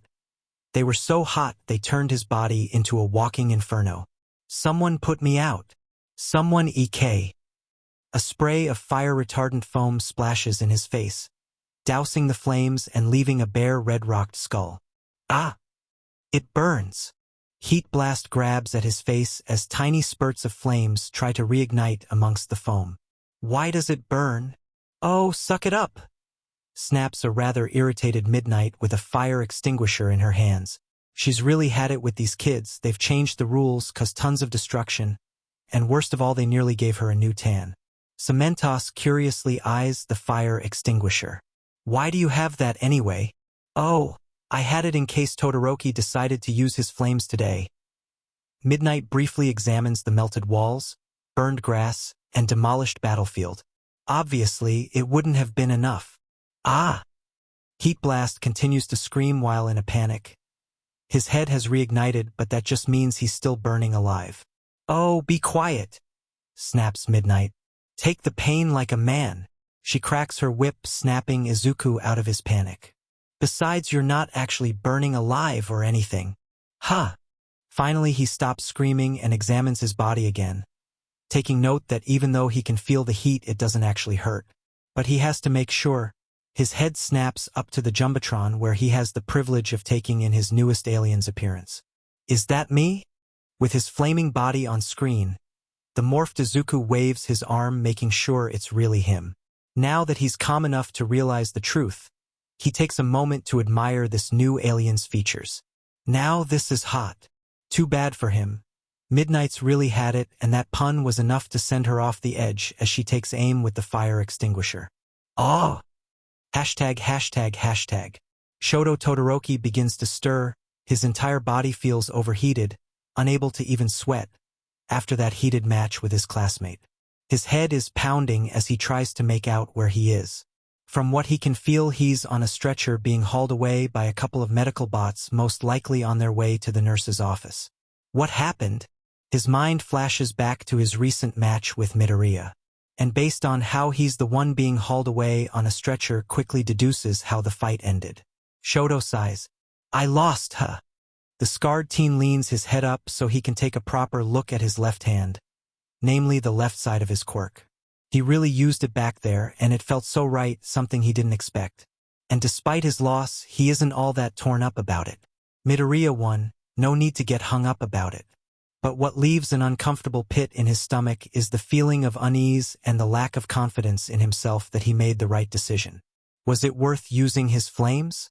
Can he really become what he wants to be rather than what his father desires him to be? What's the matter? The medical robots come to a halt as a large imposing figure intercepts their path. Recognizing the voice, Shoto grunts as he sits up and finds his bastard of a father standing before him.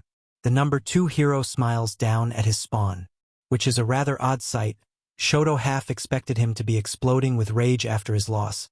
But then again, Endeavor did get what he wanted in the end. The flaming hero snickers.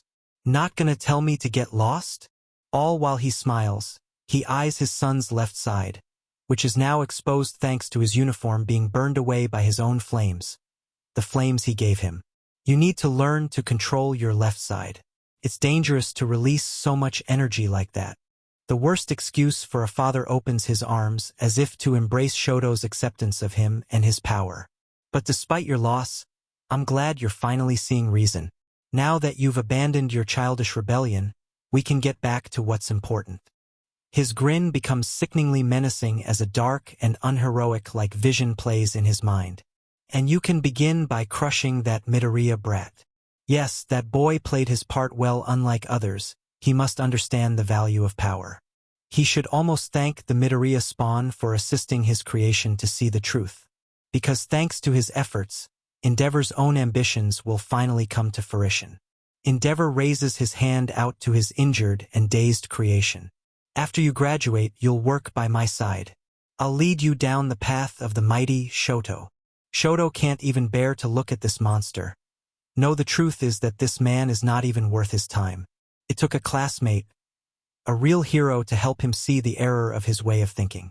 But even so, he can't or alter how he feels about this bastard. I haven't abandoned anything. Ha! That statement, delivered calmly and precisely, takes the pro-hero completely by surprise. Shoto raises his left hand, gazing down upon it with a new light. You're a fool to think my feelings could be so easily reversed. He thinks back to his final attack with Midoriya, how their opposing fires clashed and danced about the stadium. Instead, out there, for that one moment, his left hand clenches as if holding onto this new memory, the memory of Midoriya's words, that it's his quirk. I forgot all about you. Endeavor, surprisingly, lets out a gasp of shock. He was so sure this was it, the start of his uprising. With a tap of his hand, the medical robots wheel themselves around the stunned pro-hero. As they pass, Shoto continues to spill his feelings. Whether that's good or bad, whether it's the right thing to do, I don't know. Maybe I don't need you. Endeavor, the man in All Might's shadow, can only watch in stunned silence as Shoto is carried away from him and his goals. When he can no longer see his son, the son that's rejected him, anger and frustration surge back into his being, fueling his flames and his rage. Midoriya. He spits the accused name out like it's an insult. Just what kind of drivel did you put in my Shoto's head? It had to be that boy. He should have known better to demand someone like him to push Shoto's progress on. It was a mistake he intends to fix. ####. Man, why'd she go and spray me like that? Groans Heat Blast as the last of the foam is finally burned away. How did someone like Midnight become a teacher anyway?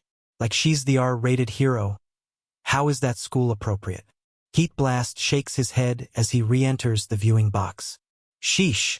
She's got to learn to chill out. So do you, man, states Hantaciro upon Heat Blast's arrival. Oh, hey Ciro. Heat Blast happily waves his brightly burning hand. His classmates flinch at the slight movement. What? Denki Kaminari scoots back in his seat to try and get away from the heat radiating off the creature. Dude, you're a walking bonfire, so watch what you're doing. Sorry, but I'm not used to this guy yet. The morphed Izuku gazes down at his molten rock body. This alien certainly is a unique one. He can only imagine what kind of environment could have produced such a species. Probably a planet that's void of any water. Hell, he's lucky he didn't set off the sprinkler system as he made his way over here. Mina Ashido examines the flaming Izuku. Well, can you at least transform back? No can do. Got to let the transformation burn out on its own. Tsuyu Azui noticeably lets out an exasperated sigh. but she doesn't say anything. Speaking of transformations, interrupts Tenya Iida. Please explain how you could have gotten 2 new forms in such a short span? Or were you purposefully withholding them for such an occasion? Trust me, I have no idea where I got either of them, replies Heat Blast. In truth, Izuku really has no idea how he got them or why. Maybe the Omnitrix was holding out on him and finally decided to give him a treat. Or it could be something else entirely. But then again, it is a piece of level 20 technology. If he spent 100 years studying and reverse engineering the device, he'll never truly be able to understand it. Heat Blast continues. Also, if I was holding out on them, why wouldn't I have used them during the USJ? They all have to admit that Izuku's got a point. Both Big Chill and Heat Blast would have been really helpful during the attack at the USJ. Big Chill could have frozen the villains, especially those in the flood zone, and with his phasing he can avoid attacks from that Nomu. As for Heat Blast, well, they just saw the guy melt away the stadium. There's no need to imagine what he could have done. With some cautious maneuvering, Heat Blast is able to get to his seat without burning anyone, although everyone is giving him a rather wide berth. As he sits down, he takes notice that his fellow space cadet is actually still there within the viewing box, even though her opponent seems to have left already. She appears to be mulling something over in her mind, and whatever it is, it must be important because she seems to be the only one that hasn't noticed him yet. Shouldn't you be getting ready? Achiko Uraraka snaps out of her thoughts. Oh, Deku, I would, but as you can see. She gestures towards the center of the stadium. After his battle, the entire stadium has essentially become a rapid-paced construction zone, mainly involving Cementos reshaping the melted cement while the other staff members of UAC to the damaged equipment and clean up debris. It's so bad Power Loader had to grab some of his support course students to help with repairs. Even some of the business course are assisting mainly by selling burn kits to the audience. In all, it's going to be some time before they begin the next match. Heat Blast slumps in his seat, feeling rather guilty for causing so much trouble. Ah, right? A few moments of silence pass between the two as Achiko resumes her thoughts. Heat Blast watches on, silently wondering about what she could ever be thinking about. His curiosity is itching for him to ask what is on her mind, but not wanting to cross a line, he withholds his questioning nature. You were really amazing out there. His head snaps up. He almost didn't hear her. Her voice was so soft, almost as a whisper. The morphed Izuku tries to offer up the friendliest smile he can muster, even while his entire head is aflame. Thanks. Although it wasn't easy. Todoroki's so skilled and determined. I actually thought I was going to lose there a few times.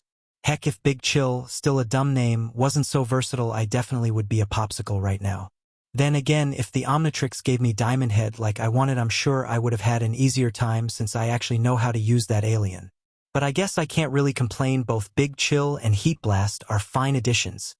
While Izuku mutters away to himself, Achiko takes a moment for herself to reflect on Izuku's match against Todoroki.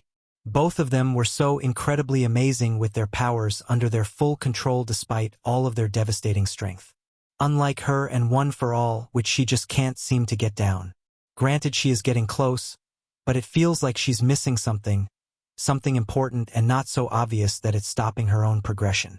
She needs to figure out what it is and how it can help her control One for All to the point that she can compete with Deku and Todoroki.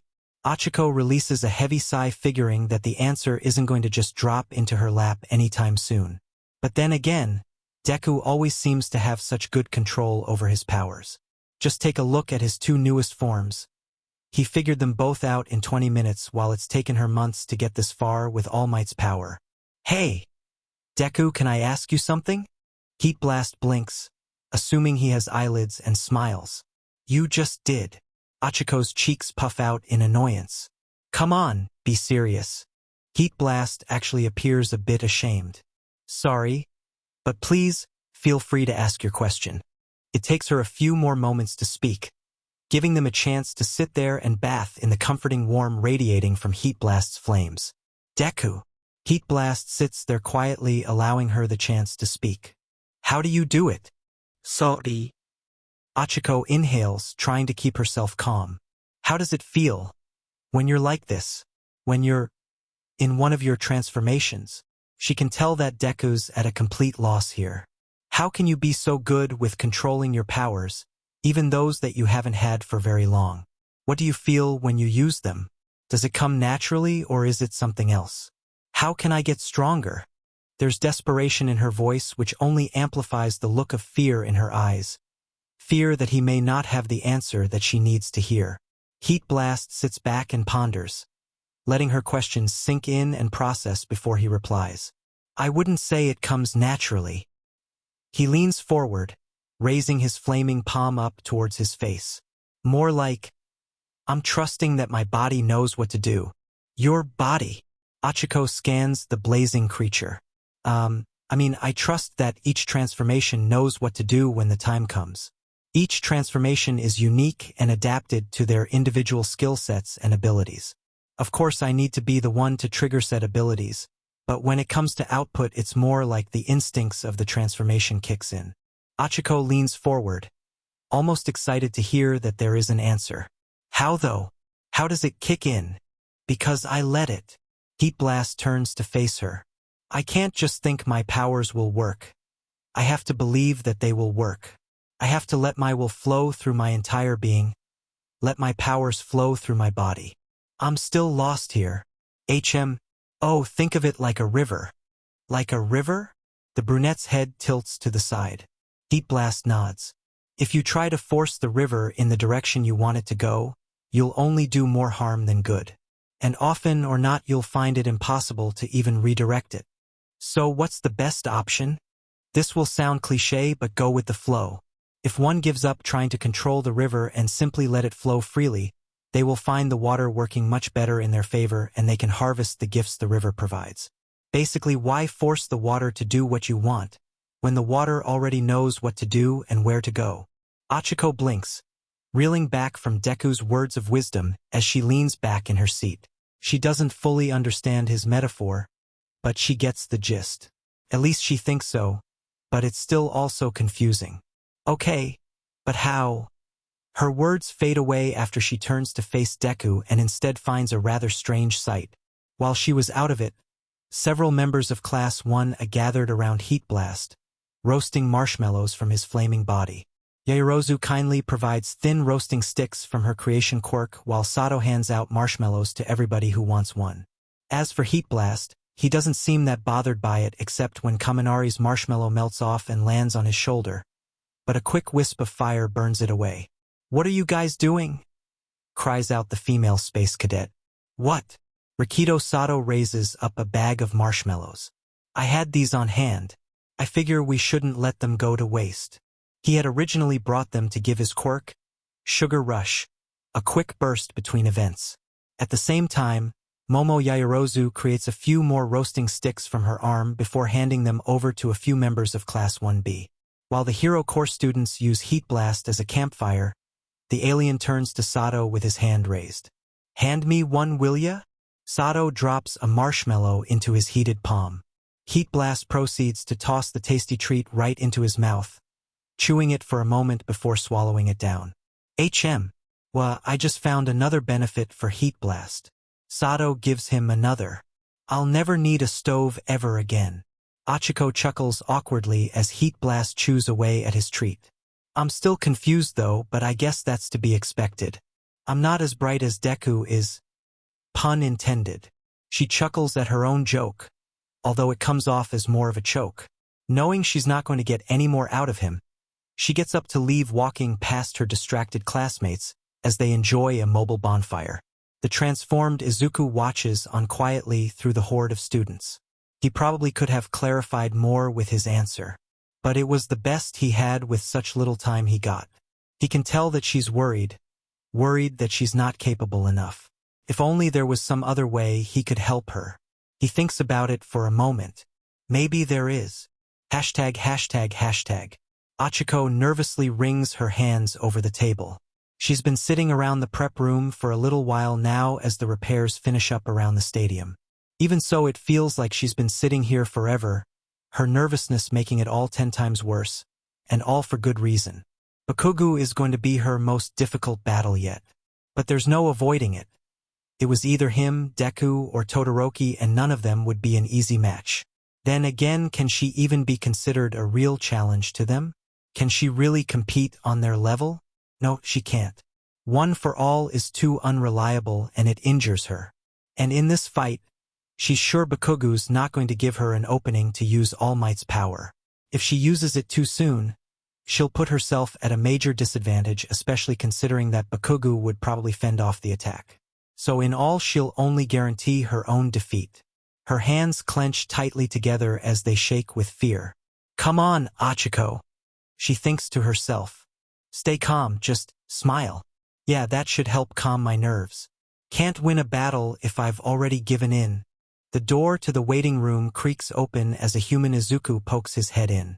Hey, Uraraka, what's with that face? Ugh, my face. With all her thoughts geared towards hyping herself up, she was unaware of the creepily determined expression that formed across her features, giving her a dark, predatory look of someone who is about to commit a murder. Oh, it's nothing. I guess I'm not great at hiding how nervous I am. I understand. Izuku tries to laugh it off, but it only makes things more awkward as he steps into the room. You're up against Bakugo. He's probably going to be your toughest fight. Yeah. And we've already seen he won't hold back even against a girl. She shivers, thinking about how Ibara's and Jiro's fights went for them. Yeah, you're right. Ichigo whimpers. Even though she knows that is true, she was kinda hoping Deku would lie to her, to at least make her feel better. Izuku continues unknowingly, making the situation worse. Besides, he's fighting for the top spot. There's no way he'd dare to hold back. Not against anyone. Ichigo slumps forward in her seat. Everything Deku said is correct.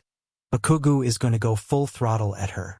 And she needs to come up with a way to survive his onslaught. But the question is how? How can she possibly defeat him?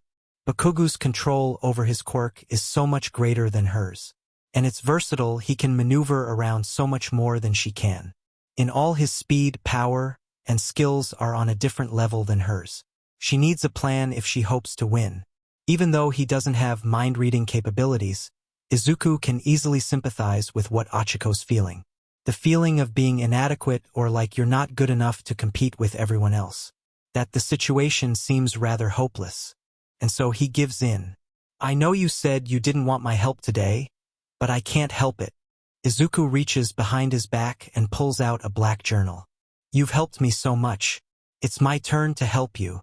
He turns the journal around for her to see. Maybe I can repay you a little with this. The journal is rather small in size, but with a thick cover.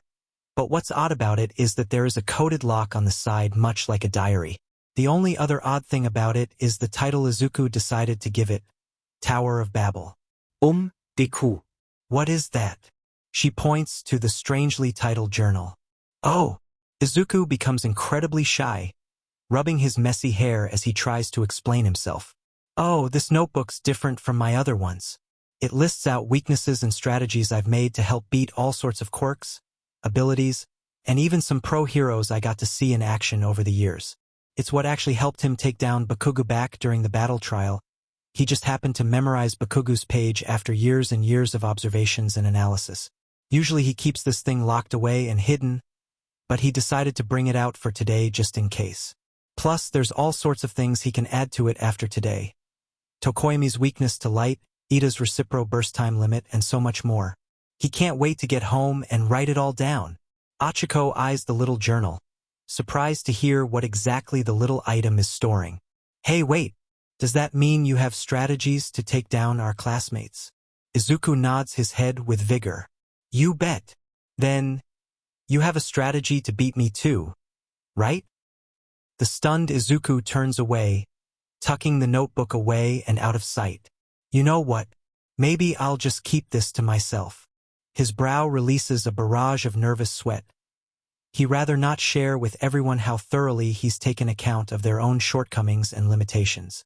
The last thing he wants is for everyone to think of him as some creep. Ichigo chuckles softly, but her laughter falls away to a more somber silence. Thank you so much for doing that. But no. Sorry. Izuku isn't offended. In fact, he expected this to an extent. Yeah, I kinda figured you'd say that. But I still had to try. Achiko smiles softly, appreciating Deku's attempt either way. That's just like you. You always want to help. Even with a smile, one can tell she is anything but happy. Her tone remains somber and soft. You're wonderful, Deku. I keep seeing that over and over again. She can't help but compare herself to him. He's accomplished so much, and not just in this sports festival but ever since they met. He's done nothing but go beyond what's been needed of him. How can she ever compare to him? In comparison, Deku is more worthy of one for all than she is. Maybe that would be for the best. Yeah, maybe, in this match, if she loses this match, she'll pass on one for to him. He's so much more of a hero than she is. He's smart, kind, and an inspiration. Deku deserves it, not her. Uraraka. Achiko snaps out of her musing, gazing up at Deku's concerned face. He knows something's up, that something's bothering her, but he has no idea what it could be. Is she that worried about this fight? If so, then it's his responsibility as her friend to help her. She's always been there to spur him on, and now it's time to return the favor. But how? How can he get across that he believes in her? Wait, he knows how. Izuku offers up the best smile that he can with a thumbs up to help demonstrate his support. Guess I'll see you in the finals. Achiko stares at him like he's some sort of abnormality. Izuku is unsure whether that helped or not. With nothing else in mind on what he can do to help, he grips the doorknob and opens the door. He hesitates but steps out to give her the space she needs. I'll see you there. He stops in his tracks. He can feel Achiko smiling from behind him.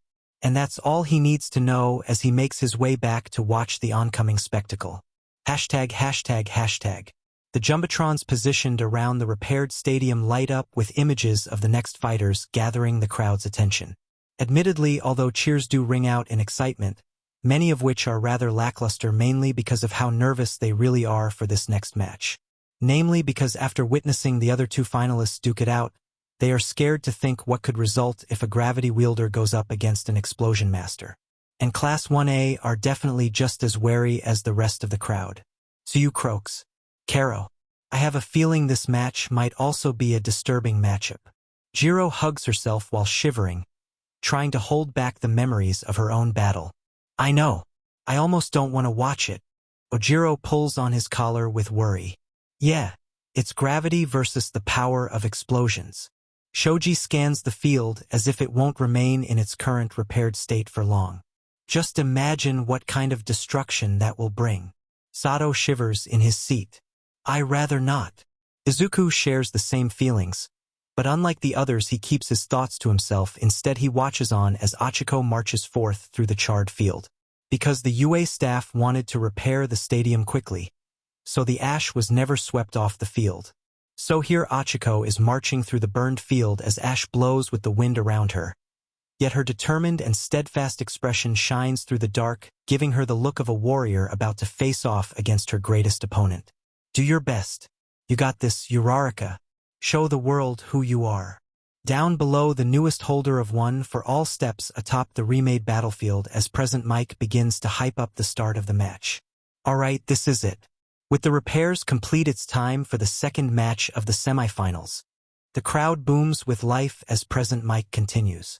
From the west, we have the combatant with a penchant for explosions. He's a first-rate competitor with a first-rate quirk. It's Katsuki Bakugo.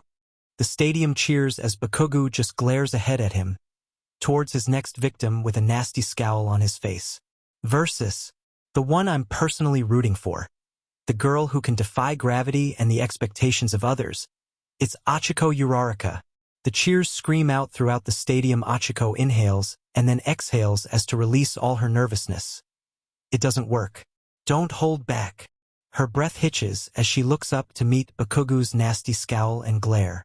The ash blonde's red eyes shine with fury. All those other fights were nothing but a waste of time. So don't waste mine, round face. The brunette glares right back at the scowling blonde. A waste of time? Is that what you call their hard work and efforts? Bakugo clicks his tongue. Yeah, that's exactly what I call it. Achiko growls, her fist clenching on itself. You jerk. Hey! Her entire body tenses as Bakugo's gaze pierces through her. Bakugo scoffs at her reaction. We'll be ignoring the boundaries too. Got it? Ha! Midnight is just as shocked as Achiko is. No way! She cracks her whip. You will follow the rules that are in place, you little dash. I accept. Interrupts Achiko. Midnight gasps like she's been stabbed in the back. What? Achiko turns to the chief umpire. Ms. Midnight, even if you call either one of us out of bounds, you can be sure that neither of us are going to listen. Excuse me? Achiko turns so she size up her opponent. Besides, we both have something to prove. Midnight blinks a few times. She's at a complete loss for words here. With a heavy sigh, she has no choice but to accept. All right, who am I to hold back such energetic youths? She cracks her whip, whipping herself back to her usual self. If both parties consent, then I see no reason to interfere with a passionate battle between hot-blooded youths. The crowd cheer, ready to see another battle for the ages. ####. Midoriya. Ha! Izuku's head snaps to Iida. The class president throws his hands up, chopping them in the air. I'm curious. Do you think there's any way Uraraka can win this? He pushes up on his gleaming glasses, as if to emphasize his sentences. I don't mean to put down her skills, but I do believe Bakugo's own skills and control outmatch hers. And I was wondering if there is some way she can gain an advantage over him. Izuku can feel the Tower of Babel journal within his pocket. Well, I have just one idea, but it's nothing that fancy. His mind replays his own fight against Bakugo back during the battle training with All Might. Bakugo's strong. When it comes to close combat, he almost never has any openings. And the more he moves, the more he sweats, which just makes his quirk more powerful. That's especially true now after all Bakugo's demonstrated from the previous rounds of the tournament. He's gotten really good at using his explosions to move around in the air, but there is one major flaw she can exploit. What's that? His balance. Izuku states with all seriousness. Contrary to how it may seem, Bakugo's balance isn't exactly first-rate. Any hindrance to his flight paths or movement will throw him off, but only for a brief moment of time. And in that time, he'll quickly readjust himself and simply use his explosions to right himself. It's not actually a feat of regular acrobatics, but just his explosions providing him a counterbalance. Bakugo can only slow his own descent as long as he keeps up his explosions. But the more he does that, the less sweat he'll have to work with if he tries to go for one big strike. What Uraraka needs to do is get in close, so she can use her quirk to make him float. At least that's the first part of the plan. Once that occurs, whenever Bakugo tries to use his explosions, he'll throw himself way off course, giving Uraraka an opportune moment to unleash her full power onto him. Iida's hands shoot up, chopping the air. But why wouldn't she use her zero-gravity field? It's too obvious. The moment she tries to summon it, Bakugo will strike. And it may just be over for her then. Ah, I see. That's why. It's obvious what Uraraka needs to do to get the upper hand.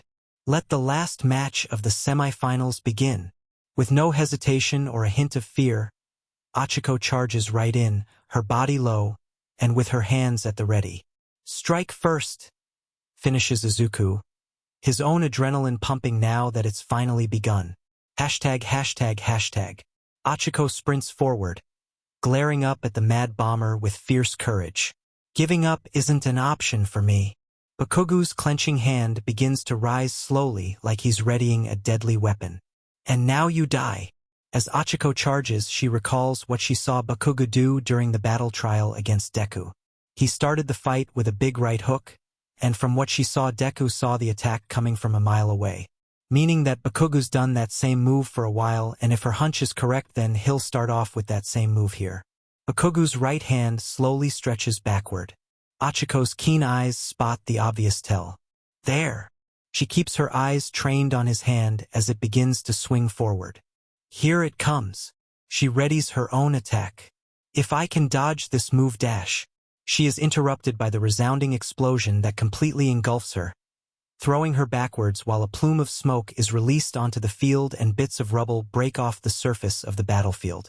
###. Iida and Izuku gasp with fear. Uraraka! Jiro is holding the sides of her own face, her hands ready to cover her eyes at a moment's notice. Mina is just as terrified as her. He blasted her. Tsuyu's face is calm, but her fidgeting hands suggest otherwise. Ugh. Looks like Bakugo's not planning on showering her any mercy. Jiro grimaces. Yeah. Already figured that one out. She did lose to the guy after all. ####. The smoke moves away, revealing what had occurred to Achiko after she was blasted away. Stupid. Achiko's relatively fine despite taking the direct hit. Saw it coming and I still couldn't get out of the way. If only she could properly call upon One for All. Then she'd have the power and speed she'd need to take down the ash blonde. Smoke continues to bellow as Bakugo realigns himself for another attack. His crimson gaze scans the thick smoke, waiting for his opponent to show herself. From the corner of his eye, he notices something move within the black fog. There's no way you can beat me! He roars as he thrusts his hand into the smoke as he spots the signature Yui uniform from within. His palm releases another explosion, bursting out a plume of smoke and heat. As the smoke washes away, Bakugo is surprised to find his hand pressed down on an ownerless UA gym shirt. He gasps in surprise as Achiko leaps out from the smoke directly behind him. "Whoa!" cries Present Mike. She flew her jacket over as a decoy. What incredibly quick thinking. This is my chance. I can make him float. Achiko lunges for Bakugo while he's distracted with his back turned. But it's not that simple. Bakugo swings his arm back with a snarl accompanied by a powerful blast that smashes and throws up debris, smoke, and heat right into her body. Achiko yelps as she's flung backwards. She crashes on the ground but rolls with the momentum until she catches herself by planting her feet. Once she has a stable footing, she glares up at her powerful opponent. And even though he is her opponent, she's extremely impressed by his speed and power, and so are their classmates. ####. Zero jumps out of his seat. Look at that reaction time. Seriously, the dude's insane. Yelps Kaminari. You can't get the drop on him.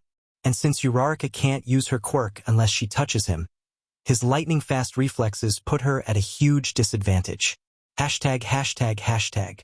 The smoke continues to swirl around the battlefield. Achiko straightens her stance as she leers at Bakugo's smoky silhouette from within the haze. The ash blonde swipes his hand into the air, as if pulling aside the smoke like it's a curtain. Achiko charges right in, keeping her body low but ready to strike. Too slow. Bakugo roars as his hand swings down. It glides over the surface, firing explosions that tear through the ground before firing up and right into her with a responding boom. Their classmates watch on with nasty grimaces as a thick layer of smoke accompanies the blast. At this point, the smoke has taken up a permanent residence on the battlefield, making it difficult to tell what becomes of Achiko after each attack. From within the smoke, the gravity Wilder springs out from behind. "I've got you!" She shoots out her hand. Bakugo swings around and lets loose yet another powerful explosion. This one is bigger and louder, taking up almost half the entire battlefield with ash, rubble, and heat along with an earth-shaking shockwave. ####. So you gasp. Is she okay? Jiro has finally given in and is covering her face in fear and trauma. I can't watch this. Meanwhile, Mineta leans forward in his seat as if contemplating an important problem. Like I always suspected, Bakugo's a total sadist. ####. Yagi Toshinori is almost tempted to bite at his nails. He had no idea things would escalate to this. It's obvious she can't keep this up for very long, and if she does, then there's no way it can lead to anything good. Young Uraraka, you're really giving this your all. Aren't you? Good. That's what it means to be a hero, to never give up in the face of such devastating odds. I know you can do this, but you don't have to push yourself so far. You've done more than enough. He observes as she gets blasted again. But if you feel you need to do this, then you have to go beyond. ####. After taking another blast, Achiko quickly returns to her feet and lunges at him. This isn't over yet. Boom! Another giant burst of heat and pressure. Thankfully for Achiko, he missed. She swerves and continues running forward, her front half low like a lioness stalking its prey at full speed. But if she is a lioness, then Bakugo is a lion that is out to defend his pride and honor. With a swing of his claw, a roaring blast bats her away.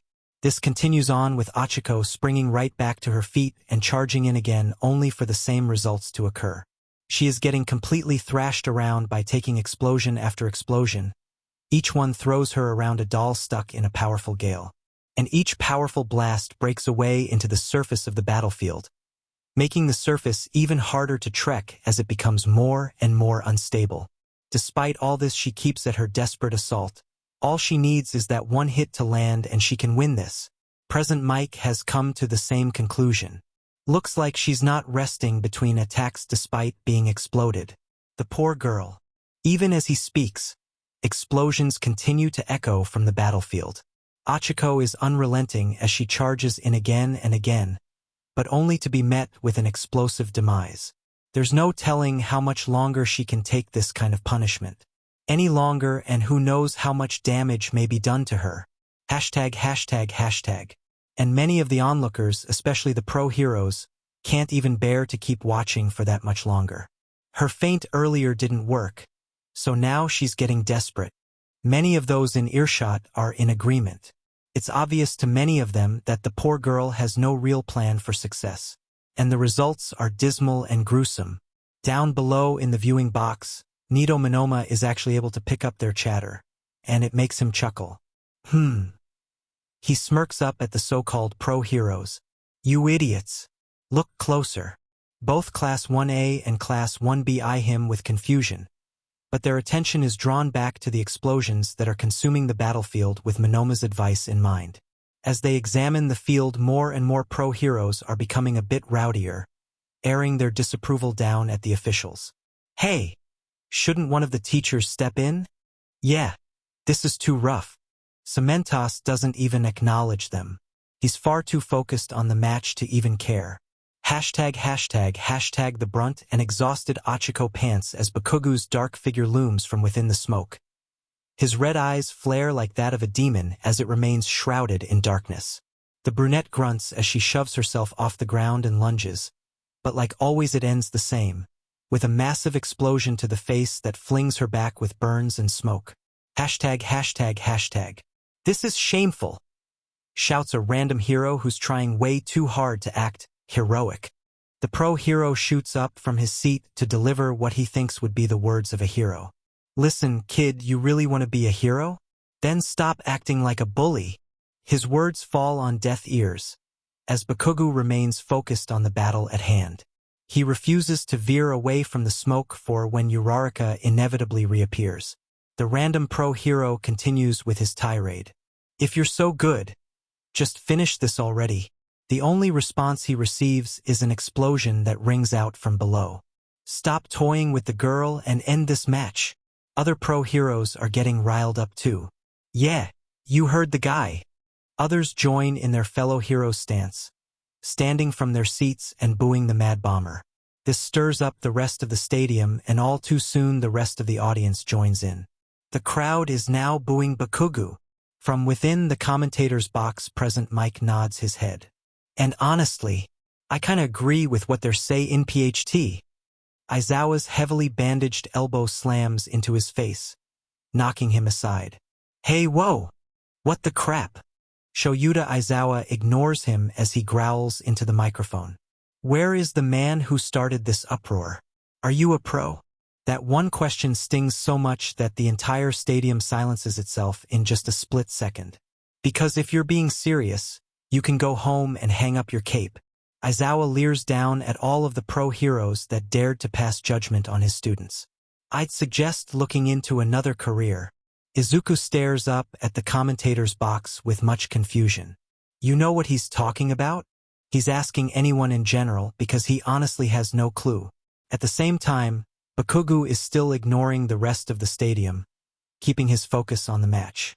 Aizawa decides to indulge the morons since they obviously don't know how to use their eyes or their brains.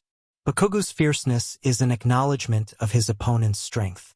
He knows she deserves to have made it this far. So, He's making sure he does whatever it takes to keep her at bay and come out on top. Bakugo exhales in surprises as Achiko stands before him. She's exhausted, beaten, and burned, but still standing. We're not finished. She's still standing.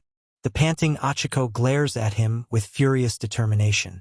She wipes away the sweat from her permanently rosy cheeks, but somehow not even those can alleviate the fierce look on her face. She's not dead yet. I think it's about time. Pants All Might's successor. Bakugo readies himself for her to charge in again. But this time she doesn't make a move. Thank you, Bakugo. She stands tall with determination and confidence as she brings her hands and fingers together. For keeping your eyes focused on me. Bakugo's is caught off guard by the sudden declaration. What? Hashtag. Izuku is just as lost as his former friend is. What? Haha. Izuku turns in his seat to see Monoma smirking from his seat. I don't blame Bakugo for not noticing, but it's embarrassing for a pro to boo and not realize what's going on from the stands. Izuku is still lost here. What are you? Monoma snickers. She kept low to the ground as she moved, which meant Bakugo's blasts tore up the floor of the ring, creating weapons for her. And then she kept him focused on her by attacking relentlessly without rest. The copy quirk user leans back and gazes up at the sky, rendering him oblivious. Both classes follow the blonde's gaze and they are completely astonished with what they find. A multitude of boulders, rocks, and rubble are floating high up in the air, right above the battlefield. And in that instant, it's clear what is about to happen next. Yaha!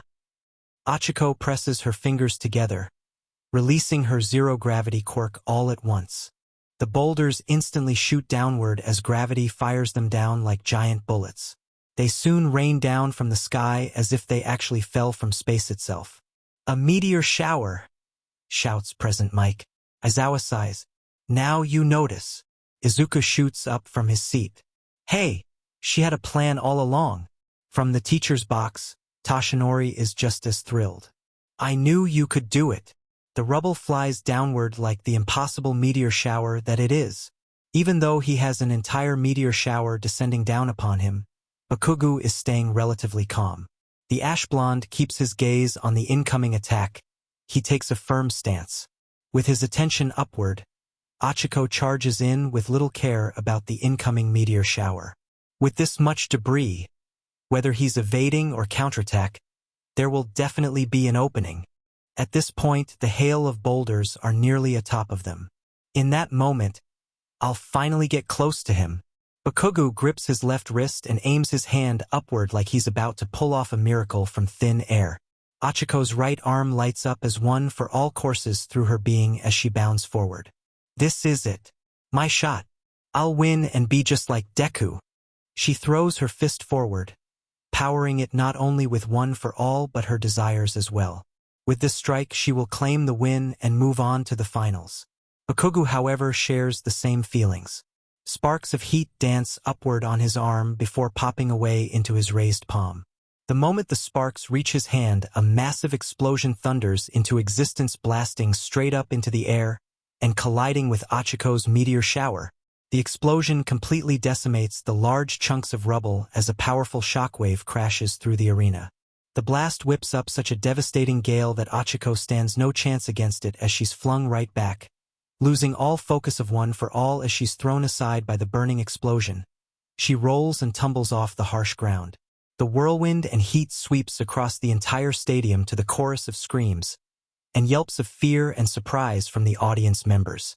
As the shockwave dies down, tiny pieces of debris, smoke, and ash rain from the sky. The only evidence of the meteor shower ever exciting are now charred and turned to dust.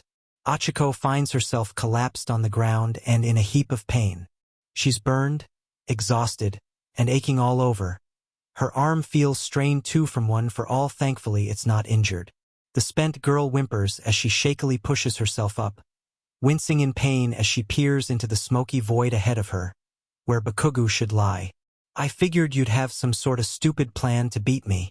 The smoke washes away, revealing the mad bomber. His left arm is still raised in the air with a trail of smoke blooming out from his palm. You are friends with that damn nerd after all. Achiko gasps with devastating fear. It took him one shot. He was that powerful? She spent the entire match preparing that attack. She had it all planned out.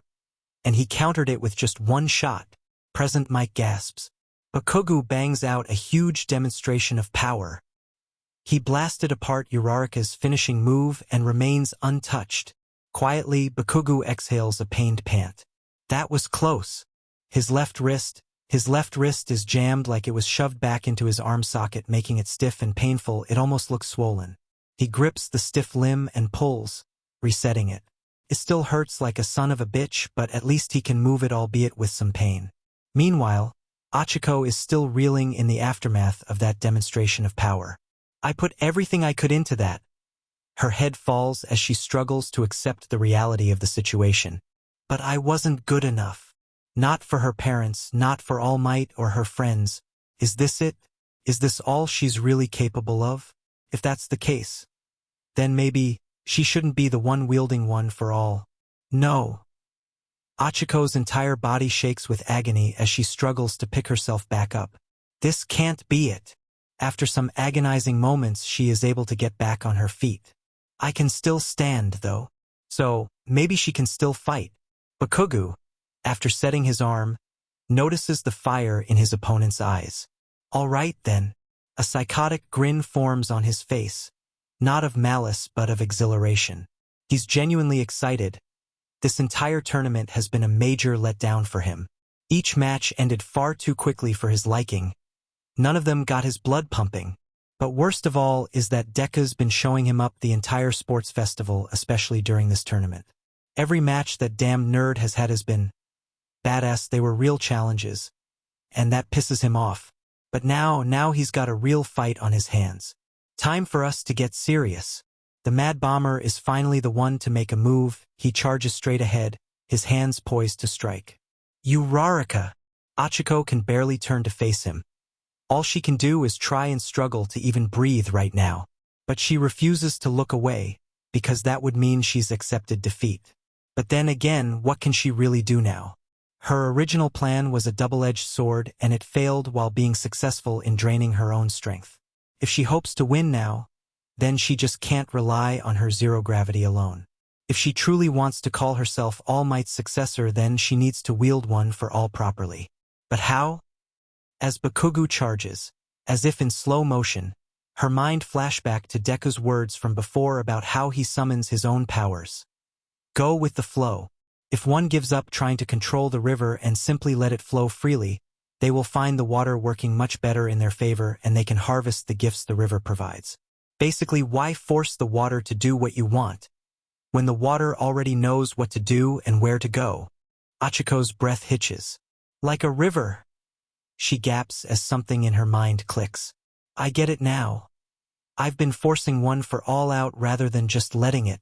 In other words, she's been blocking one for all's flow like one would dam a river. She's been forcing the water to build up behind a dam that's far too weak, and as a result the pent-up power breaks its own way out whenever she tries to let out only a small portion of it. What she needs to do is to remove the dam and let the river flow naturally. She needs to let one for all flow through her entire body freely. Achiko inhales and exhales slowly despite the raging foe that will be upon her in mere seconds. Die Uraraka. A grinning Bakugo lunges forward, throwing his palm up to deliver a powerful strike. It's over for you. His grin falls away as an intense wave rushes through the air. Something is off, very off. He plants his feet against the ground, bringing himself to a complete halt. What the? He gazes down at his feet. My legs. They stopped on their own. It was like his own survival instincts kicked in, making him stop in his tracks before he runs headfirst into danger. But the only dangerous thing here is, Bakugo gazes up ahead and finds the source of the intense wave. Achiko's glowing. Her entire body is glowing with a heavenly pink aura that radiates power and confidence. Her stance and demeanor are completely different from before. Her stance is taller. She looks more confident, brimming with energy, as if her strength has returned to her in the form of the glow surrounding her entire being. Achiko exhales. Her muscles are tense, but she can feel one for all coursing through her, giving her a much-needed boost of power. It's not over, Bakugo. Ha! All Might's successor stands tall as she glares up at the stunned Bakugo with a newfound courage and strength. We're just getting started. This was all just a warm-up. A menacing grin forms on Bakugo's face as he leers at his glowing opponent. All right then. Wah! Cries Present Mike. Just look at that face. Forget that. Check out Uraraka. She's standing back up after taking such a beating. And what's with that pink glow? Is she going Super Saiyan on us? The grinning Bakugo swings his arm back. Try this on for size. Achiko braces herself as she brings her fingers together. D. Bakugo unleashes a devastating explosion that produces one powerful whirlwind that whips through the stadium as the heat and smoke envelopes his opponent. Is he crazy? We said no lethal blows. Did you already forget? Is she okay? Somebody check? Bakugo's smile drops. Seriously? After all that, she couldn't take it. Damn it. That pisses him off. He hates people that are all talk and show with no real strength to back it up. Damn it, Uraraka. He glares at the smoke, trying to spot Achiko's limp body. What happened? I thought you were a fighter. The smoke washes away. His eyes widen with shock when he doesn't spot Achiko anywhere. She completely vanished from sight. She's not on the battlefield or the field below. Hell, even Midnight and Cementos look to be at a complete loss, unaware of where she could have gone. Where is Dash? You thought right, Bakugo. The ash blonde freezes up in alertness, and ever so slowly his red eyes shift up towards the sky. Hovering above the battlefield is a glowing being of power. The pink aura Achiko grins down at Bakugo as one for all courses through her. I am a fighter. The crowd and Present Mike share the same question. How she'd get up there and so quickly? Aizawa leans forward in his seat. She made herself weightless just before Bakugo's explosion. She then used the power of said explosion to propel herself into the air. Oh, is that all? Bakugo scowls up at Uraraka, offended that she would dare to look down on him. Uraraka! He thrusts his hands back and bursts of burning blasts rocket him into the air, with an enraged roar. Don't you dare look down on me! Wah! Bakugo's flying after her.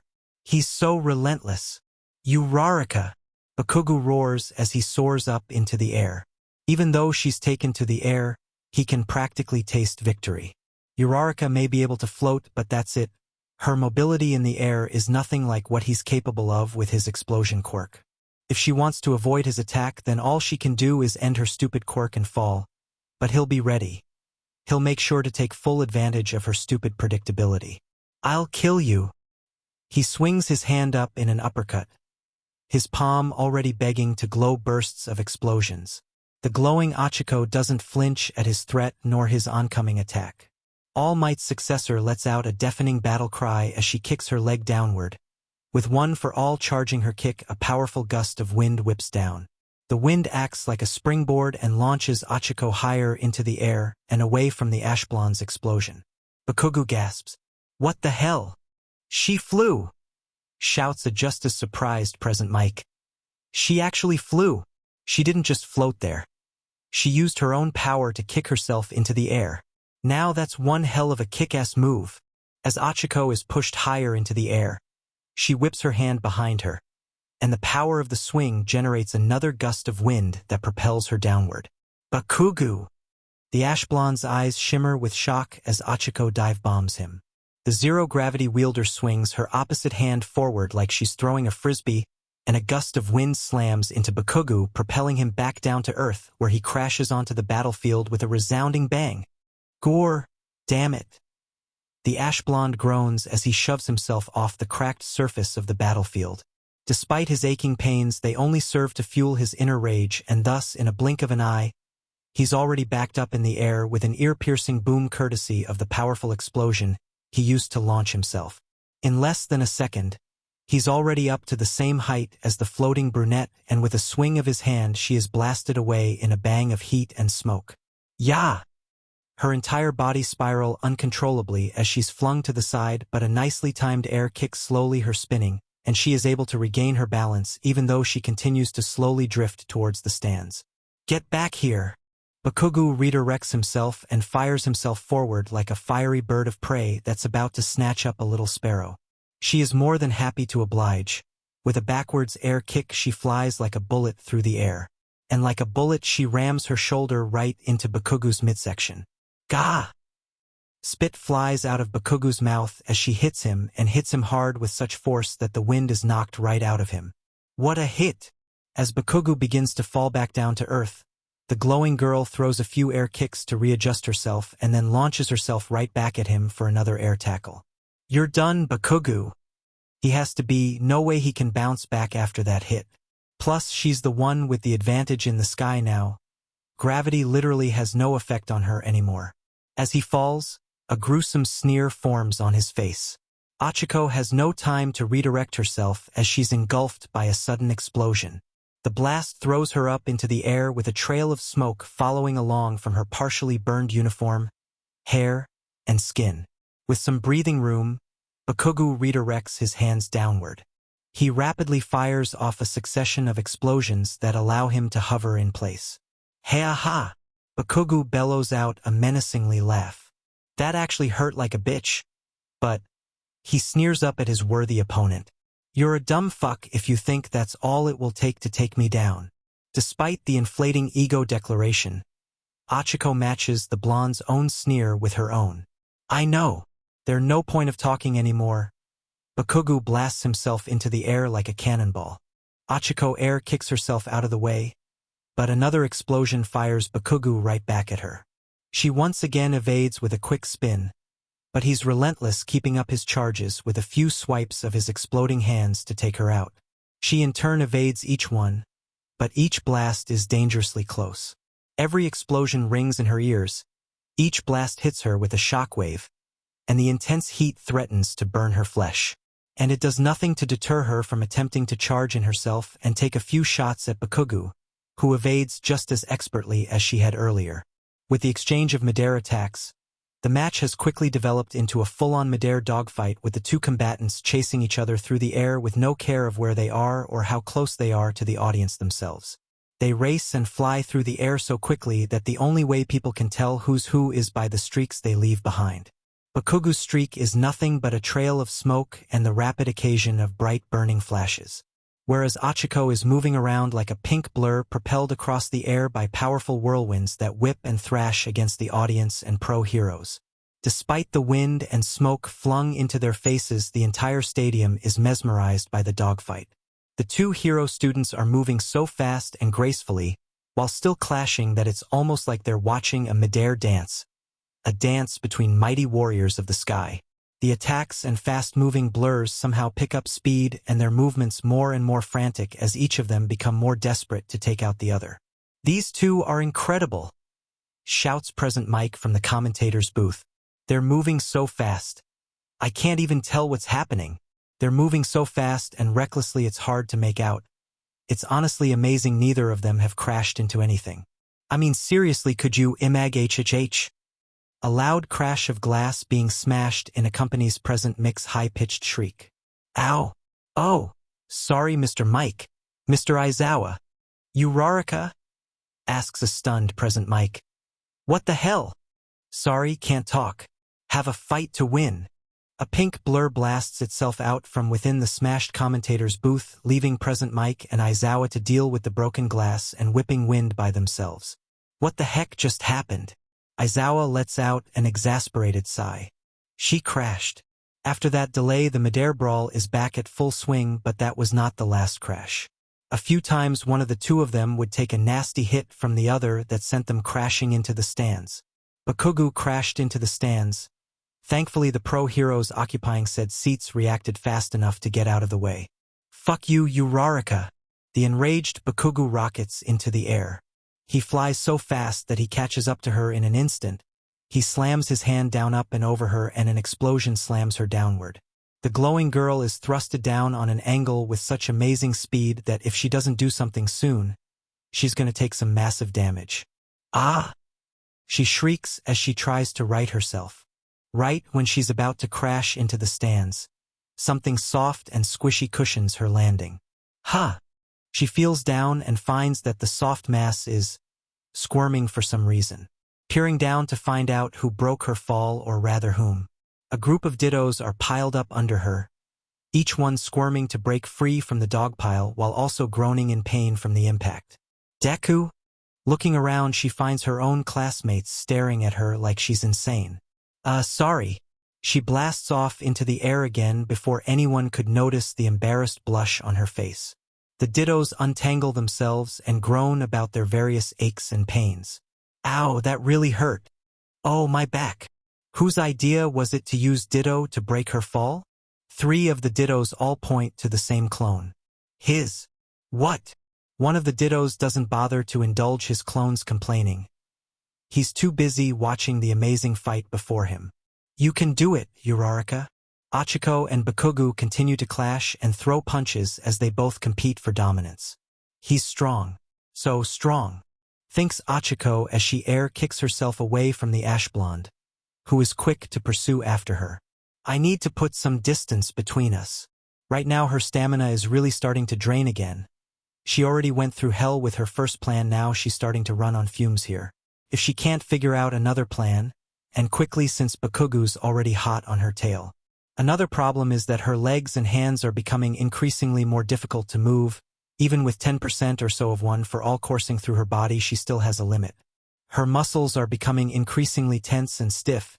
If she doesn't break off her connection with one for all soon, she may not be able to move anymore. She scans the stadium looking for something to assist her and give her a quick break from one for all. She looks up and spots the open roof of the stadium. With very little options, she makes a break for it. As she races up to the roof, she cuts off one for all and her zero-gravity quirk. She rolls across the hard stadium roof before taking off at a full sprint. This way she can take a quick break from her quirks while also keeping a distance between her and her opponent. That last part doesn't work. The ash blonde doesn't just catch up to her in no time, but completely overtakes her. The mad bomber intercepts her path and forcing her to a stop. Bakugo smirks at the sight of the thoroughly exhausted Uraraka. What's the matter? Getting tired?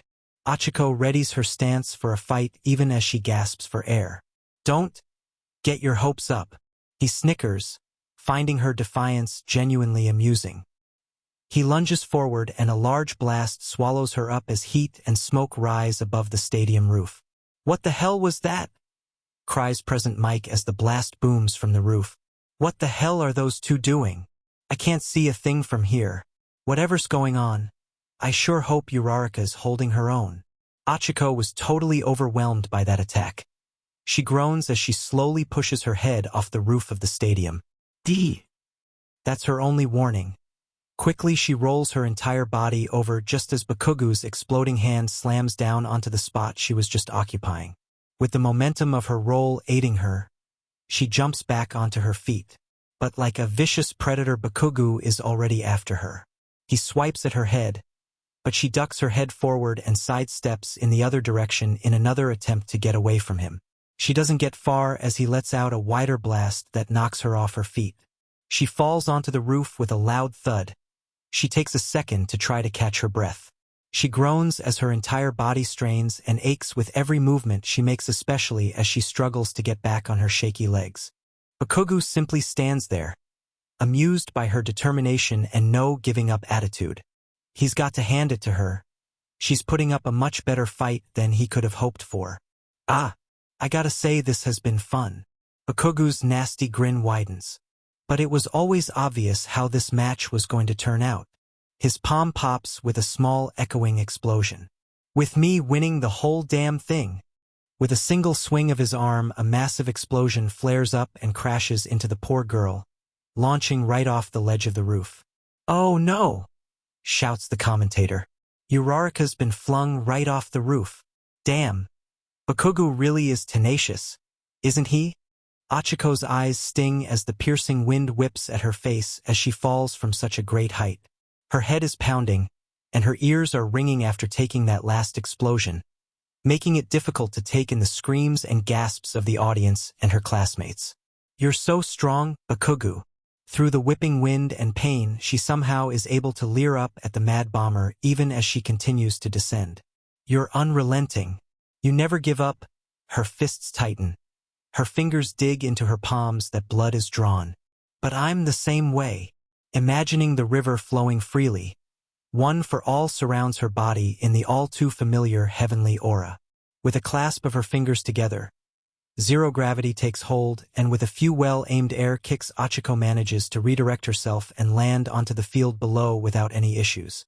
Bakugo glares down at her from his towering position, and despite the distance between them, he can make out her determined stare glaring right back at him.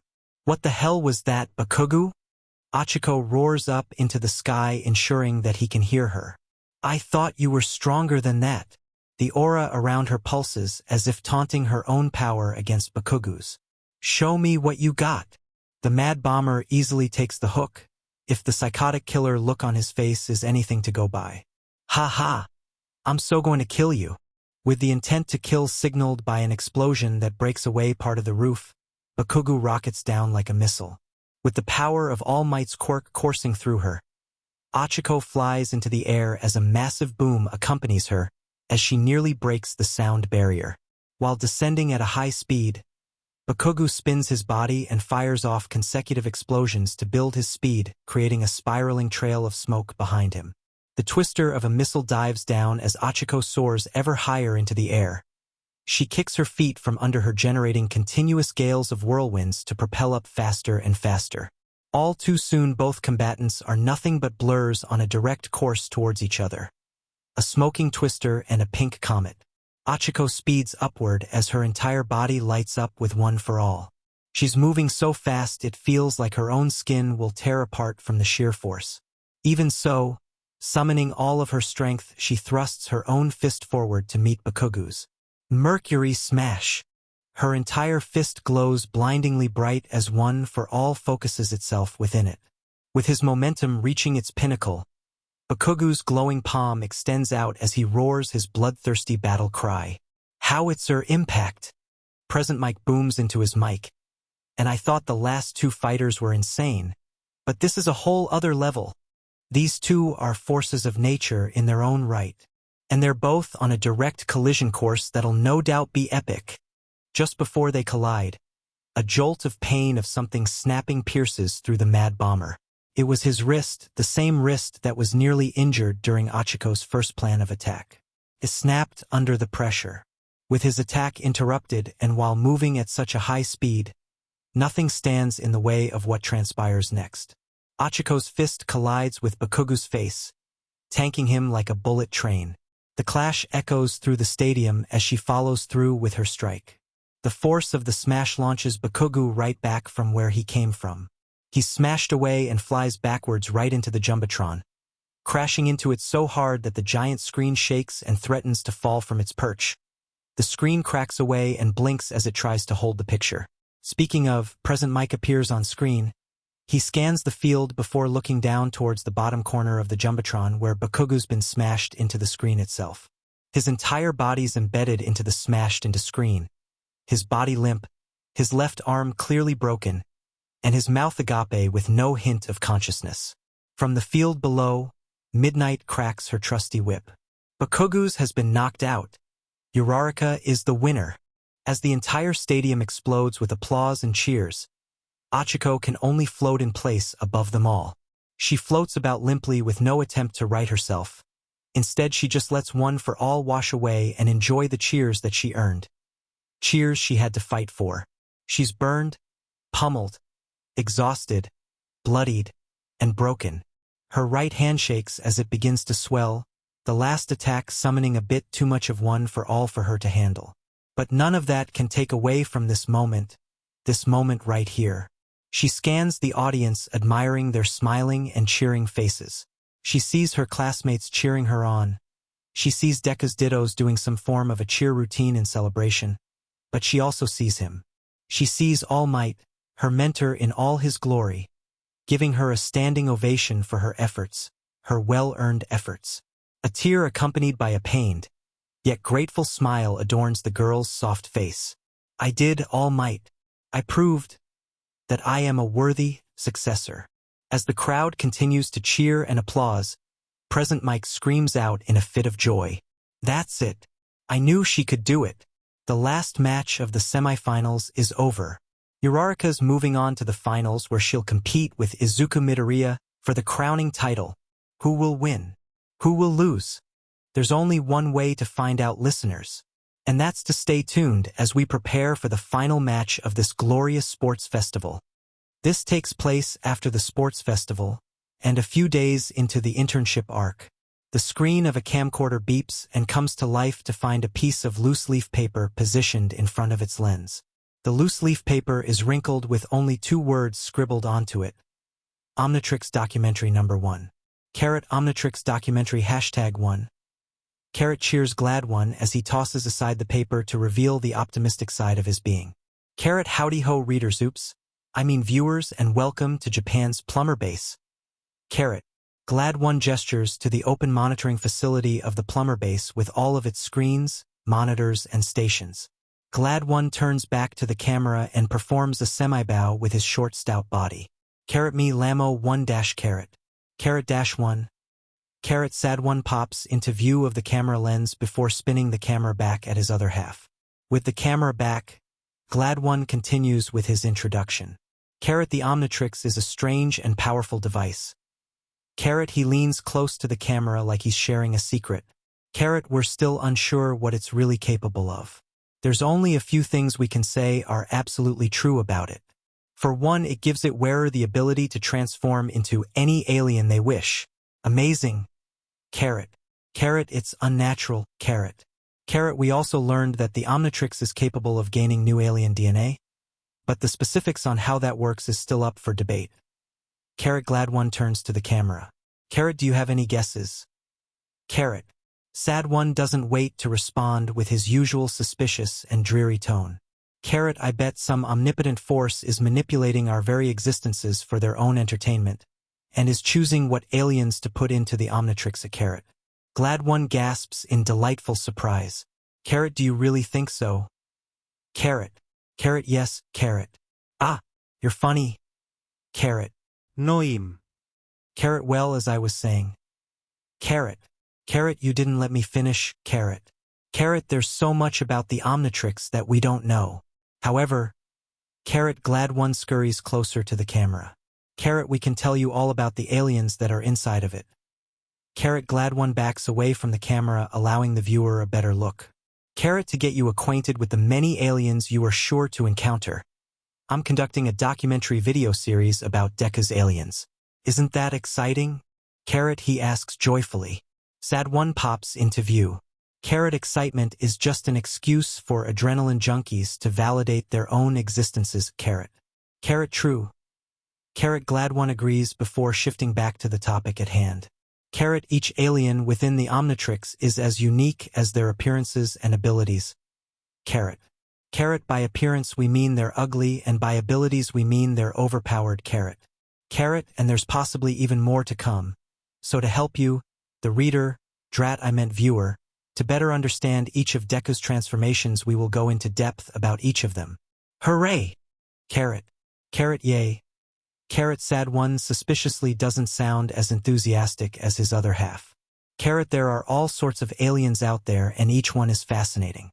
For example, you could see a creepy-looking alien that shoots lasers from his eyes, or a horribly dangerous alien that can spit acid slime.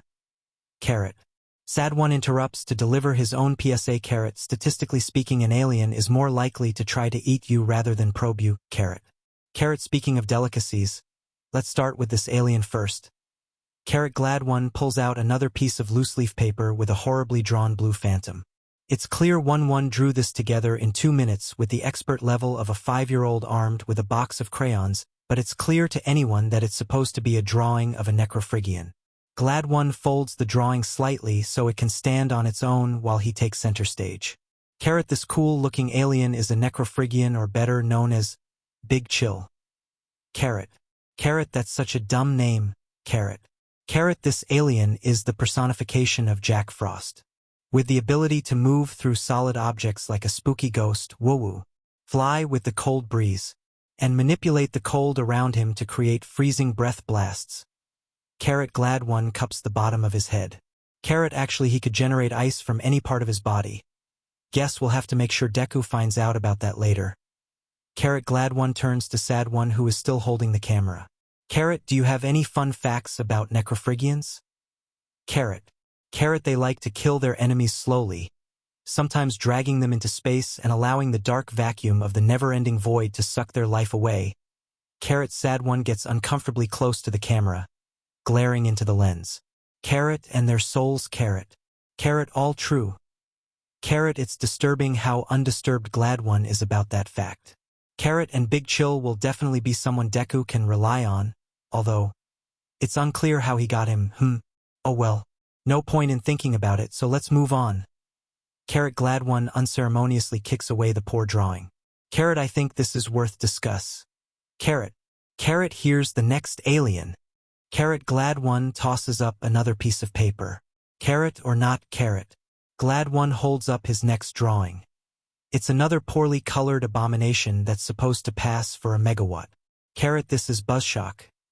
Carrot, he leans the drawing in closer. Carrot, say hello. Carrot. Sad one deadpants. Carrot, go away, Carrot. Carrot, megawatts are an interesting bunch. They eat electricity with the same gusto as how trick-or-treaters devour their candy at the end of the night. Carrot. Carrot, they are such gluttonous pigs. Carrot. Carrot, it's honestly quite impressive, but what's even more impressive is how they use electricity they absorb. Carrot glad one points at his horrible drawing. Carrot, these little guys can multiply to insane numbers, and each one has a penchant for mischief and mayhem. Yay! And each one is also capable of releasing bolts of electricity. Carrot glad one turns to the camera. Carrot, so be careful when you run into one. You'll be in for a shock when you see how much trouble they can cause. Carrot glad one giggles to himself, finding his inside joke rather humorous. Carrot, yeah, just ask 13th Carrot. Glad one's attention snaps back to his counterpart. Carrot, oh, that's right. Carrot glad one peers away from the camera as he reminisces about that day. Carrot 13 had a very bad experience with megawatts. Carrot. Carrot, really? Carrot. Carrot, yes, it was back when they were a recruit. Don't you remember? Carrot. Carrot, wait. Oh yeah. I remember now. Carrot sad one shivers. Carrot, that was a very traumatizing experience. Carrot. Carrot, it sure was. Carrot glad one stares off into the distance, allowing an eerie silence to fall upon them all. Through all the silence glad, one can still hear the screams and cries of those inflicted that day. Oh, that horrible and traumatizing day. Carrot, let's move on. Shall we? Carrot glad one's so excited that he kicks away the megawatt drawing. Sad one deadpants as his other half digs around for the next drawing. Carrot, you sure bounced back quick. Carrot. Glad one hugs the next paper close to his body. Carrot, this next alien hasn't had too much screen time recently, so we'll make up for it now. Carrot, he throws up the paper. Da-da. Carrot. The drawing is as bad as the others, with the poor drawing being yellow and black in color, with its head detached from its body, and weird curved horns on its shoulders. Carrot, meet Lodestar. Carrot. Carrot, we've met, Carrot. Carrot, Lodestar is a biosavortian. Beings known for manipulating the magnetic field around them. They are so in tune with magnetic fields that their entire bodies are made of magnetic particles that can regenerate and reform when injuries occur. Carrot. Carrot, they essentially have no reason to fear death, which means they have no real appreciation for life, Carrot. Carrot, I'm sure that's not true. I mean, look at me. I love life, and I'm a robot. I can live forever if I wanted to. Carrot. Carrot, sure. But all of your friends will slowly die away, leaving you to a sad existence that's nothing but an endless cycle of losing loved ones that you can never hope to meet ever again, Carrot. Glad one blinks in response to sad one's usual pessimistic view on life. Carrot, right?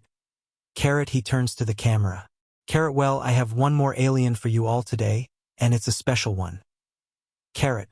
Glad one reaches off screen and grabs one last piece of loose leaf paper. Carrot, Deku got himself a new alien the other day, and I'm so excited to share it with you. Carrot. He drags the paper closer to the camera, trying to build up the suspense. Carrot, it's a really cool one. Well, actually it's a weird one, but still cool. Do you want to see? Are you sure? Ask nicely, please. Carrot. Carrot, get on with it already. Carrot. Carrot, Okay. Okay. Carrot, glad one readies to lift up the paper. Carrot, you ready because here's Deku newest alien dash carrot. Asterisk intruder alert. Intruder alert. Asterisk. Glad one drops the paper as the alarm rings through the entire plumber base. Flashing red lights spin around the room as each monitor flash with warning signs that someone unwanted has broken into Japan's plumber base.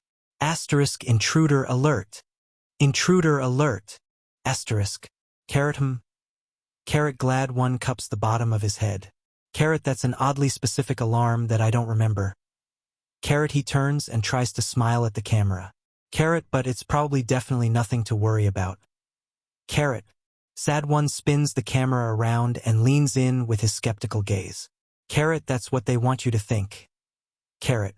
And with that, the camera's feed cuts away, leaving one alone to figure out why the alarm is going off. You stupid girl. I oughta smack some sense into you. Recovery girl swings her cane around like it's a sword. The fully recovered Achiko Uraraka covers her head as she reels back in terror. Wah! I'm sorry. The nurse's office fills with the sounds of Achiko's screams. Thankfully, both Bakugo and Todoroki were released not too long ago, sparing them from the high-pitched scream that surely would have burst their eardrums. HMF. Recovery girl's head fumes with rage as she plops down into her chair.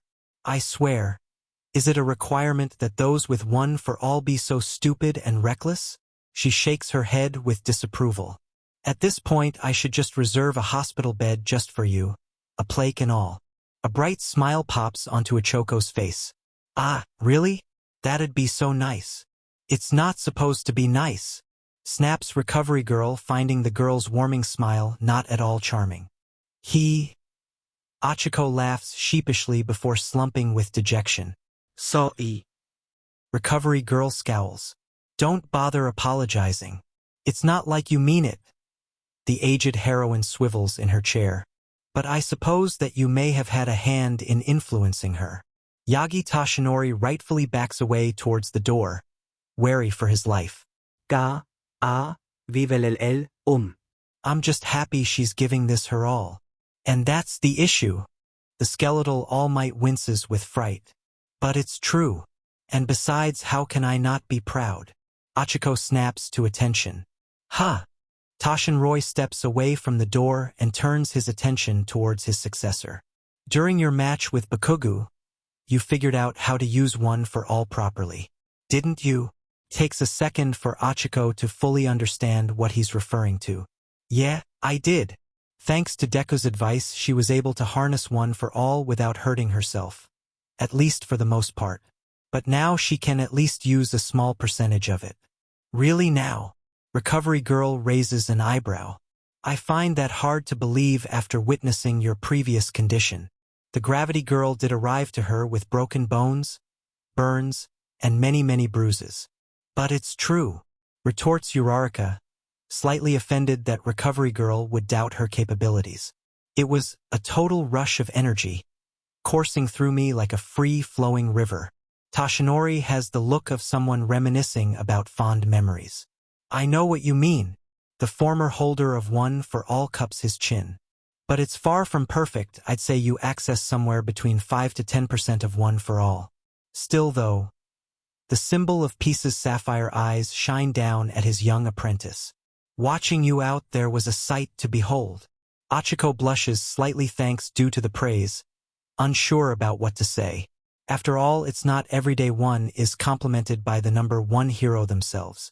It was like watching a shooting star, or rather in a puff of smoke. All Might stands proud before his successor as he jams his index finger right into the air and declares, "You were a bright rising star." PFST.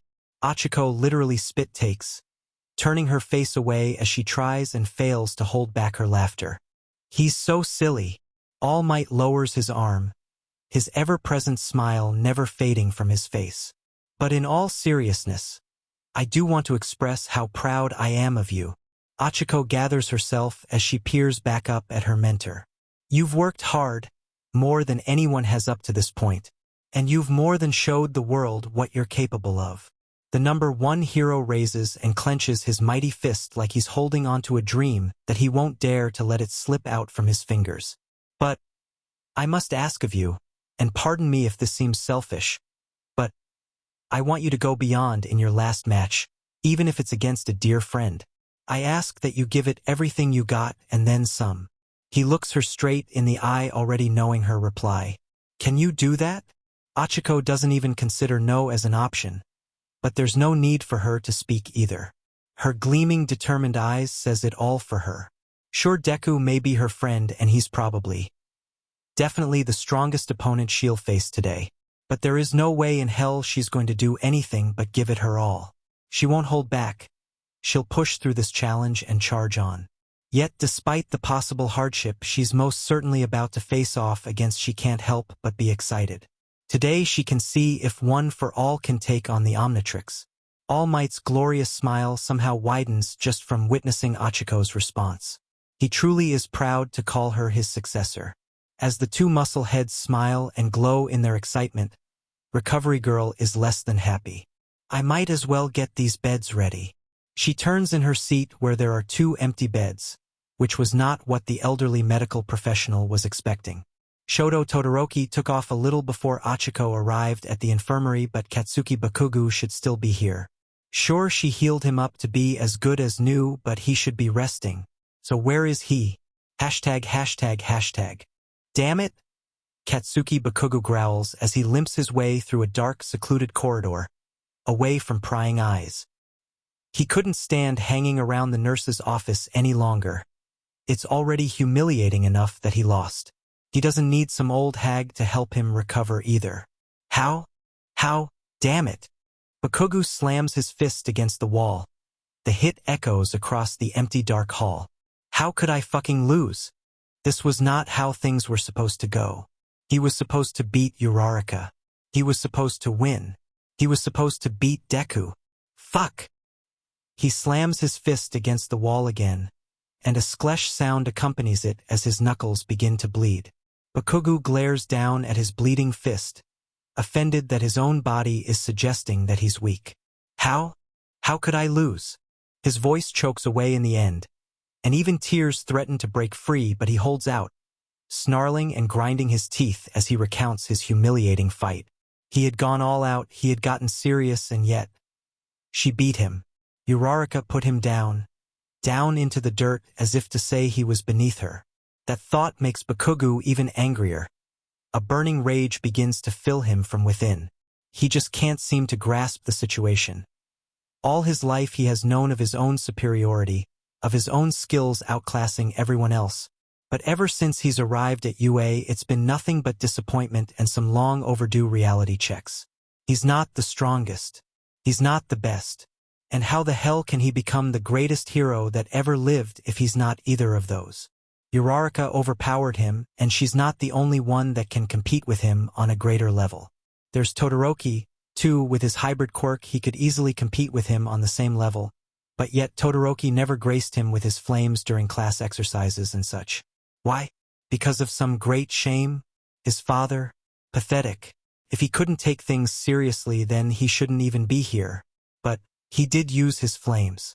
But not against him, but against Deku. Todoroki saw him, freaking Deku, as a worthy opponent. Deku. Bakugo's anger boils over so much, he actually lets out a blood-curdling roar of raging fury. If his arms weren't bandaged up, he'd probably be letting loose a barrage of explosions. Everything that's gone wrong can be traced back to him. He faked being quirkless, and then he fucking tries to pitch me some sad, impossible tale. How stupid does he think I am? But that's not what hurts, not really. What hurts is far more severe. Bakugo replays their battle training. It was him versus the little shit. It was supposed to be his time to finally put that fucking nerd in his place, but instead he ended up being the one humiliated by Deku. He got freaking decked and demolished by him. But that was nothing, just a small hiccup. He would take Deku on in the sports festival and show him and the entire world just how insignificant that green-haired freak show is. And now he'll never have that chance. Bakugo leans against the wall, his breathing tired and labored as tears prick at his eyes. Deku beat me. Todoroki, someone who can compete with me, doesn't see me as a rival. And Uraraka is far stronger than I am. He slides down and plops onto the ground, nothing but the silence of the empty hallway to comfort him. And if I can't beat any of them then, can I really become the #1 hero? ####. Inhale and then exhale. Izuku Midoriya has been continuing this process for a while now as he awaits his next or rather final match. It's nearly been half an hour already, but for good reason. 1. It gives the school time to fix and clean the stadium, and 2. It'll give Uraraka a moment to rest up before their confrontation. But for now he'll steel his nerves and enjoy the silence of the waiting room, knowing full well that pretty soon his eardrums will be ringing due to the screams of the cheering audience. Well, you sure look excited. Izuku's head snaps up at attention. He was so out of it that he didn't even notice the other person walking in. 13. The space hero. 13 smiles and waves in greeting as they enter the room, shutting the door behind them. Yo. How are you holding up? I'm doing fine, but why are you here? Oh, I thought I'd just see how you were doing. A dark and somber aura washes over 13 as they turn away and slowly sulks back towards the door in shame. But if you don't want me here, then I can leave. Izuku nearly panics. And no, wait. You can stay. 13 immediately brightens up like a child who was given a tasty treat. Great. That was a quick turn around. Congrats on making it to the finals. I can only imagine how excited you are. And I can't wait to see how you surprise everyone next. Thanks. Yeah. You've really been putting on a real show for everyone. I guess I have. You bet. It'll make for some great footage when we send out the official broadcast. For a split second, Izuku's heart had stopped beating. Broadcast? Huh? Don't you remember? 13 raises an eyebrow. Magister Nizu's recording the entire sports festival. Izuku's mind is screaming in agony as it implodes in on itself. Somehow between all the excitement and thrill of competition, he had completely and totally forgotten about that little tiny detail. This little competition of theirs was going to be broadcasted across the stars. Literally. Films of his battles, wins, and fights are going to be seen by an infinite amount of beings that aren't even human. 13 continues unaware of Izuku's inner episode. We'll sort through the best of the footage later, but when it's ready we'll send it out to permitted planets, stations, and professionals. 13 blinks down at the boy and finally takes note of how pale he's become. Are you okay? Izuku grabs at his stomach. He can almost feel his lunch trying to make a reappearance. I don't feel so good. What? Are you okay? Do you need to go see Recovery Girl? Izuku wobbles from his seat. No, I'm fine. With a shake of his head, Izuku snaps out of his discomfort, the color returning to his freckles cheeks. But hey, there's something I need to bring up to you. Oh, what is it? The greenette raises his left wrist, displaying the ever-mysterious alien device that's permanently bonded to it. Big chill and heat blast. Who? Izuku nearly falls out of his seat. He was hoping 13 would understand him right away. That blue moth and the walking bonfire aliens. Oh, 13 understands now. You mean the Necrophrygian and the Pyronite. Is that what their species are called? Asks Izuku as he pulls out his alien portfolio from who knows where and begins jotting down their names. I guess the question now is, how did I unlock them? Yeah. 13 eyes the Omnitrix as if it'll somehow explain everything. How did that happen anyway? Izuku lets out an exasperated sigh. I honestly have no idea.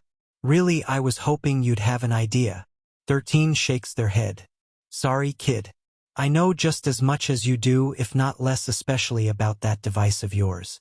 Izuku slumps down into his seat. God, this is going to bother him. Just when he felt like he was starting to understand the Omnitrix, it throws him a curveball. 2 curveballs. A frozen curveball and a fiery curveball. But why? Knowing they're not going to get anywhere with this, 13 tries to change the subject of interest. Uraraka's one tough cookie. Are you going to be ready? That seems to do the trick as Izuku lights up with the look of someone who's about to ride the fastest roller coaster in an amusement park. Ready as I'll ever be. He didn't just spend the last half hour twiddling his thumbs and doing breathing exercises. He's been considering the best possible plan to take on Uraraka. Her power is immense and he wants to be sure that he can handle whatever she throws at him.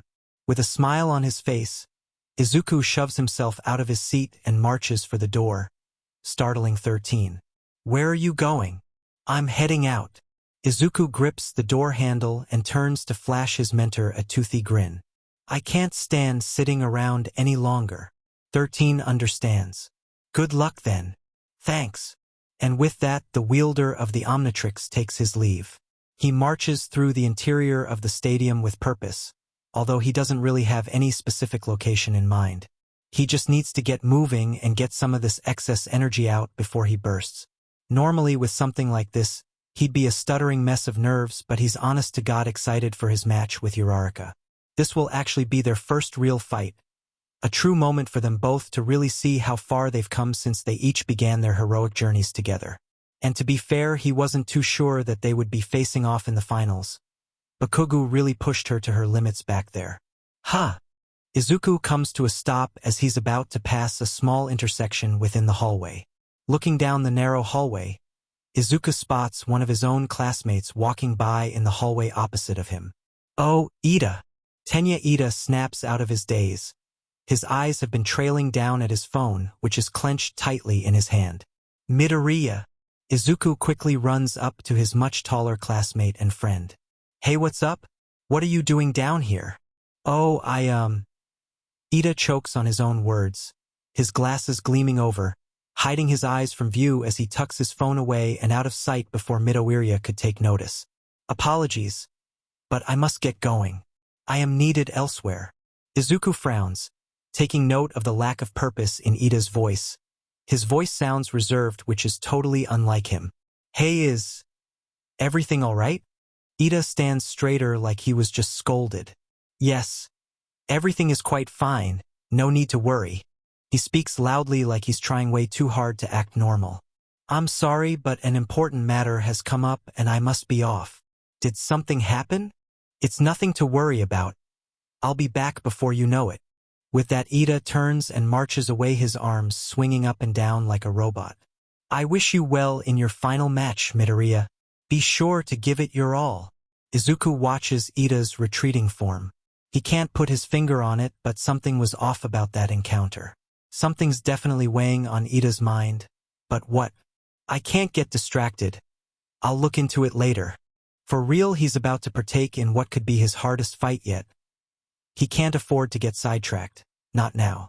Get ready, Uraraka, because I'm not holding back. And so he marches off, figuring he might as well prepare for the final match of the UA Sports Festival. And just in time too, as preset Mick's voice rings out through the entire stadium. ####. Hey folks! Present Mick's booming voice cheers out from the television. Who's ready for the blazing final match of this year's sports festival? The little Kinnicelleran girl, Emily, waves her claws up and down as she hops across her family's couch. Whoa! I'm ready. Kick his butt, Oaken. Get off the couch, scolds her mother. After this, she's definitely going to have to replace the once plush cushions. I'm willing to bet my favorite sunglasses that this final battle will be the most heart-pounding and jaw-dropping spectacle yet. That's a UA guarantee. The alien customers of Mr. Bauman's store gaze up at the holographic screen as Present Mike continues to hype up the finale. Jaw-dropping, huh? That would be fun if I had a jaw gug. Who do you think's going to go home the champion? I got 200 on the broccoli head, shouts Arjit. 300 on the gravity girl. Hey, let me get in on this. Mr. Bauman has completely abandoned his task of replenishing food cans in favor of watching the screen as images display of Izuku and Ochiko. Good luck, boy. ####. If the last few matches were anything to go by, then this will certainly be a bloody and brutal fight for the ages. Streams of tears gush out from Inko Midoriya's eyes, threatening to flood their little apartment. Oh, Izuku. Please don't get hurt, sweetie. She sniffs as she takes another tissue to try and dry her face. My heart can't keep taking it. ####. But before we begin the rest of the staff, and I have to prepare a little something special, so stay tuned because we'll be beginning immediately after. Todoroki blinks out the bright sun as he exits the dark hallway and re-enters the stands where his fellow classmates are seated. Welcome back, Todoroki. Greets Momo Yaoyorozu, who is the first to notice him. The rest of the hero course students immediately turn, drawing the spotlight onto him. Shoto hesitantly makes his way to the first open seat available, which is in the last row. Hantashiro leans over the back of his seat and grins up at the scarred teen. Wow! I didn't think you'd be up already, considering what you went through. Shoto doesn't really react. Instead, his eyes glaze over as his mind replays his fight with Midoriya. Yeah, me too. Your fight was so epic. Cheers, Rikito style. It was amazing. It was fire versus fire. Ice versus ice. I've never seen anything like it. Jiro scratches her cheek as she ponders about that fight. No kidding. But how'd Midoriya get new powers like that? Denki Kaminari shrugs. Maybe he was holding out on us. I doubt it, Karo. Cuts in Tsuyu Ajui. Hey now! Calls Mina Ishido. Midoriya wasn't the only one holding out on us. So, did Uraraka? Didn't you see her zipping through the air? How could we not? Responds Ijiru Kirishima. It was so cool. Kirishima's smile turns into a frown as a thought occurs to him. Poor Bakugo, though. The crowd really wasn't on his side. Toru Hagakure smiles sheepishly. Are you really that surprised? His personality needs a major overhaul. Mizo Shoji leans over to speak with the crow-headed boy. I got to say it. Midoriya and Uraraka really are incredible. It's amazing to see their quirks at work. Yes. Agrees Fumikage Tokoyami. It seems there is much our classmates are capable of. One can only presume to understand them. Shoto can't help but completely agree with Tokoyami's statement. Just when he thought he understood those two, they throw him for a loop. He grips his left arm, he can feel the heat radiating off of it. But unlike before, it doesn't cause him any rage or despair. Instead, he feels hesitant but accepting, like now he can move forward. Hey so! Itsuka Kendo interrupts Class 1 as banter. Which of them do you think's going to win this? Before they can answer, a haughty laugh echoes from nearby. Aha! Everyone's eyes dart up at Nido Monoma, who's grinning widely as a dark hue surrounds his features. Win? Oh, it doesn't matter. Because come by this time next year, my class will surely defeat yours. Ha ha ha ha. Only Kaminari has the lack of brains to ask why. How do you figure? Simple. Monoma smirks. We now have hours of videos of your class using your quirks, allowing us the chance to study them and find your weaknesses. Monoma's grin widens and he looks ready to break into a maniacal laugh. And then the world will know who it is that truly ate. A quick jab to the ribs quickly silences that annoying blonde. Kendo sighs as she sits back down, a wheezing Monoma lying at her feet in pain. Please ignore him. I'm pretty sure he was dropped as a baby. Classes 1A and 1B have the same thought. Harsh. Before they can continue, Present Mix's loud voice stretches across the stadium. Okay folks, we're almost done with the repairs. ####. Present Mike frowns and turns to his mummified co-host. You know this is really getting annoying. You annoyed? Shota Aizawa asks sarcastically. I'm shocked. Oh, be quiet, snaps Present Mike. Can't we just, go back to the original set of rules? I'm getting tired of having to do repairs. It is bothersome, but it's far too late. At this point, we may be dealing with a riot on our hands if we set limits to this next match. So, we're just in for some more property damage? A calm cherry voice interrupts the two teachers. I think I can provide a solution. The two co-hosts turn and are surprised to find Principal Nizu of all people at the door of the commenter's booth. Principal? Shouts Present Mike. Aizawa remains calm even with his friend screaming in his ear. What brings you here? Shouldn't you be attending the third year's fights? Principal Nizu pushes up an extra chair to join the two at the booth. But they've already finished. So, I decided to come by and witness how our first years are holding up. But imagine my surprise when I arrived and found my stadium in shambles. The two pro heroes grimace and shiver under the principal's gaze. Despite his friendly smile, there's an air of danger radiating off the furry creature. Principal Nizu ignores their fear and continues. Not to worry, though. I brought something that should keep even our rowdy students at bay. He lifts his paw and holds within it a little switch. Aizawa eyes the little device. Is that, sir? Principal Nizu snickers. You'll see. He turns to Present Mike. You may begin the match, Present Mike. Present Mike eyes the principal warily. Right? The commentator turns and yells into the microphone. Here we go. He shouts as excitement courses through his veins. It's been a long road to get to this point. Honestly, it feels like a month has gone by, but we finally made it. It's finally time for this sports festival to meet its end. The entire stadium shakes as cheers of joy and excitement erupt from the audience. They're like caged animals all pent up after starving for a month. But now that wait is over, the reader's audience can now be satiated. At last we've arrived. The best of the best among UA's first years will be decided. Achiko takes in a calming breath before stepping out onto the field for one last bout. She's the underdog that many of us had written off, but boy did she prove us wrong. She hasn't only competed on the same level as the others, but she's completely blown the competition out of the water. Give it up for the girl that can defy the laws of physics and our expectations, Achiko Uraraka. The entire stadium claps and cheers the girl's name as she climbs atop the repaired battlefield. But if she wants to win this sports festival, then she's got to defeat the master of the unconventional, the boy that can wield any power. He's the one to beat. Izuku Midoriya. The entire stadium's cheers and roars boom even louder, so much so that their screeches threaten his own hearing. Izuku smiles a confident yet slightly shy smile as he steps atop the battlefield. As Izuku steps forward onto the battlefield, Midnight cracks her whip at attention. Okay, you two. I want a nice clean match. She smirks and raises her finger towards her lips. But feel free to get down and dirty if you so desire. She gives her finger a flick with her tongue, making the teens blush and look away. Present Mike turns to his boss. Principal Nizu, your surprise, sir? Ah, here it is.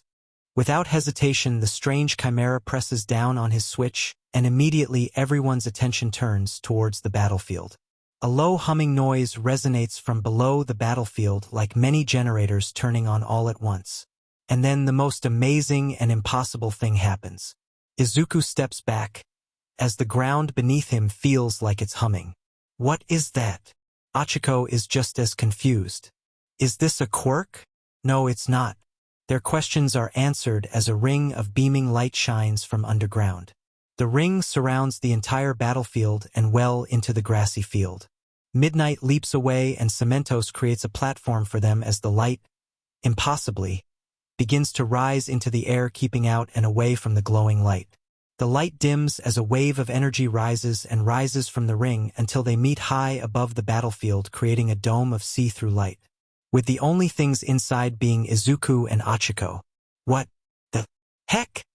Screams a shocked Present Mike, along with the entire audience. Principal Nizu laughs at their shock. Ha ha ha ha.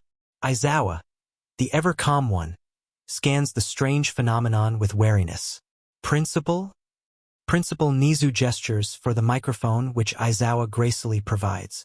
What you are all witnessing is a state-of-the-art force field. Sounds like the whole stadium is in shock. A force field? Yes, a force field, responds the mouse-dog-bear creature. It was a gift from some special friends of mine. I had them recently installed into the school's security system, and I thought this would be a grand place to introduce them to you. Ha ha ha ha. Present Mike and Aizawa shy away from the laughing school principal. Just what kind of friends does he have? Principal Nizu pauses his laughter and peers down at the two students. This force field can even withstand a strike from All Might, so please be sure to go all out, you two. I love witnessing the power of my students firsthand. Ha ha ha ha. Present Mix grin returns. Well, you heard him, folks. Let's get this party started. The crowd cheers in agreement. Now start. The two combatants don't make a move, instead they both just smile at each other like two friends ready to play a game. A game they both intend to win. Hachiko grins excitedly. You know, I'm honestly really excited for this. Izuku's own grin widens. I feel the exact same way. Is that right? The smiling Hachiko readies her stance, grabbing her bicep as she flexes her fist forward. Well then you should know I'm not going to hold back just because we're friends. I'd be insulted if you did. Izuku smiles as he raises up the Omnitrix. Do you mind? Hachiko is more than happy to cooperate. Not at all. But make sure to pick a good one. I want our first real fight to be a good one. Izuku grips the Omnitrix, the dial firing up, and he calmly begins to dial for the right alien. Oh yeah, I guess I never realized. This'll be the first time we've ever fought one-on-one. He smiles as he finds the right alien for the job. Which means I have to make this a fight to remember. With a light press of his index finger, Izuku disappears within a veil of blinding green light. Whoa! Shouts Present Mike. He's transforming. But what will he become? Heat blast? Feedback? For arms. The transformed Izuku smiles as the transformation completes and the light dims away. I think this guy will do the job. After all. He steps forward, standing tall like a behemoth that's ready to tear through a horde of enemies. He was able to stand up to that Nomu guy. We're in for a show here, folks? Cheers, Present Mike. Midoriya's last alien is Diamond Head, the very same one rumored to have been able to go toe-to-toe with the leader of the League of Villains. Diamond Head's entire body shines as the sun reflects off his crystal features. His entire body flexes, making his edges look sharp and wetted. And finally, a confident grin adorns the alien's face. Are you ready? Hachiko smiles as One for All illuminates around her entire being. Yeah. Diamond Head chuckles. Good. The Petrosapien slams his hand down on the battlefield and a crystal lance bursts out of the ground, aiming right for All Might's successor. With a sharp yelp, Hachiko uses One for All to kick herself away, moving to the side and avoiding the crystal lance. You jerk. You could have warned me. Despite the complaint, an amused smile is adorned on her face. But I guess all is fair. Hachiko redirects herself, and with a powerful kick forward, she sprints at full speed right toward the Petrosapien. You're going to lose this, Deku. She strikes him, and strikes him hard with her glowing fist, slamming right into Diamond Head's chest, driving the alien backwards. Diamond Head remains standing, bracing his entire body as his feet skid backwards across the ground before coming to a stop a fair distance away. He clutches at his chest where the strike landed. Ow! Present Mike screams into the microphone. He felt that. Just how powerful was that punch? Hachiko grins widely at the sight, even though her own fist is throbbing after slamming it against Diamond's. She's ecstatic to see that her attack actually hurt him, even if it didn't damage him physically. A sharp, piercing pain slices across her cheek. With a gasp, Hachiko reaches up and touches her face before peering down at her bloody fingers. Somehow a small cut had formed on her cheek. Better be careful. Hachiko gazes back up at her smirking opponent. I've been told that I can be a real pain sometimes. Diamond Head grins as he straightens up and raises his arm. The crystals all form together to become a large diamond blade. A blade he tried to counter with when she struck him. What in the world? Shouts Present Mike. Diamond Head was able to sneak in a strike of his own. Pray it doesn't scar her cute face. Diamond Head raises his other arm and watches as it too becomes a large blade. Pretty cool, right? I discovered this new ability a little while ago when I was training. He adjusts them so the sun can sheen across the surface of the blades. These things would have been real handy back at the USJ. Oh, well, I guess. He turns his attention back on his illuminated opponent. I believe it's my turn now. With surprising speed, Diamond Head charges forward, keeping his upper body low with the blades hung down, the tips digging and shredding across the ground, leaving scaring gouges in his wake. Rah! Diamond Head gives a mighty roar as his blade slashes upward. Hachiko leans to the side, the blade whizzing past her face. The alien throws his other blade at her, but she braces herself and uses her glowing arms to block the incoming side swipe. With a clear opening, she thrusts her fist forward. The force smacks into Diamond Head's chest, and once again the alien is forced backwards, groaning as the wind is knocked out of him. Diamond Head grips his aching stomach. You really know how to throw a punch. As the pain subsides, a toothy grin grows on his face. But let's see a punch get you out of this. With a swipe of his arm, a barrage of shards fly out from his arm. The shards zip through the air as they race towards their intended target. Achiko gasps before sprinting to the side to evade the ranged attack. She doesn't have time to rest as Diamond Head fires off another rain of shards at her. She jumps back just before the shards pierce themselves into the ground where she once stood. She dives in the other direction, and as she does, she can feel the shards fly over her head. With his shards unable to hit their mark, Diamond Head plants his hand onto the ground and then swings it forward. A trail of crystals crash forward, racing across the ground with a righteous fury. Achiko jumps to the right before she's encased in the trail of crystals. Just as she lands, she leaps backwards to avoid another trail of crystals. "Oh, no!" cries Present Mike. Looks like Midoriya's taking a page from Todoroki because he has Uraraka trapped. Diamond Head has Achiko between two crystal trails, limiting her movement like Shoto had done to him in their own fight. "I've got you now." Diamond Head stomps his foot, and almost instantly crystals burst from underneath and begin to propel him forward at a high speed. What the hell? What is he, a diamond surfer? Present Mike turns to his co-host. Shit, will I get sued for that comment? Aizawa deadpants. Get over yourself. I've got this. Diamond Head continues to charge forward atop the small surf of diamonds. She can try to hold her ground, but that's far too reckless. Her best bet would be to take to the air like she did with Bakugo, and when she does, I can create pillars to hinder her movement. She'll have to fly around his diamond pillars, while the dome force field also limits her range of movement. The plan makes him smile. Prepare to face your end, Uraraka. As he surfs forward, he extends his arms out, and they immediately morph into large jagged blades. Here we go. This is my Diamond Rush. This is it. His special move that'll finish her off. With no hint of fear or reservation, the glowing Achiko doesn't brace herself or jump into the air. Instead, she charges forward, right towards the oncoming attack. What? Achiko glares with a burning passion as she kicks a gale of wind behind her, rocketing her forward even faster. Mercury smash! She roars as she throws her glowing fist forward.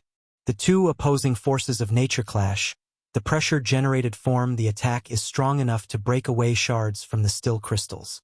Diamond Head finds himself flung backwards before he crashes onto the ground, his sharp, hard body gauging into the surface of the battlefield before he eventually comes to a halt. Present Mike gasps. He looks like he was run over by a speeding train. Sheesh. She may look sweet and delicate, but she sure does pack a lot of power, doesn't she? It's more than that. Cuts in the mummified Aizawa. Ha! Aizawa continues. It's not just her power, but her will. And with such an intense drive moving her forward, Midoriya will have to match his own drive against hers. Nizu nods in agreement from his seat. Yes. And with these two striving for the very best, they'll also push their fellow classmates and friends to strive for greatness as well. The odd little chimera chuckles to himself. I'm excited to see just what these fine students will grow into. Diamond Head groans as he grabs at his head. That attack hurt, but he's pretty much okay. But if she had more distance and time, he's sure she could have put more power and speed behind that attack. If that occurred, he's positive he wouldn't be getting up so easily. The Petrosapian prisks himself off the ground. Wasn't expecting that. Too bad all it did was delay the inevitable. A wicked smile, like that of a trickster, forms on Achiko's features. I don't think so. Ha! That's when he notices it, the feeling of weightlessness around his body. The usually heavy alien begins to float up into the air with no way to control his movements or balance. That last attack, her Mercury smash, was just a feint. She really used it to give herself an opening. She used the speed of Mercury Smash to plant her opposite hand onto him, to make him weightless under her zero-gravity quirk. Achiko inhales as she uses zero-gravity on herself all before she rockets herself into the air. She tackles Diamond Head. They race through the air as she fires off air kicks behind her, and then she slams him right against the force field. The electrical field of the force field discharges around them as the alien spikes dig into the barricade. Damn! Diamond Head swings his elbow down. It connects, and she releases her hold on him. Achiko groans as her back takes the hard hit, but it does little to deter her. Instead, she zips away, but not to retreat, but to give herself enough room to move as freely as she wants to. Just as she's far enough away, she comes right back like a racing bullet. She moves so fast that when she collides with Diamond Head's body, she continues on her path as the Petrosapien is left to deal with the force of her attack. She redirects herself and slams into him again, throwing his body across the dome. Again and again she keeps at it, flying around the dome like a ricocheting bullet. She never loses speed or strength as she continues to assault her virtually defenseless opponent. All the alien can do is brace himself, but she is powered by All Might's very own quirk, so of course each blow delivers a ton of force behind it. "So fast!" shouts Present Mike. "I can't keep track of her." "I can." Deadpants Class 1 as homeroom teacher. "Great." Nizu snickers at his underling's synergy. "You're going down, Deku." Achiko roars as she cups her hands together, releasing zero gravity, while she also swings them over her head. Her fists clash onto Diamond Head's hide, throwing him downward where he crashes right into the ground. The cement cracks and breaks apart under the pressure. Diamond Head groans, shaking himself off of dust as he sits up. "You know, maybe I should have gone with Big Chill." "Yeah." Looking up, the morphed Izuku spots Achiko diving down towards him, her fists glowing, a clear sign that she's about to deliver one hell of an attack. Diamond Head slams both his hands against the ground and two wide crystals burst out, crossing each other to become a sort of jagged barricade until they form into a thick crystal dome. Achiko's fists connect with the shield, but the diamond-like material is far too thick for her to break through. But that doesn't stop her as she continues to pound away at the dome. And like a turtle hiding in its shell, Diamond Head's hoping to give himself some time to breath while Uraraka tries to break her way through. But what will break first? Diamond Head's shield or Uraraka's fists? Understanding his predicament, the alien thrusts his hands forward, and the outer part of the dome erupts skyward, taking Achiko along with them. In less than a second, the racing pillar of crystal slam Achiko right against the force field, shoving her against its electrical energy. "Ah!" Achiko screeches as the piercing electrical energy shocks her to her very core, and the pressure of the diamond pillar squeezes her like a bug. "Oh no! How's she supposed to get out of this one? I'm not going out like this." Even as the pressure increases and the electricity continues to surge through her, Achiko wills herself free by ripping herself out and away. The pillar of crystal slams into the force field since she's no longer in between the two. She doesn't give herself a chance to rest as she immediately air kicks herself downward, down towards her adversary. The steadfast Diamond Head counters by firing off large diamond lances up into the air to meet her. She swerves and dodges each one, but Diamond Head retaliates by firing off hails of shards at her. With such a wide-ranged attack, there's nowhere for her to dodge. So she doesn't. Instead, she throws one mean punch that launches out a powerful whirlwind. A wind so strong that it deflects the shards away, making the perfect opening for her to fly through. Achiko throws the first punch, but Diamond Head manages to strike first. His fist digs into her stomach, making the girl gag as the wind is knocked right out of her. As she's pushed upward, Diamond Head swings his other fist into her, smashing her down into the ground. Gah! She hits the ground hard and with such an intense force that her head goes spinning. The morphed Izuku takes advantage of his opponent being down and grabs her leg. Rah! He swings her around and slams her against his own crystal pillar. He slams her so hard against the pillar that tiny shards crack away from its surface. Gah! He releases her and she slides down the pillar until she collapses onto the ground. Is this it? Begs Present Mike. Has he done it? Has Uraraka's iron will spirit been broken? Nizu smirks. I think we'll be pleasantly surprised. You put up a good fight. Diamond Head peers down at his opponent, who withers in pain as she struggles to regain her breath. But only one of us can win this. Achiko inhales sharply before managing a small pained smile up at her friend. Yeah, I know. Then there shouldn't be any hard feelings between us, right? No, of course not. A smile graces Diamond Head's face. I'm glad. He raises his arm up as the crystals begin to morph and shift. Because this is going to hurt. He raises his arm, which the crystals have compacted together to form a sort of makeshift jagged hammer. Diamond Hammer! He swings his mighty weapon down with the intention of ending the sports festival. Too bad she dodges with a quick roll to the side. The massive hammer crashes into the broken cement, shattering the ground and forming a small crater as the power collides into the weakened surface. He missed! Cheers present Mike with a huge grin on his face. She's still in this. With agonizing pain coursing through her body, Achiko lashes her hand out and grabs Diamond Head's exposed leg. Her fingers glow as zero gravity takes hold of the alien. Achiko grips his leg as she springs up to her feet. Yeah! She proceeds to slam him against the ground. She then swings him up and slams him down on her opposite side before repeating the cycle of slamming him against the ground again and again with the force of one for all behind every throw. Diamond Head finds his limp body crashing into the ground again and again like a useless ragdoll. Each hit breaks away at the cement ground, forming holes that shape his own body. Present Mike gaps at the sight of the hulking figure being thrown around by someone half his size. I think I've seen this somewhere before. I'm going to beat you. Achiko screams as she spins around, pulling him along, until she slams his back right into his own crystal pillar. Ah! Diamond Head growls as he attempts to jump forward. What the? He tries to move forward, but he barely budges from his spot. Turning his head, Diamond Head is stunned to find his own back spikes have impaled themselves into the pillar. You've got to be kidding me. Afraid not. Achiko's body glows with one for all as she throws her body forward. Smash! Her fist crashes into him. The power behind the strike smashes the Petrosapian into the jagged crystals that break apart and smash together, jeopardizing the entire stability of the massive pillar, causing it to come crashing down onto the both of them. Achiko barely has enough time to leap backwards and away from the demolishing structure just as Diamond Head is buried alive by the very same debris. Did that do it? Aizawa sighs. Do you really think that finished him off? Present Mike takes a moment to answer. No. Ow. Oh! Achiko groans as she stumbles to her feet while gripping her hand. She can feel it straining under all the stress she just put it through. Did that do it?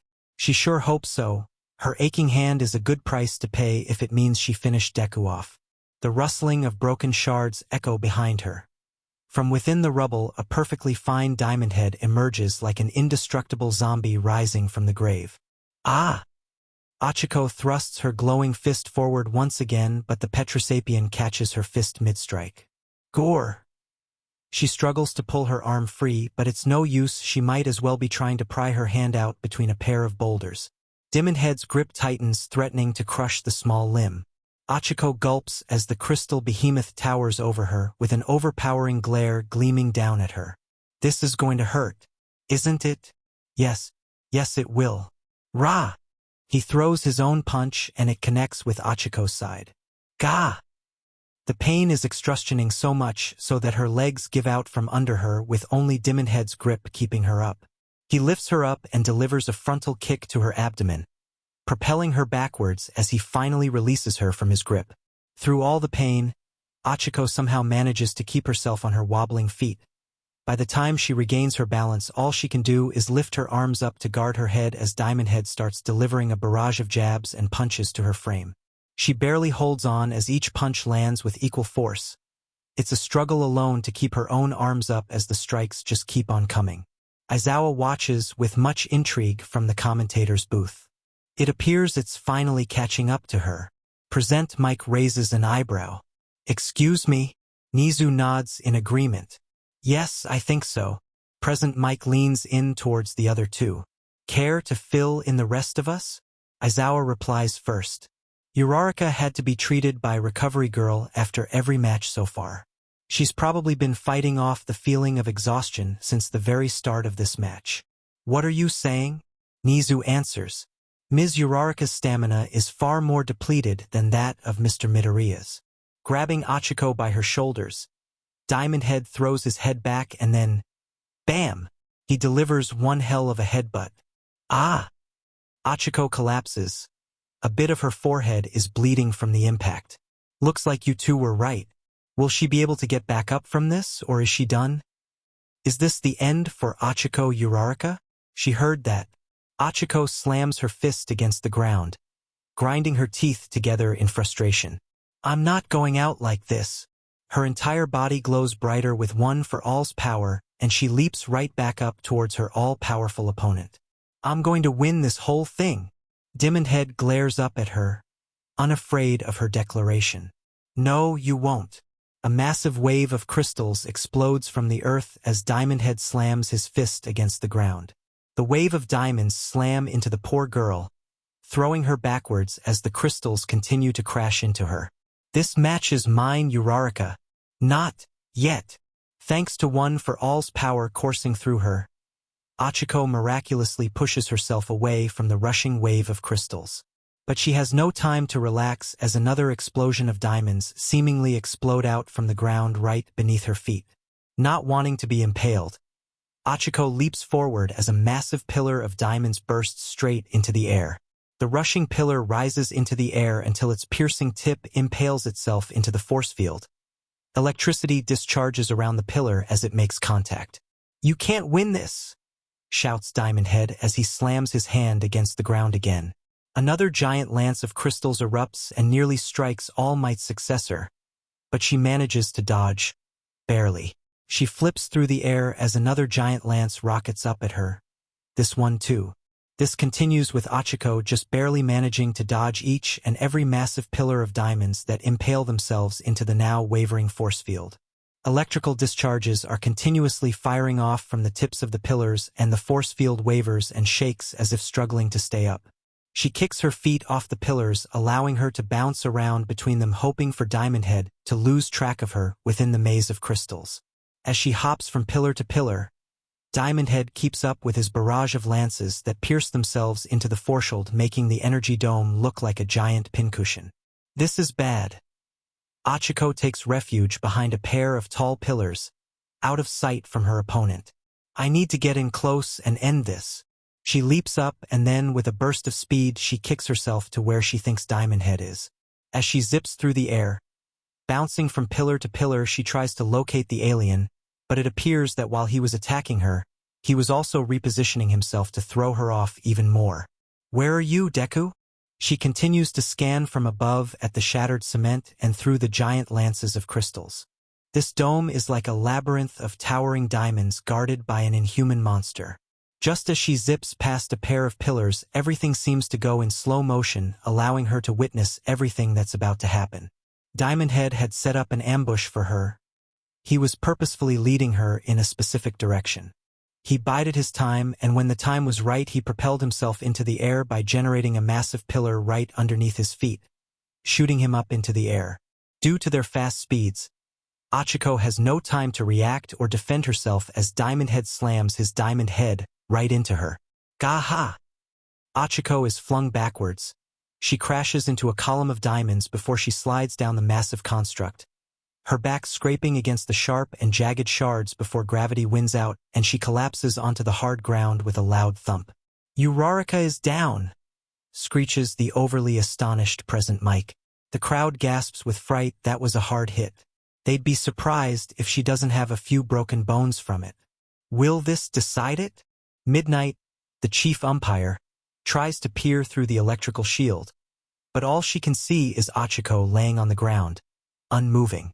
But it's too soon to make any calls. She can't tell if the poor girl really is unconscious or not. Just when she thinks she should call it, the gravity girl budges. Diamond Head stomps his way over as the battered girl struggles to flip herself around onto her back. Her breathing is labored and heavy, and her soft features are bruised and scratched.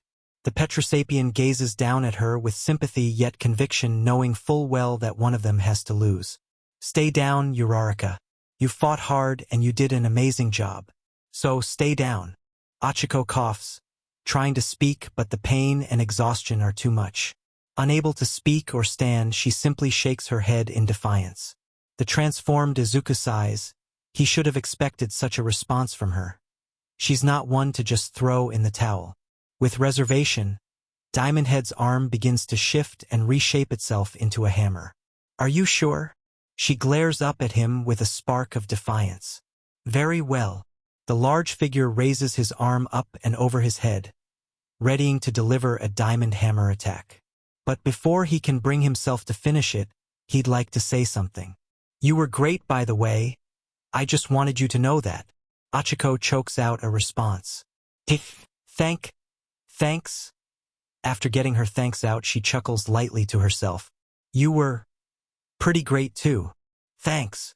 She smiles. You're welcome. And just remember. He tilts his head. Remember what?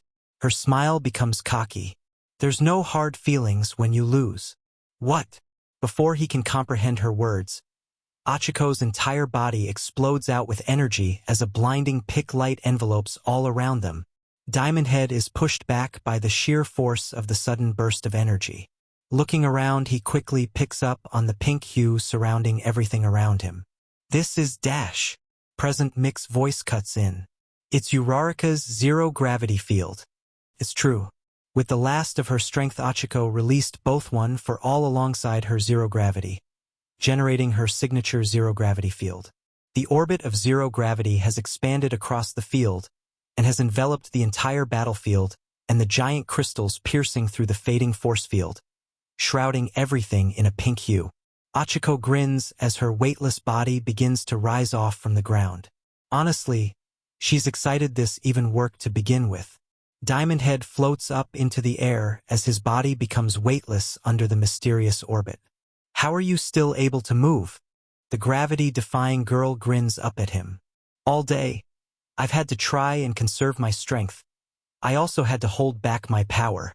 Her grin widens. But not anymore. What? It's the last match, Deku. I don't have to worry about breaking my body if it means I can. She glares up at him with a wicked grin. Beat you. A chill runs down Diamond Head's spine. Without making contact with the ground, he won't be able to properly defend himself. Achiko squats down in preparation. Thanks for playing, but it's over. And like a bullet, she fires herself upward, leaving a streak of pink aura trailing behind her. Not one to just hand over a win, Diamond Head rains down a shower of shards as he continues to rise higher and higher into the air. All Might's successor doesn't so much as flinch as she simply swerves her body to evade the sharp shards, even as a few of them graze her arms and legs. Her entire body glows brighter and brighter as the morphed Izuku desperately tries to fend her off. But it's all in vain. In an instant, Achiko has already caught up to him. She reels back her fist. Are you ready, Deku? He responds by crossing his arms, attempting to shield himself from the inevitable attack. With the power of 8 holders flowing through her, Achiko's entire fist somehow glows even brighter, as she allows all of one for all to flow into her hand, becoming blindingly bright like a star piercing through the darkest of nights. Finishing move, Mars Smash. Screaming at the top of her lungs, Achiko brings her fist and delivers an All Might-worthy punch. The moment her fist makes contact with her opponent, pure strength erupts from her fist, and an explosion of power and wind blasts through the entire battlefield. Pillars of crystals break under the sheer pressure. The cement battlefield is blown away, and the electrical force field wavers and shakes as it struggles to withhold the surge. Raya-ha! Diamond Head screams as the raw power slams into him and sends him flying up at such a high speed. He moves so fast, and thanks to his diamond-like body, he smashes right through the force field, causing it to dissipate into nothingness, and with nothing holding it back, crystal shards, rubble, and a power whirlwind whip through the stadium, forcing the entire stadium to brace themselves against the sheer force of power. Soon the wind dies down and a giant dust cloud shrouds the entire battlefield. The audience scan the field for any sign of the fighters. As they scan, the entire stadium falls into a deafening silence as they wait for the outcome. Conveniently, the Jumbotrons flash to life and reveal what had occurred to one Izuku Midoriya. The entire audience gasp at the sight of Diamond Head laying atop of a smashed food stall from right outside the stadium. He's surrounded by astonished and terrified onlookers and pro-heroes who were a bit more than startled after hearing a massive eruption and witnessing a giant mass of diamonds crash land right in front of them. Kamui Woods looks ready to fight, temporarily mistaking Diamond Head for an attacking villain. Empty Lady is pale as a ghost, having been caught completely off guard by the sudden crash, and Death Arm stares on, finding the entire situation rather odd and surprising. Diamond Head groans and groups his head while the food stall owner cries over the fate of his business, never imagining it would become a crash site. My cabbages! Back within the stadium, everyone, the heroes, students, and teacher, turn their widened eyes towards the demolished battlefield. None of them dare to look away, each waiting with bated breath as the dust begins to settle. There amongst the debris is a sign. A battered, bleeding Ichigo Uraraka stands proud amongst the rubble. Her sleeve had torn away with the immense power surging through her muscles, exposing her right arm that's purple in color and clearly broken. But despite the pain, she's still standing with her left arm raised as if to say, "I am here." Amongst the stunned silence, Midnight, who was protected by the blast thanks to a barricade via Cementos. Midoriya has been thrown out of the arena. Therefore, she cracks her whip and announces, "Ichigo Uraraka is this year's champion." Good thing too. If they continue, there's no doubt they may bring the whole place down with them. All at once, the entire stadium bursts into cheers. She won! Cheers the one and only present mic. ####. Present mix voice blasts through the television set. That's it. After all that, Ichigo Uraraka has taken the crown all for herself. Isn't that amazing? Emily excitedly hops atop her family's couch before zipping around the room so quickly she generates a small twister. She did it. Take that, losers. Stop. My rug. Screechers Emily's poor mother. ####. She's put all she had on the line, and her blood, sweat, and tears were definitely worth it. Congrats. The crowd of aliens cheer and clap, at least those who bet on Uraraka are. Those who put their faith on Midoriya are a bit sour, but still in good spirits, especially after witnessing such an intense and thrilling final match. They did so well, Gug. These kids are like crazy strong. Kinda terrifying. Can you imagine how strong they'll be when they go pro? Arjit shivers. I don't even want to think about it. Meanwhile, Mr. Bauman smiles up at the screen as he watches a groaning Diamond Head shakily sit up from within the rubble. Nice try, Izuku. But you sure got this old man's blood pumping. ####. Midoriya gave her one hell of a fight. Heck, I thought he had it a few times. But getting kicked right out of the stadium is a sure way to go out. Better luck next time, kid. Tears gush out from Inko's eyes as she wails from the top of her lungs. Wah! Izuku! You were so amazing out there, sweetie. I'm so proud of you. ####. These two future heroes did amazing. Tamura Shigaraki scratches at his neck so hard that he actually draws blood. He scowls at the laptop screen, finding present mix comment infuriating. And he's not the only one.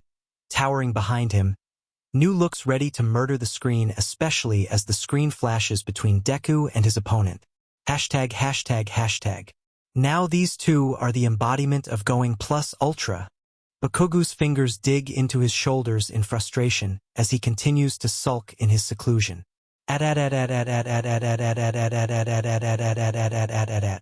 Groaning as he sits back up, Diamond Head disappears behind a flash of red light. What the heck? Shouts Kamui Woods as he reels back from the unexpected flash. A battered Izuku moans and groans as he grabs at his aching head, ruffling his matted and dirty hair. Not so loud, please. Everything hurts. The lady collapses, her face stunned with shock. How are you even alive right now? Huh? Izuku blinks. Oh, what can I say? He smiles up at the bewildered pro-heroes. I'm way more durable than I look. Ironically, gravity wins out and he collapses right onto his back. Hey! Shouts Death Arms worriedly. Are you all right? Yuka doesn't respond, he just lies there with a stupid grin on his face. Ah, man. I was so close. He peers up at the expansive blue sky. Well done, Uraraka. Well done. He takes a moment to enjoy the peace of it all. Even his cheers continue to roar out from the stadium, letting all of his competitive spirit to wash away now that the UA Sports Festival is over. But at least he was right, he was technically the one to beat. And Achiko sure did beat him. This was so amazing. Present Mick's voice somehow overpowers the loud cheers and screams. Stay tuned, folks, because we'll be bringing you the UA Sports Festival Awards ceremony. After, of course, we get our young competitors some much-needed medical attention. ####. Puffs of color smoke and daytime fireworks pop and crack above the stadium, signaling that it's finally time for the awards ceremony. Down on the field of the stadium, all of the first-year classes have gathered around to await the medals to be awarded. The teachers didn't bother with repairs. Instead, they focused on cleanup while Izuku and Achiko got patched up. The field is clear of grass, having been burned away or tossed aside through the semifinals and finals. All there is a flat cement platform for the students to gather upon. Midnight stands atop a podium, her voice echoing across the stadium as the crowd continues to cheer and applaud. The first-year students have completed all of the events for the UA Sports Festival. Now it's time to relax and enjoy the awards ceremony. The crowd cheer and applaud as triumphant music plays and fireworks fire off from above. Even the Jumbotrons flash images of a trophy and the word victory across their screens. From behind Midnight, bright smoke jets into the air along with streams of confetti as a platform begins to rise from below. Standing on the lowest column is Shoto Todoroki, looking as calm as ever. But there's an air of somberness around him. Clearly he'd rather not even be up there, but he's far too polite to decline. On the opposite side is of course Izuku Midoriya, who looks like he's being held at gunpoint. With a shaky, dopey smile, sweating bullets, and nervously shaking from being in the spotlight for far too long. And finally, on the tallest column is the champion of the sports festival, Achiko Uraraka. Her rosy cheeks are even more red, even with the bandages covering parts of her face. Her right arm's in a sling and cast, and her legs are wrapped in bandages like that of a mummy's. She looks like she's going to pass out at any moment, the exhaustion of the day finally catching up to her. But despite all that, she bears one of the brightest grins one has ever seen. Their classmates grin up at them in awe. Kirishima, bless his soul, cheers. Way to go, guys. You rock. Yuga Aoyama winks up at them. You were magnifique. Shiro smiles nervously. Ha! These guys are monsters. Kaminari nods with a worried smile. No kidding. Kinda glad I didn't have to fight him. Damn it! Shouts Tetsu from within his own class. All the top runners were from class 1A. That's bullshit. Easy, Tetsu. Chides Kendo. We'll just make sure to do better next time. Yaoyorozu overhears and adds. Yes, and the same can be said for the rest of us. From General Studies, the purple-haired Shinso smirks. Nice job, Gravity Girl. Next time I'll try and be more of a challenge. Hordes of photographers and reporters who gained permission to be there stand nearby behind barriers. Their camera flashes with every shot they take of the winners. Midnight turns to them for one more announcement. Katsuki Bakugo actually shares the third-place award with Todoroki. But, unfortunately, he declined to join us in celebration. The poor boy, he must be devastated. Izuku frowns as he gazes over towards where Bakugo should be standing. Kaken? Before Izuku can think about it, Midnight snags his attention back. Now let's break out the hardware. Of course, there's only one person worthy of distributing the awards. Ah. A mighty hearty laugh echoes from atop the stadium. The reactions are instantaneous as everyone in the stands rise with smiles on their faces and excitement in their hearts. The symbol of peace leaps off the stadium roof and lands down onto the field before the winner. Citizens, I am here with the medals. / All Might, the #1 hero.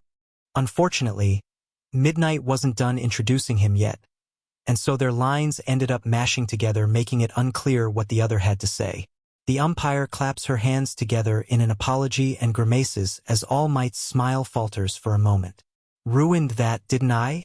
TCH. Midnight tries to save face by moving on. So, now that you're here, All Might, why don't you start the presentation? She presents the medals, signaling for them to start. The crowd cheers once again as All Might takes a medal and approaches the third-place winner. He makes sure to stand tall in front of these future heroes as he holds up each medal. Young Todoroki, congratulations. Shoto silently bows forward, allowing All Might the privilege of placing the medal around his neck. You showed great skill out there today, and I'm glad to see you opening up to both sides of your quirk. Well done. Shoto's gaze falls not in dejection, but in thought. He then looks up towards the other two competitors, the ones who earned their right to be up there. They opened my eyes, especially Midoriya during our match. If he wants to be a hero, a real hero, then he can't use such petty excuses to hold himself back. Otherwise, he can't really call himself a hero, can he? I want to be the kind of hero you are, but my path isn't as clear as I thought it was. I have a lot to think about. His gaze finally meets the pro heroes. And I still need to settle things with someone very soon. All Might nods in understanding. I've never seen this sort of look on your face before. He gently embraces the young man in congratulations. I won't ask for details, but trust yourself. I'm sure you'll work things out. Right? With nothing else to say, All Might releases the young man and steps across the podium until he stands before another young man. A young man he himself didn't expect to see here a year ago. And now he must confront that mistake. Young Midoriya. He speaks calmly as he grips the second-place medal. Congratulations. For a moment Izuku looks excited, like it's a big honor to receive a medal from All Might, but it quickly washes away, and he remains bitterly silent as the #1 hero awards him his medal. Once it's around his neck, Izuku stands straight up and gives a curt nod, hoping for All Might to move on. But he doesn't. Young Midoriya. Izuku hesitantly gazes up at the pro hero, barely meeting his piercing blue eyes. All Might leans in and, like with Shoto, he gently embraces the young man. I'd like to apologize to you for what I said all those months ago. Izuku gasps softly in surprise. He didn't actually think All Might remembered that day. He figured he was just a lost memory, especially after all this time. Oh, it's water under the bridge. All Might. He doesn't sound too convinced. No, it's not. All Might grabs the boy by the shoulders and makes sure to look him right in the eye with the respect he deserves. Young Midoriya, I failed you that day. I failed to see the potential in you, and for that I dare say I failed as a hero and as the symbol of peace. All Might. I told myself that I only said those things to keep you safe.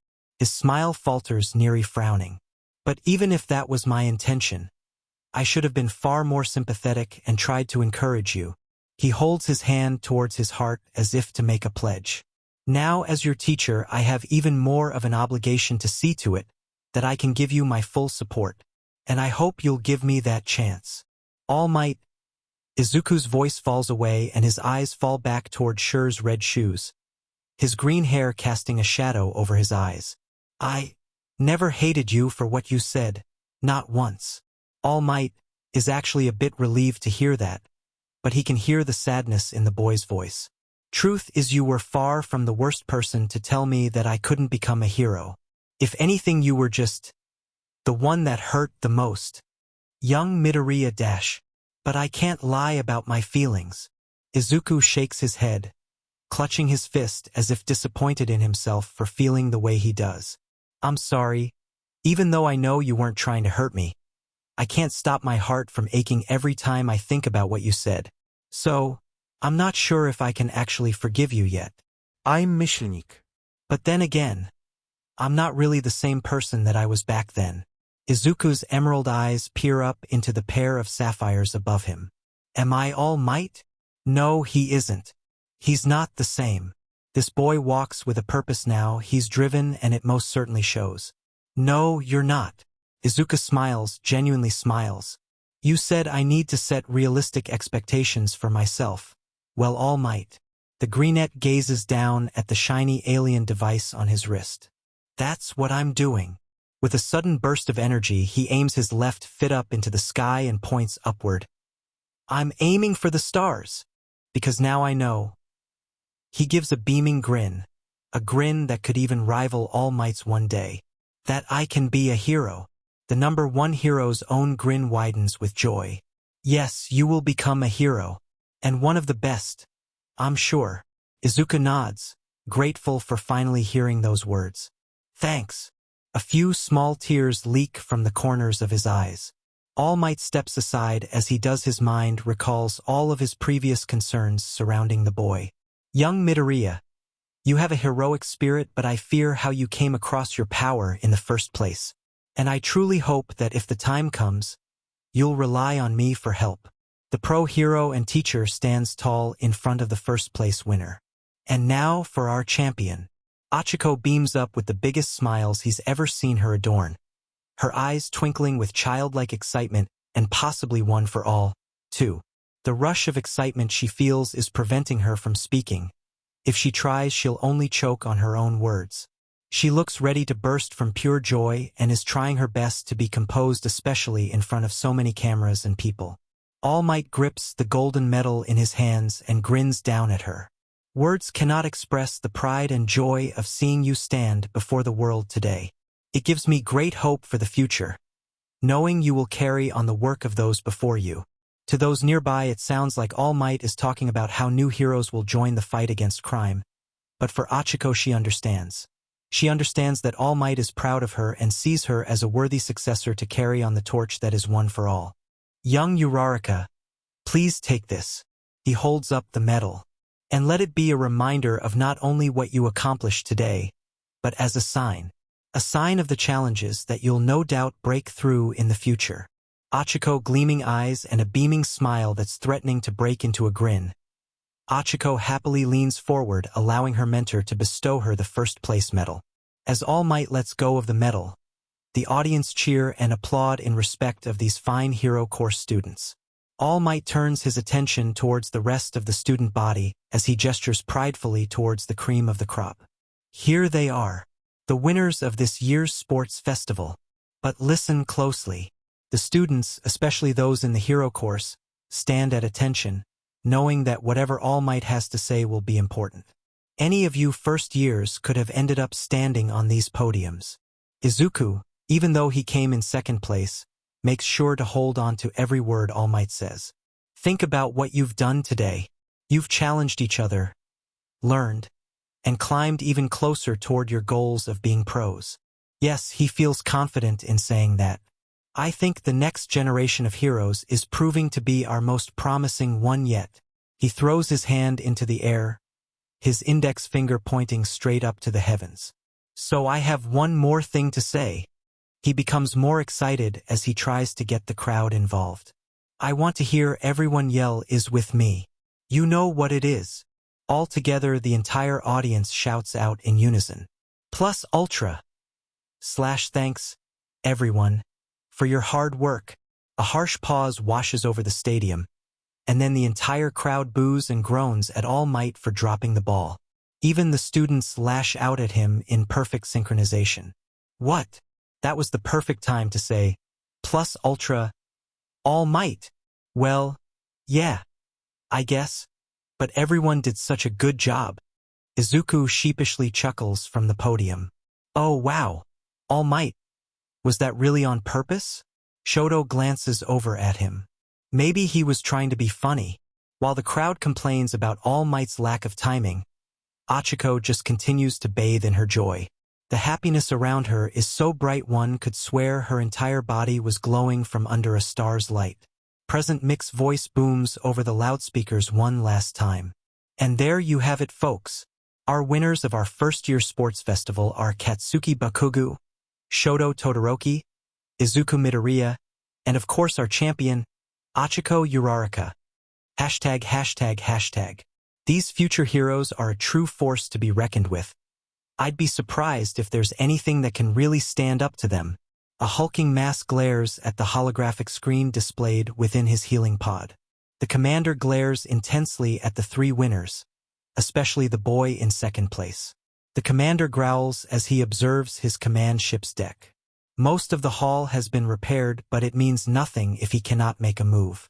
His own repairing body may be near completion, but it will still take some time, plus he needs time to regain his strength as well. But for now he intends to listen and watch. Fortunately for the commander, he had the foresight to hack into this planet's global interspace, which wasn't too difficult at all. If anything, it was a surprise for the commander that these apes even had developed such technology. And now their very invention will allow him the access he needs to study this planet, and even keeps tabs on the Omnitrix and its unworthy wielder. The commander's glare hardens. To use such a powerful device for entertainment, these Earthlings truly are a backwards and primitive lot. But then again, he did just witness the power these primitive beings possess. It's almost terrifying to think that there could be someone down there that can even match his own strength. The thought nearly makes him chuckle. But still, he better remain on the side of caution. If humans become aware of his existence, there's no telling how they may react. Not to mention the plumbers, he's already breaking laws for being in the same galaxy as Earth. If they discover him here, then it may just mean war. A war that will undoubtedly slow down his ambitions. I must remain ever so patient. The time for me to take action will come. He eyes the frozen image and zooms in on Izuku Midoriya. But the Omnitrix does not belong in the hands of a human larvae. He turns to the nearest drone. You!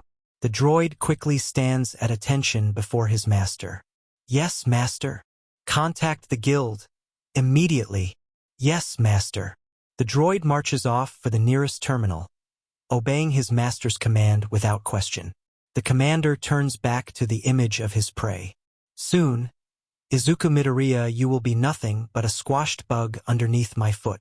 The commander chuckles menacingly to himself as a news bulletin pops up on his display. The display reads, Ingenium attacked. Hero killer still at large. The commander becomes silent as the news grabs his attention. Looks like he has something else to study. And that's all for today, guys. Remember, if you enjoyed, to like, comment, share, and subscribe, and I'll see you guys next time.